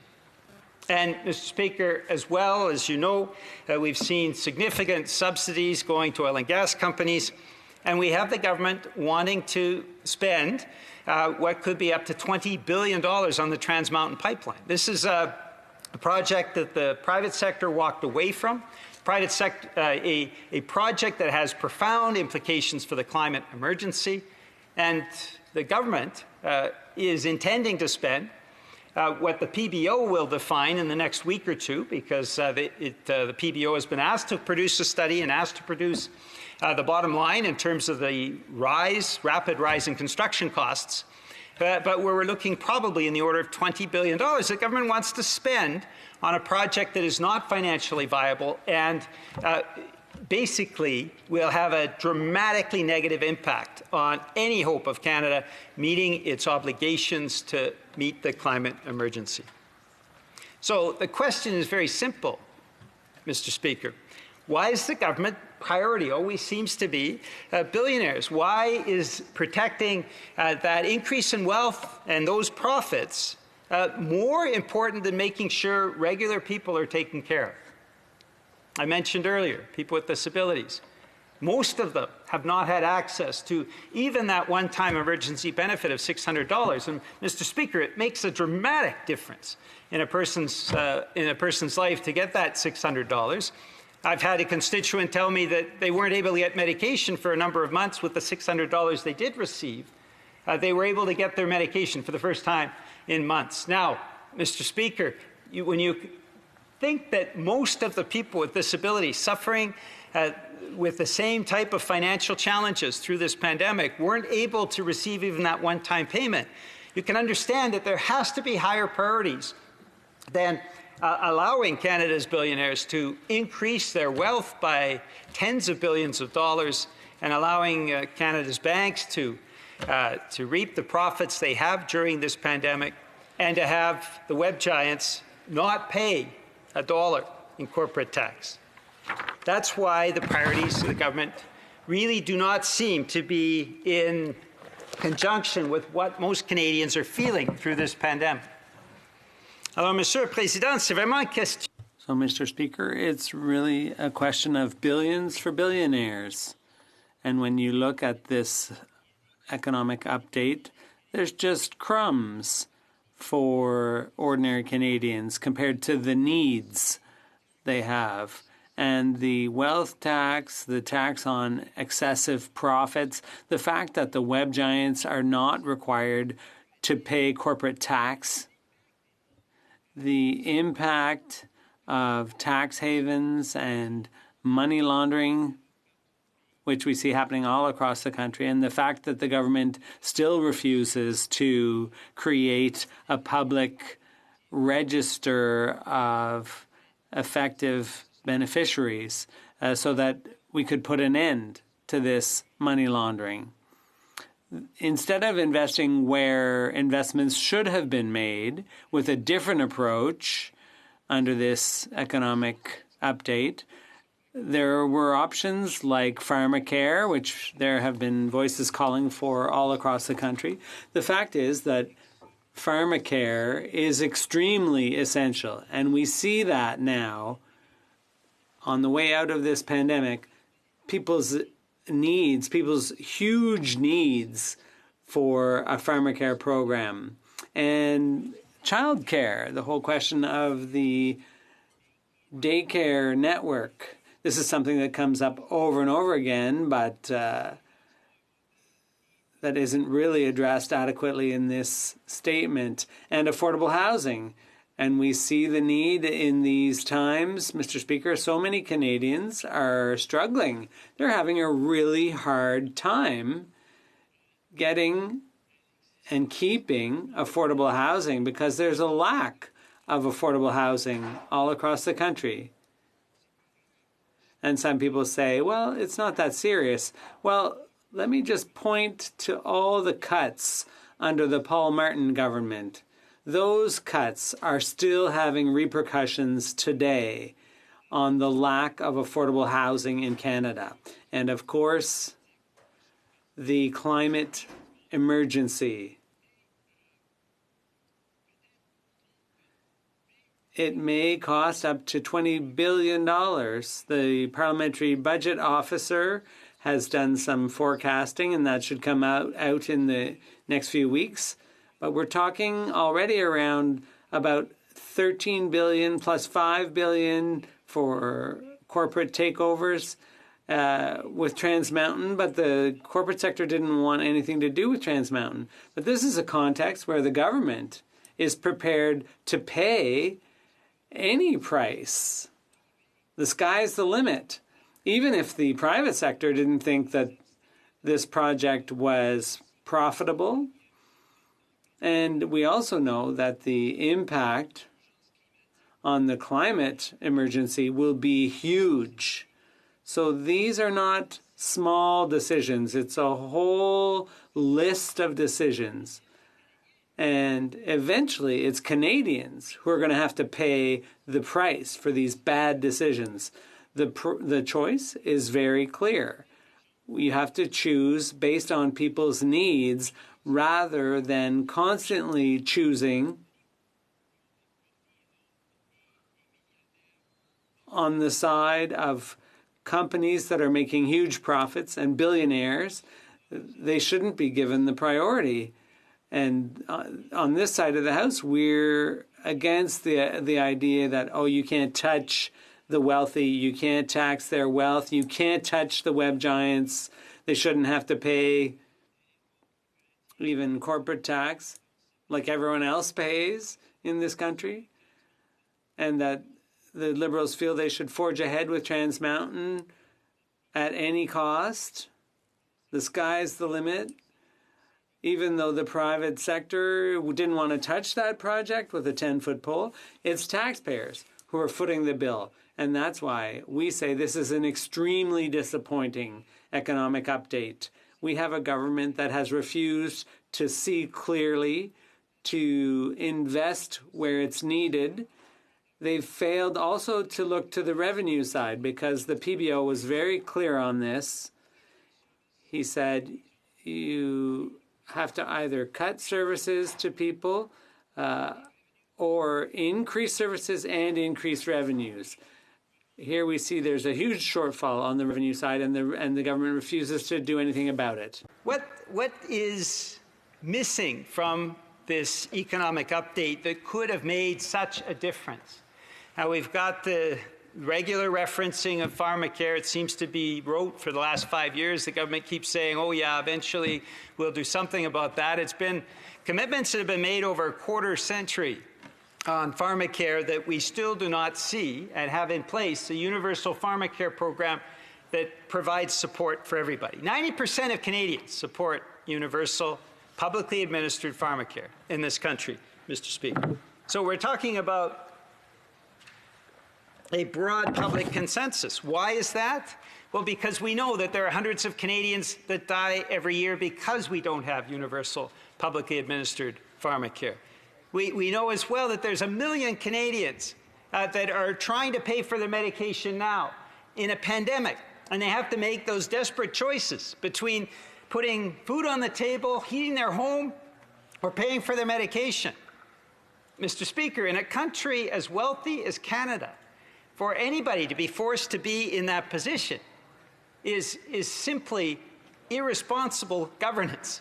When a government puts a person in that position, it's a government who is neglecting that person's basic needs. And the reality is, Mr. Speaker, as you're well aware, what pharmacare brings is a huge cost savings to Canadians. The Parliamentary Budgetary Officer, again, independent, nonpartisan officer of Parliament, and all of his reports and the reports of his team are well worth MPs reading.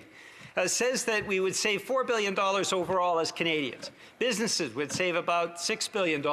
Individuals who are paying now for medication out of their pocket would save about $5 billion. So what this economic update should have announced, instead of the direction that the government took, is to say, we're moving to get pharmacare in place now. And so we are going to actually put in place the steps that are needed. We're going to sit down with the provinces.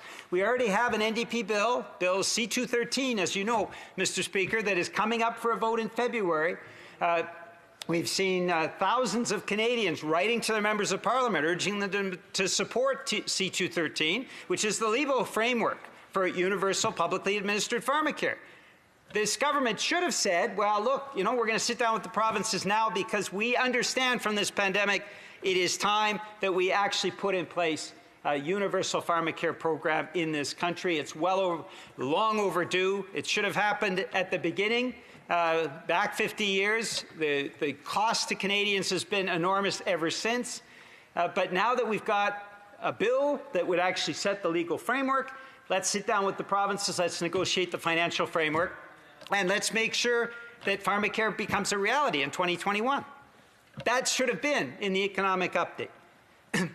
What should have been in the economic update is a real commitment to childcare, Mr. Speaker, and childcare advocates across the country know how important childcare is for our economic prosperity. The reality is, as you know, Mr. Speaker, for every dollar invested in national childcare, we actually get about $6 in economic stimulus that comes out of that. It is probably the best investment a country can make. And countries that have universal childcare programs know, with the participation of families, women in the workplace, that there is a huge economic boom that happens when you make those investments in childcare. Tragically, Mr. Speaker, in this economic update, the government just basically draws the line on the next steps that should have been phase 2 around national childcare. They basically stop at phase 1 and they say that's enough. But the reality is, Mr. Speaker, the reality is you've got Canadian families that are spending up to $2,000 a month per child because there is no childcare. And so we need to turn that around and put in place a childcare program. We already know from childcare advocates the investments that are needed. The investment next spring would need to be $2 billion plus. The government is not even providing half of that amount and basically freezing it at an amount that is well below what is needed for national childcare. And Mr. Speaker, I can tell you from a constituent named Michelle, who works with her family, with her children, trying to find a childcare space has been a real struggle. And she's been able to get sort of an ability to substitute in with a local childcare that is full up. She's able sometimes to have her child have access to it. But like so many other families across the country, struggling with childcare costs of up to $2,000 per child, they see that this needs to happen. It is surprising to me that the government has not taken the opportunity in looking to build back better, to build into the framework. So coming into 2021 with pharmacare, universal pharmacare, with a national child care plan, we would be looking to build back better, Mr. Speaker. But to do that, you need to establish the revenue foundation. You need to put into place those measures that I spoke about earlier. You can't keep giving $25 billion away to overseas tax havens. Can't refuse to put in place a wealth tax and excess profits tax when billionaires have increased their wealth during the pandemic by $53 billion. You can't, if you don't put in place the revenue foundation, what it leads to, as the Paul Martin government found out, is austerity and cuts, Mr. Speaker. And when you look at the fine print of this document, you see that once we get past the spring, the government intends to dramatically decrease the amount of supports that are going to regular Canadians. That should give everybody pause, because that's exactly what happened under when Paul Martin was finance minister, and when we saw the cuts to the National Housing Program eradicated for a generation. And we continue to deal with the fallout of those cuts. Well, Mr. Speaker, as well, we have to deal with the climate emergency. We have the pandemic and the climate emergency occurring at the same time. And so for the government to make these massive investments, up to $20 billion, in ramming through Trans Mountain, when Indigenous people have raised huge concerns, when there is a variety of very legitimate criticism of the government in this regard, that the government can't pretend to be working on the climate emergency when it builds a massive pipeline that will undercut anything else that it does. And so this economic update should have made an announcement that the government's not going to pour more money into Trans Mountain, the $20 billion. Instead, that what they are going to do, what they should have been announcing, is a shift to clean energy. And that $20 billion could be used to create hundreds of thousands of jobs. In the clean energy industries, we know in the United States, with the change in government, what most recent projections indicate is that the clean energy sector will increase quadruple over the next 10 years. Canada could be positioned to take advantage of that if the federal government worked with the provinces on clean energy production and ensuring clean energy investment. But instead, federal government, this Liberal government, is building a pipeline, Mr. Speaker. It makes no sense. And it means that the direction the government is taking in this document is simply not sustainable. Issues like affordable housing and that investment, the affordable housing and the right to housing that the NDP brought just a couple of weeks ago to this House, are fundamental. Ensuring that the needs of Indigenous communities are met are fundamental. And yet, what we see from this government is an approach that prioritizes the needs of wealthy Canadians and Canada's most profitable corporations over the needs of Canadians from coast to coast to coast. This is what is most disappointing about this economic update. There are some measures that I think we could all say we can support. Those measures are all below what is required in this time of a pandemic and at a time when so many Canadians are suffering and so many Canadians want to see a difference in this country, a country that has neglected, with a federal government that has neglected quite often so many fundamental issues, whether it's the climate emergency, the needs of Indigenous communities, the need for affordable housing, putting in place pharmacare, putting in place national child care. Those are all legitimate needs that have not been met for years. And yet the government continues to prioritize other things. And the result of that, Mr. Speaker, is something that I think Canadians will say, particularly when they read the fine print, this is not the direction that we want to see going forward.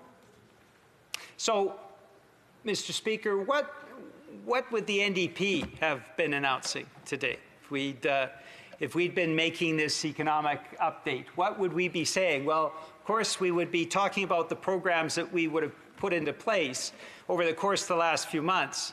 I would say, Mr. Speaker, we would very clearly have taken a better approach in terms of the pandemic. Some of the suggestions and some of the things we pushed and fought for and negotiated on are in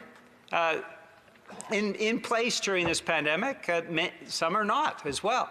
And, Mr. Speaker, some of the things that are absolutely fundamental to us. First off, with people with disabilities months ago, we would have already been seeking to get the provinces on board to make sure that that payment, the pandemic payment that went out to people with disabilities, went to every single person with a disability across the country. We would have made absolutely sure of that. It would have meant a couple of months of preparation work, but it would have made a difference. There is no doubt, Mr. Speaker. For the rent relief program that we have pushed and prodded the government to bring to bear, we would be making it retroactive for all those businesses that simply could not afford or access the program when it was originally set up. We would be making sure that those businesses retroactively could take advantage of that. And, Mr. Speaker, we would be making sure that the many holes that we saw through the pandemic response were actually filled. That is an effort that we undertook, Mr. Speaker, as you're well aware. When we saw the government leaving holes, we fought back and negotiated and fought and pushed to make sure as many holes as possible were filled. But we would have taken the approach that everybody matters and we should not be leaving anybody behind. For this economic update today, we would have been announcing that we are putting in place the adequate funding for the next stage in the National Child Care Program. And we would have made sure that that funding was available so that we could see, Canadian parents could see, and Canadian families could see the next stage of child care funding being put into place, that National Child Care Program seeing the light. If it was up to us, Mr. Speaker, today, we would have said that no more money for oil and gas subsidies. What we need to do is focus on the climate emergency. And we won't be spending $20 billion on Trans Mountain. We'll be making sure that money as well goes to ensure clean energy development and jobs. We'd be investing in Indigenous communities. We'd be making sure that the shortchanging that has been has created so much suffering and so many crises in Indigenous communities was ended, and the supports were in place for health care, for housing, for clean water. All of those things would have been making sure that today we're announcing an affordable housing program that ensured the right to housing, and that we could put into place something that means within a short time period, Mr. Speaker, we actually end the homelessness crisis that we're seeing in our country and that has been aggravated by the pandemic. We would have been making sure that we pay for these things, Mr. Speaker, by putting into place the revenue measures that I mentioned earlier. An excess profits tax, like we had in the Second World War, because Canadian governments understood the importance of actually making sure that when we're all in this together, that everybody pays their fair share. We would have made sure that there was in place a wealth tax. So Canada's billionaires, with their $53 billion in additional wealth during this pandemic, paid their fair share.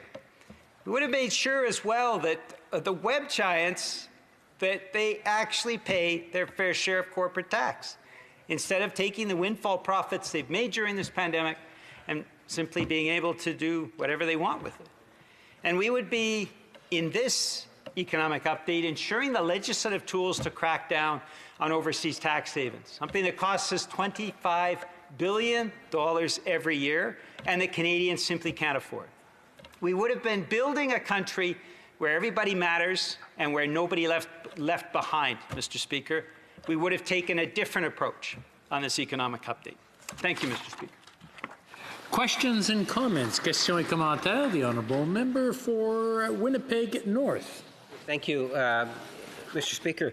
You know, I have a passion for a national pharmacare program, as I know many of my, if not all of my Liberal colleagues have on this side of the House, and we're very happy with the degree in which we've been moving on that front virtually since we've been in government, and a number of things have been set into procedure, and we'll have to wait and see, and hopefully it'll be sooner as opposed to later. But my question to the member is more so in regards to helping me out better understand something. When I was in opposition in the Manitoba legislature, I sat while the NDP were in government. And budget after budget, on several times, they decreased corporate tax. Even when I challenged them on why are they decreasing corporate tax, but they decreased it. Now I hear here in Ottawa, the NDP are advocating the very opposite. They're saying, go heavy on corporate tax.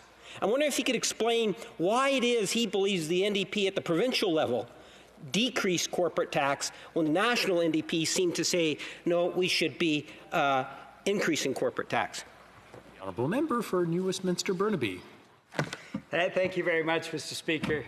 The member asked this question knowing full well that Canada has the reputation of having the most porous tax system for corporate profits among all industrialized countries. In fact, we're also known as the snow-washing capital of the world for those who make illegal money and want to basically money launder it here in Canada because of these porous legislative tools that the government has always refused to provide to CRA. Now, Mr. Speaker, as you're well aware, the Canada Revenue Agency came to the Finance Committee a few months ago, and when asked why nobody who has involved in the Paradise Papers, the Panama Papers, the Bahama Papers, all notorious tax haven tax evaders, why none of them have been prosecuted, and CRA said after 5 years, the Liberal government has not provided us with the legislative tools, not one legislative tool that we actually see. So the CRA has said they don't have the tools to actually prosecute what is massive tax evasion. The PBO has told us it's $25 billion in tax dollars every year that we lose. And so my question back to the honourable member from Winnipeg North is why, with all those facts, him being well aware of all those facts, he's a very educated man, why has the Liberal government steadfastly, in the last 5 years, refused to take action to crack down on overseas tax havens, to put in place a wealth tax, even to put in place an excess profits tax? Why, with the Liberal government, do billionaires always come before people? In comments, questions et commentaires, the honourable member for Sarnia-Lambton. I'd like to thank my honourable colleague for his speech. He mentioned pharmacare, and we know that the Liberals have been promising pharmacare forever, and it's still not in the economic update. And there were other things like that in the economic update, the 2 billion trees that they were going to plant, and they've not even planted one tree, and they've been saying this for years. And I see that boiled water advisories and fixing those is back in, even though they promised that, in 2015. So it doesn't give me a lot of confidence that the government is actually going to implement any of the stuff that was in the economic update. Does the member share my skepticism? The honourable member for New Westminster Burnaby. Well, thank you for the question. Do I share the skepticism? Supply management. This time the Liberals say, this time we're really going to do it. We're going to provide support to the supply managed sector. For boiled water advisories, this time Liberals say we're really going to do it. This time, the other times we were kidding. This time it's really, really going to happen. Pharmacare, absolutely nothing new in this economic update, but Liberals said, and in the text it is, Yes, here it is. Yes, Liberals promised this time we're really, really going to do it. I mean, Liberals have broken promises for 5 long years. This economic update tells us that this time they actually mean the things that before they have broken as promises. I hope it's the case in at least those 3 areas, but there are many, many other broken promises that I don't think Canadians will forgive them for having broken yet again. Questions and comments? Questions et commentaires. L'honorable député de Rosemont. The Honourable Member for Rosemont, La Petite Patrie. Thank you, Mr. Speaker. I thank my colleague for his speech. I have many important points to make, especially when it comes to tax havens and tax evasion. There is so much missing from this economic update. It's so disappointing. For example, we're smack dab in the middle of a pandemic, but there's nothing about healthcare, dental care, health transfers to provinces.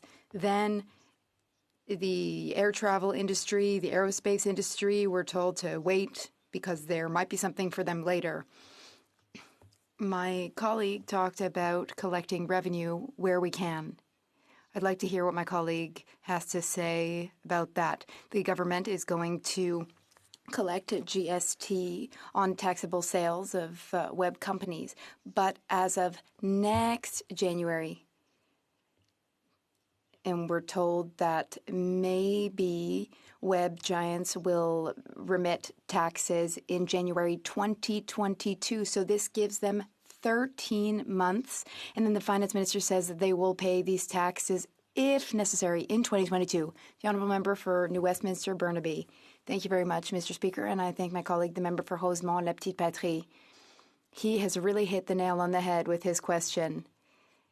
When it comes to web giants, they will not be bound by any obligations. The government is not making any firm commitments.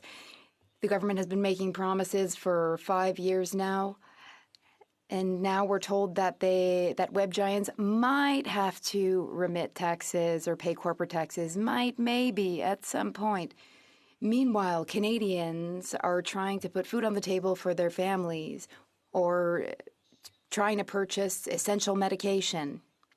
Canadians need support, relief, and they're receiving some, sure, but not a lot.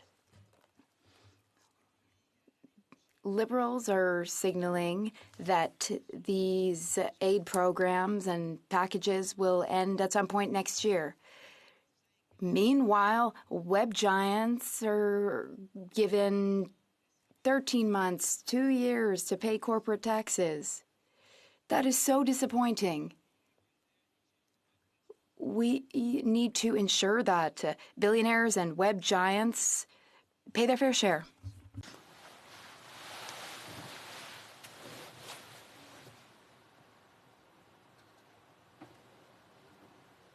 The Honourable Member for Nanaimo Ladysmith. Thank you, Mr. Speaker. I continue to have an issue when the language is switched from French to English. I don't hear you're announcing me at all. I'll have to talk to IT about that. I'd like to thank the honourable member for Burnaby New Westminster for his speech. I agree with a lot of what he has to say. We need to close tax loopholes. We need to tax the billionaires. We need to deal with these web giants and proper taxation for them. That's how we're going to pay for these programs that we want. Universal pharmacare, childcare, taking care of our citizens with programs like a guaranteed livable income.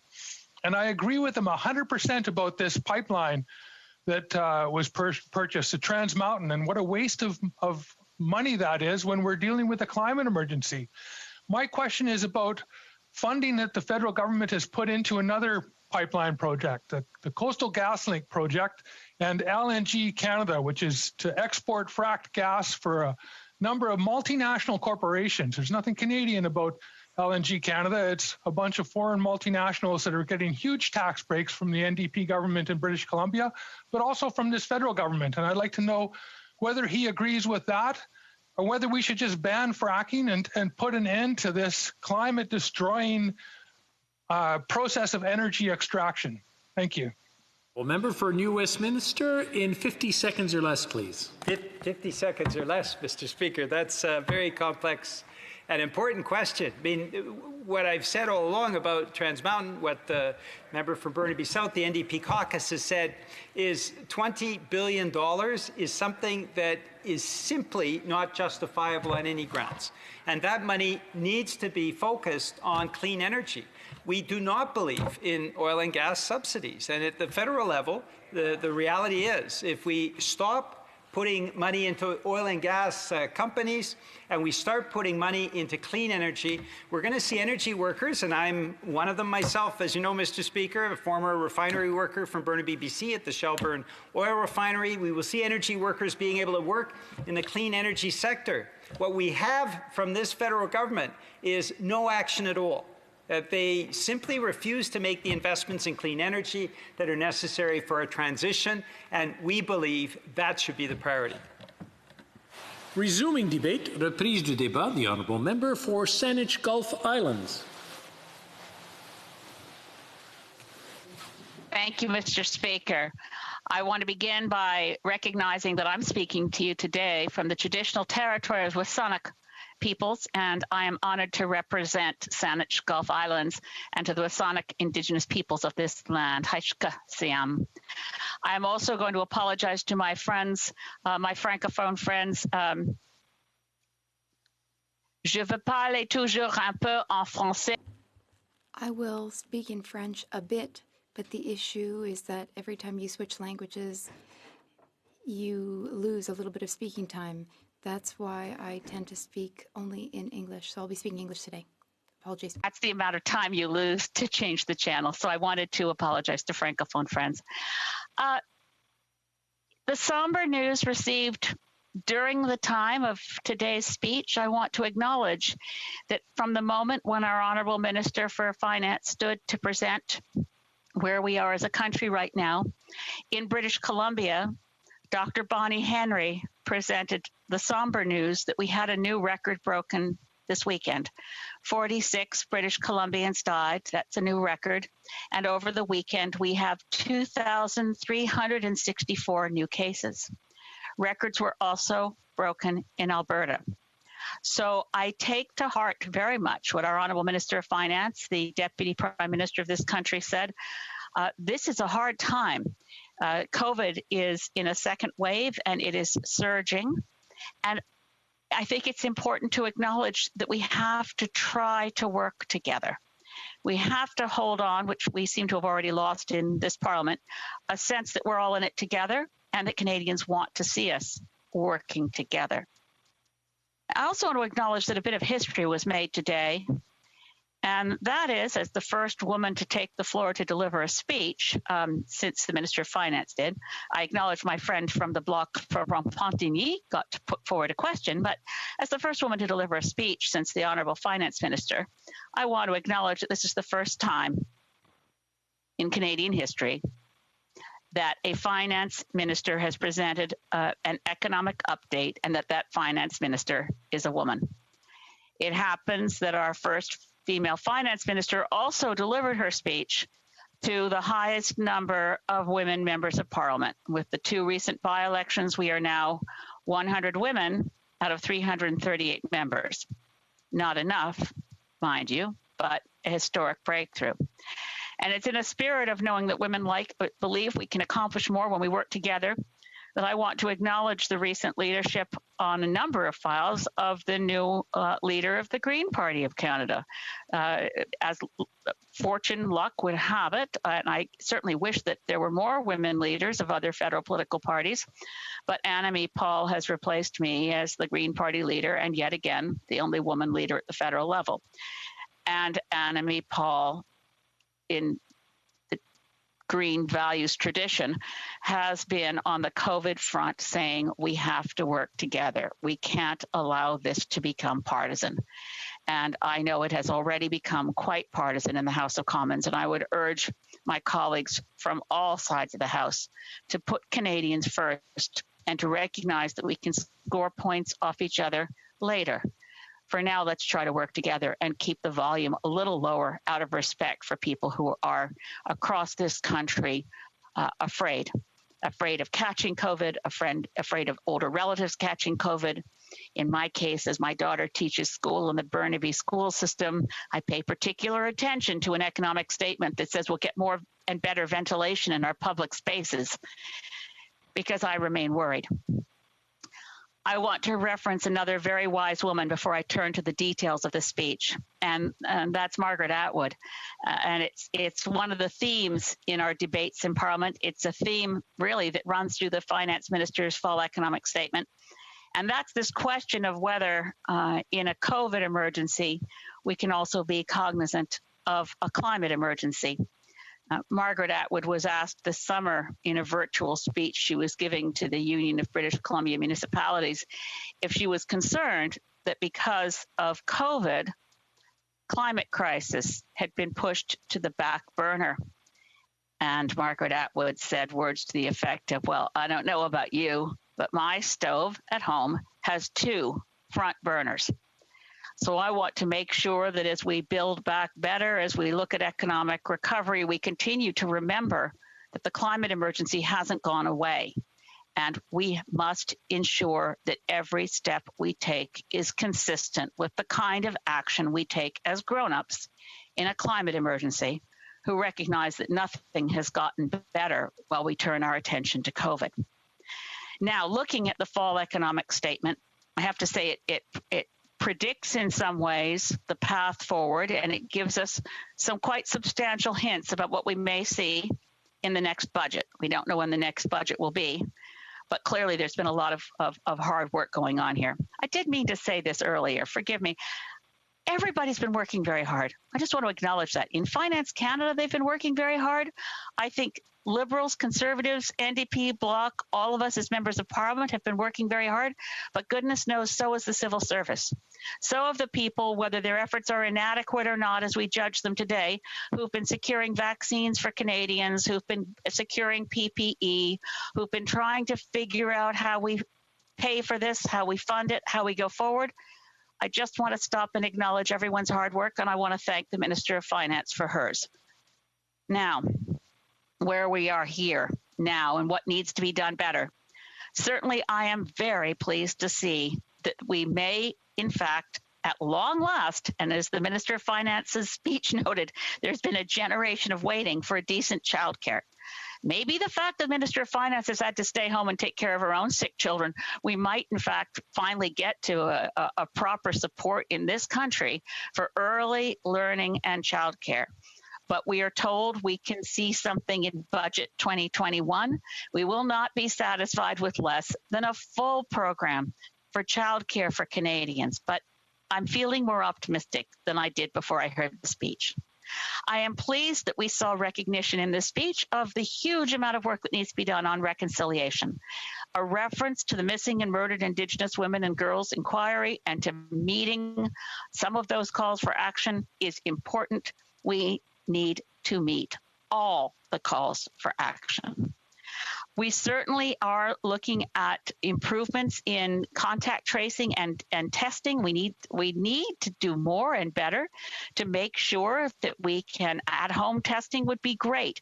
Quicker results would be great. And I note this on the vaccine front, and I hope this is offered in the spirit, it's offered in the spirit for sure of collaborative and practical thinking about where we are on vaccines. Angus Reid polling tells us that 39% of Canadians say they want the vaccine as soon as it's ready. 38% say they'd like to wait and see. People want to make sure that it's tested and safe and can be used safely. I'd like to encourage the government to think about vaccines in relation to making sure that we all agree who the frontline workers are, who needs to get it first. That we recognize that it wouldn't be a really wise global course for Canada to hog all the vaccines so every Canadian is vaccinated before, say, frontline healthcare workers in other countries. We need to take a sensible approach and make sure the vaccine is rolled out and that those who are in the front lines get it first, and that we recognize that we're all working together to ensure safety and reliability in the vaccines that are delivered. I hear concerns from my constituents on both sides of this, those who want it quickly and those who say, wait a minute, I want to make sure it's tested properly. I'm very encouraged to hear more for youth in this budget. We let our youth down badly last summer. We need to increase the number of summer jobs, as is promised in this speech. And we're very encouraged to see, as my honorable colleague, the member from Fredericton, asked in the House, I think just a few days ago, will the government agree that we should at least eliminate interest charges on student debt? It's very encouraging to see that that will be done for 1 year, but let's keep doing it. And let's work towards abolishing tuition and giving our kids a good start in life without emerging with massive student debts, which unfortunately remains the case for so many of our young people. We can do better for our youth. I was also really pleased to see the references to more pharmacare development, but it's very slow.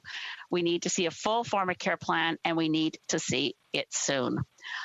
It was encouraging to see a recognition that the natural course of market share between fossil fuels and renewables, the economic statement notes that the shift that was occurring before COVID hit, we were already seeing a massive shift of investment away from fossil fuels and towards renewable energy. This economic statement confirms that that shift is happening, that the oil sector is not likely to recover, that the share of renewable energy as affordable and reliable is only going to increase. This is good and encouraging news and should underpin where we go when we look at measures related to climate. So let me turn my attention now to the other emergency, to the climate emergency.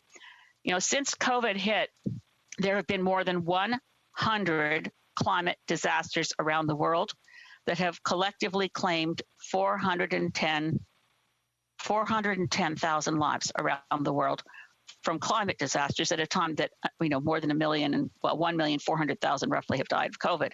But the climate disasters and the climate emergency will continue apace, and there is no vaccine against a climate emergency. We need to reduce our dependence on fossil fuels and do so very quickly. So I was encouraged to see so much that really emerges from Green strategy and Green Party policy, but really I'm optimistic when I see the commitment to eco-energy retrofits for buildings, for homes. It's described as being for homes. We need to extend it to all buildings. We need to make sure that commercial and institutional buildings can also make these investments in energy efficiency retrofits. They cost less per dollar of carbon averted, and they create more jobs right across the country in all the skilled trades, in carpenters and electricians and in insulating. And it's a fantastic way to invest that builds our economies back at the local level, also helping all of those local hardware and supply for buildings, carpet, all of the elements of eco-energy retrofits builds our local economies. Very encouraged to see better infrastructure for zero-emission vehicles. Yes to tree planting. Yes, please, and please make sure that we're planting in Indigenous species, that we're getting into those areas that have been burned off due to forest fires and are not recovering because the fires burned so hot in areas on the Thompson River Valley and Fraser. We've seen so many, the Elephant Hill fire, for example, in British Columbia, years later is not recovering. We need to plant trees in those areas as part of our strategy to recover and protect our wild salmon. These things are interconnected, and yes, it's a very important way to sequester carbon from the atmosphere. I hope that in the budget we'll also see, because we saw Indigenous peoples referenced as part of tree planting strategies, let's also make sure the Indigenous Guardian programs are expanded and properly funded. Very encouraged to see that peat and grasslands and other parts of the nature-based solutions to the climate crisis are being referenced here. And for the first time, looks like there's going to be substantial money, but it doesn't look like enough, I'll be honest. But farmers are a big part of the climate solution. Regenerative management of our soils, making sure that our crop covers all the time so that the soils don't blow away.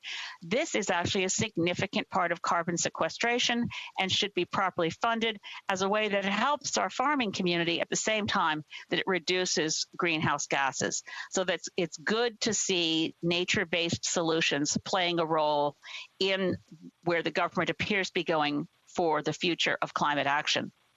Public transit is terribly important. I must note that early reaction from the Federation of Canadian Municipalities to this economic statement is that they are disappointed that there's not enough for their budget planning at the municipal level right across Canada. I flag that for the minister and for the government to make sure that the Federation of Canadian Municipalities is brought in as a very close partner. They've got solid data. I've always been impressed with their work, and partnering with municipalities has served many federal governments very well. Going back to Stephen Harper's government in 2008, their infrastructure programs were rolled out thanks to our municipal order of government. So we can do more there. But I do want to raise a concern. Almost every reference to public transit that I've seen, and including this financial statement, focuses on urban public transit. We have a crisis in Canada, and it was flagged in the report on missing and murdered Indigenous women and girls, of a lack of public transportation to get from A to B in rural areas. The loss of Greyhound, the loss of Saskatchewan bus services, the loss throughout the Maritimes of bus service between areas that are more remote is a real crisis. And I hope as we're building back better, we will look in the budget when it comes out next, whatever it's going to come out in 2021, funding to ensure that people in more remote areas have access to affordable, safe public transit. So young Indigenous women and girls don't have to hitchhike. So our seniors don't have to get behind the wheel of a car when they don't want to drive at night because there's no other way to get from A to B. We can do better. I was pleased to see the references to the interties for our electricity grid. It is important, as the financial statement points out, that we go off coal and decarbonize our electricity grid. But just as the member for Nanaimo Ladysmith just mentioned, I want to mention it mentions going off coal, but it doesn't mention that shifting from coal to fracked gas, to burn fracked gas to produce electricity, doesn't produce major savings in greenhouse gases. It's a wash. So we must ban fracking and stop thinking that fracked natural gas plays any role in a solution to the climate crisis. So too, this financial statement mentions nuclear reactors, so-called small and medium reactors, which exist on paper. They're a proposal, a marketing strategy for a dying industry. Don't put good money after bad. We've wasted billions of dollars in this country on a failed nuclear reactor strategy. Calling them small and modular doesn't make them a good place to put money. You should invest in things that per dollar invested reduce the most greenhouse gases and create the most jobs. And if you keep that in mind, and also the shortest amount of time between investment and return, if you keep those three things in mind, you wouldn't put any money in nuclear at all, particularly in something that is a design project on paper and doesn't exist in reality. Now, what else do we need? What else do we need in the next budget? And this has been flagged by a number of colleagues from different parties, particularly the New Democrats and the Greens have mentioned this before, but we need to increase revenue flows. We need to know that we've got the money to continue to have, and I applaud the minister for putting forward that we're going to need at least a 3-year economic stimulus package to bring back our economy. Come on, let's bring in a wealth tax. If there's the billionaires have made $53 billion since the pandemic started. Let's tax that wealth and make sure that Canadians can afford our pharmacare plans, our child care plans, our dental care plans for low-income Canadians, helping our students, taking care of our seniors. We need to have a wealth tax. I've flagged that we need to have a guaranteed livable income. When we look at, and this is referenced in the statement, by the way, I think it's at page 79, there's reference to the fact that so many of our frontline healthcare workers are low income and in precarious jobs. That's just not good enough. There are essential workers. They've been working so hard and risking their lives in long-term care homes. These frontline workers are so low paid, it's just a scandal. Let's look at guaranteed livable income so that we know no one falls below the poverty line and that every worker in Canada keeps what they earn on top of their guaranteed livable income so that they don't face insecurity, housing insecurity, healthcare insecurity. They are protected. So we need to look at guaranteed livable income and bring it into being as well as pharmacare, as well as childcare, as well as knowing that housing is a right and every Canadian has a roof over their head.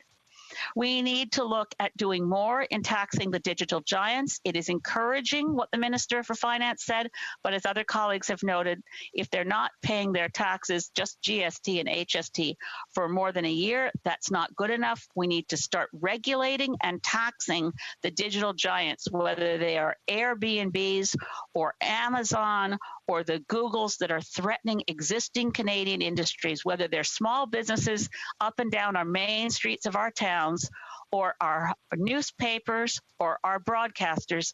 We're starting to recognize the threat, but there's more we must do. Now, I noted it was sort of amusing in the questions and answers. My colleague, the Honourable Member for Nanaimo Ladysmith, asked the Leader of the Official Opposition if he had any thoughts on the government's moving towards clean, green energy. And the Leader of the Official Opposition responded, which I guess makes the Conservatives' position clear, that he's really proud of the Keystone Pipeline. Okay, so let me get to this question of fossil fuels and how we're funding them. It's time, it's more than time to stop subsidizing fossil fuels. Stephen Harper promised to stop subsidizing fossil fuels in 2009. The Liberals promised it again in their platform in 2015, and fossil fuel subsidies have gone up. One way of ignoring that reality is to have trouble defining what a fossil fuel subsidy is. And Finance Canada told the Auditor General they weren't sure how you would define it. Here's how you define it. Anytime you put public money into producing energy out of fossil fuels and expanding that resource, you are subsidizing fossil fuels, which means stop subsidizing fracking. Stop subsidizing LNG, which is being subsidized by the federal and British Columbia governments, by the way. Stop spending money on pipelines. The Trans Mountain Pipeline is 100% owned by the people of Canada. The minimum expenditure that is now committed is $12 billion. It could be far more than that, as my friend from Burnaby, New Westminster has noted. Cancel the Trans Mountain Pipeline expansion. We'll still own the existing pipeline. No one's worrying about having, well, it was a waste of money to buy it, but it's operating. It brings crude into Burnaby for the last remaining refinery. No problem with that. It'll be phased out over time, but stop putting public money into expanding greenhouse gases.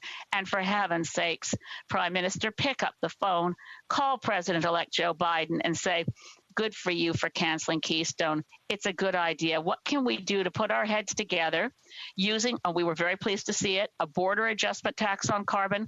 Let's put together a continental package of Canada and the U.S. and Mexico together saying we're going to carbon price and we're going to have a border adjustment to protect us from imports from countries that aren't pricing carbon properly. We have an incredible opportunity with an incoming U.S. administration having appointed John Kerry as their climate czar. This appears to be a government that's serious. They're already ahead of us in reducing greenhouse gases, even after 4 years of Trump. That's how poorly we've been performing. Let's seize the opportunity to call President-elect Joe Biden and say, we're with you.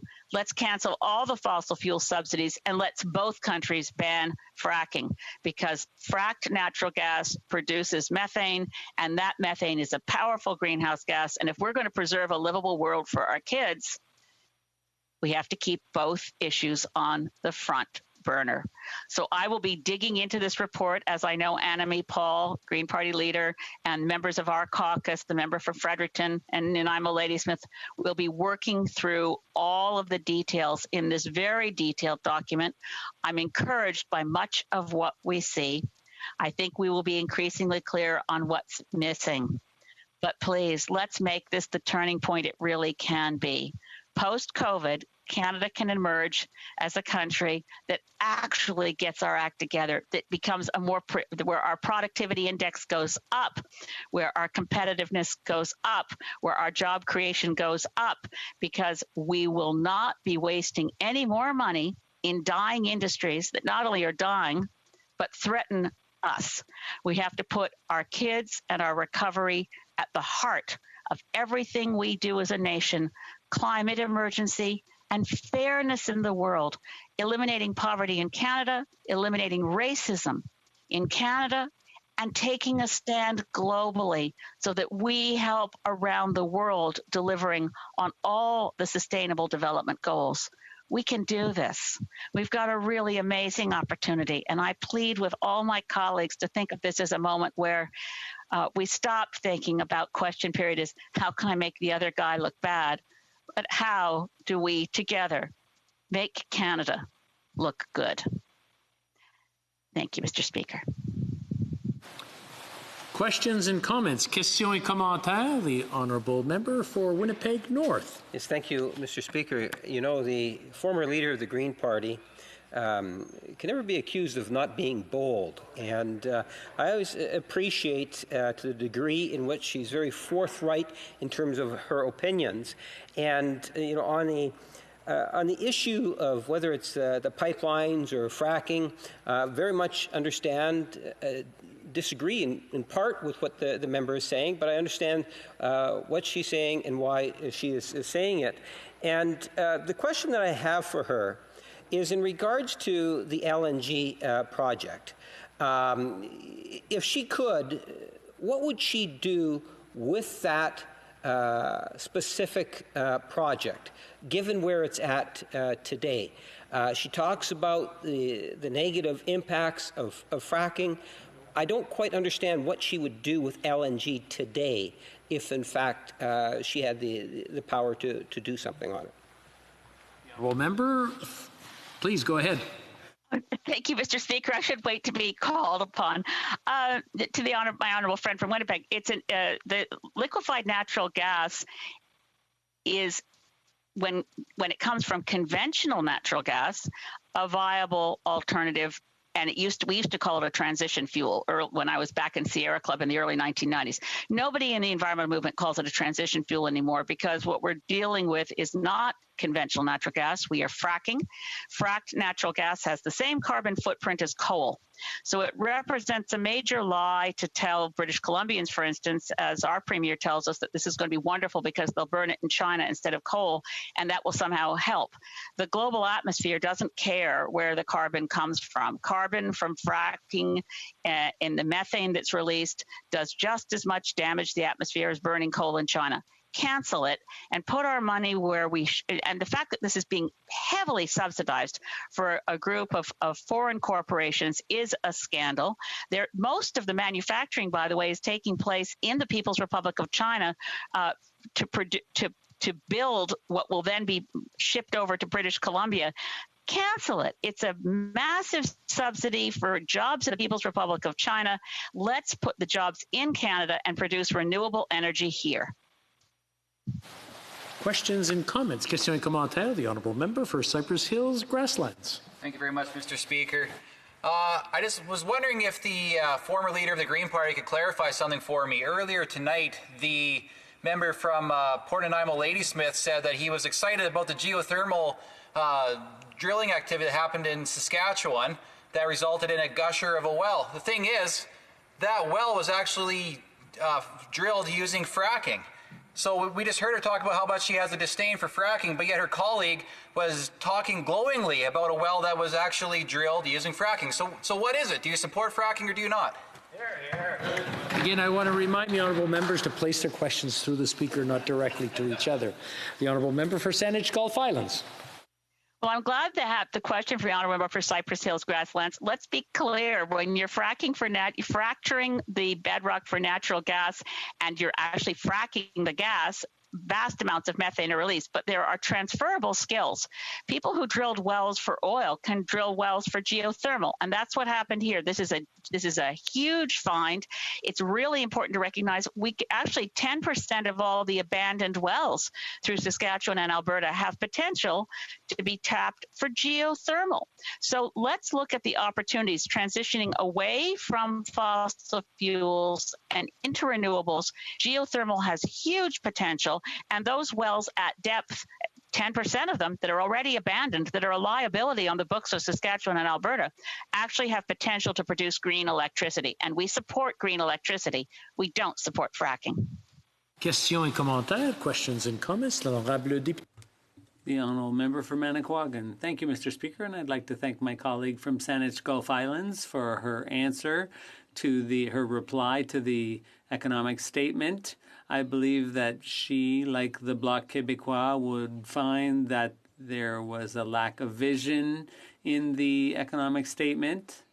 She talked about forestry and carbon capturing and greener energy sources. And I tabled a proposal that involves forestry, which is an economic pillar of the Quebec economy and the Canadian economy. I wonder if that's a promising area. Are there any developments in research? Does she know of anything that is good about forestry for the future? The honourable member for Saanich. Yes, I'd like to thank my colleague from Manicouagan.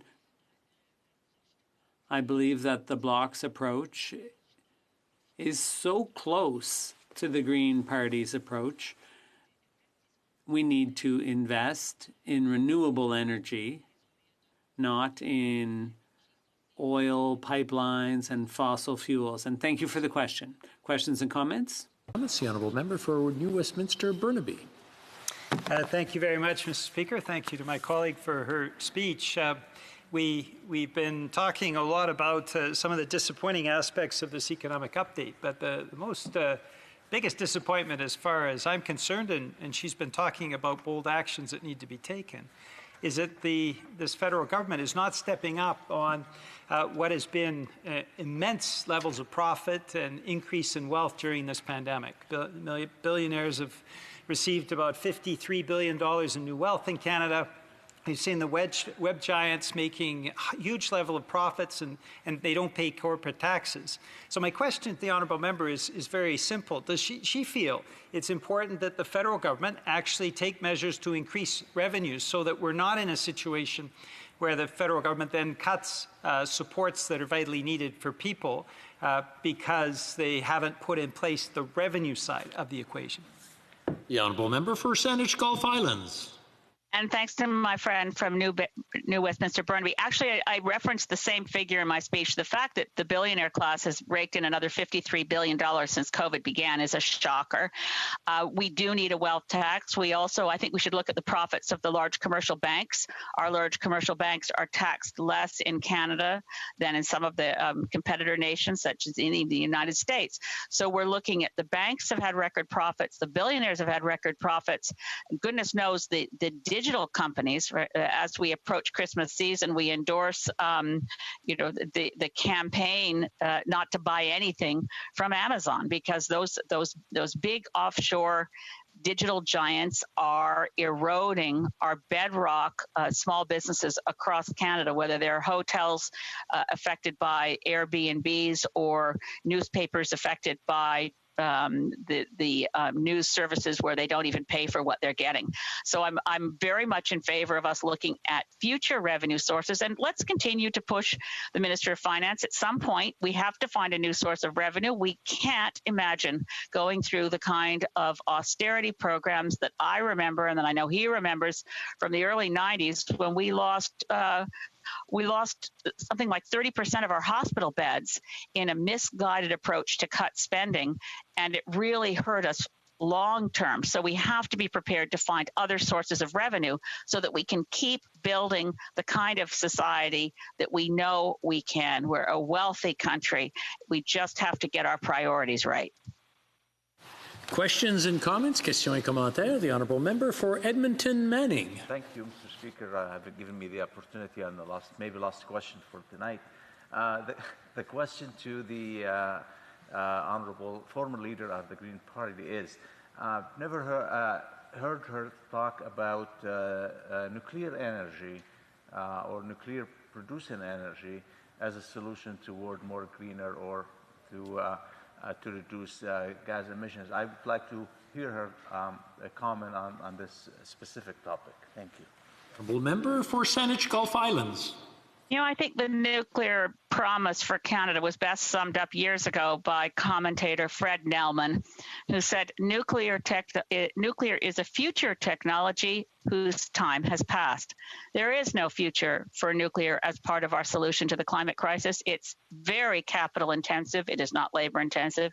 It reduces very few greenhouse gases compared to the big winners, which are, of course, energy efficiency investments, renewable energy investments, outpace nuclear so clearly that you'd only put money in nuclear if you were deluded and addicted to the technology. And I'm afraid there's still some people in Natural Resources Canada who fall in that category. It being 7:30 p.m., pursuant to order made on Wednesday, November 25th, 2020, the House stands adjourned until Tuesday, December 1st, 2020 at 10 a.m., pursuant to Standing Order 24-1.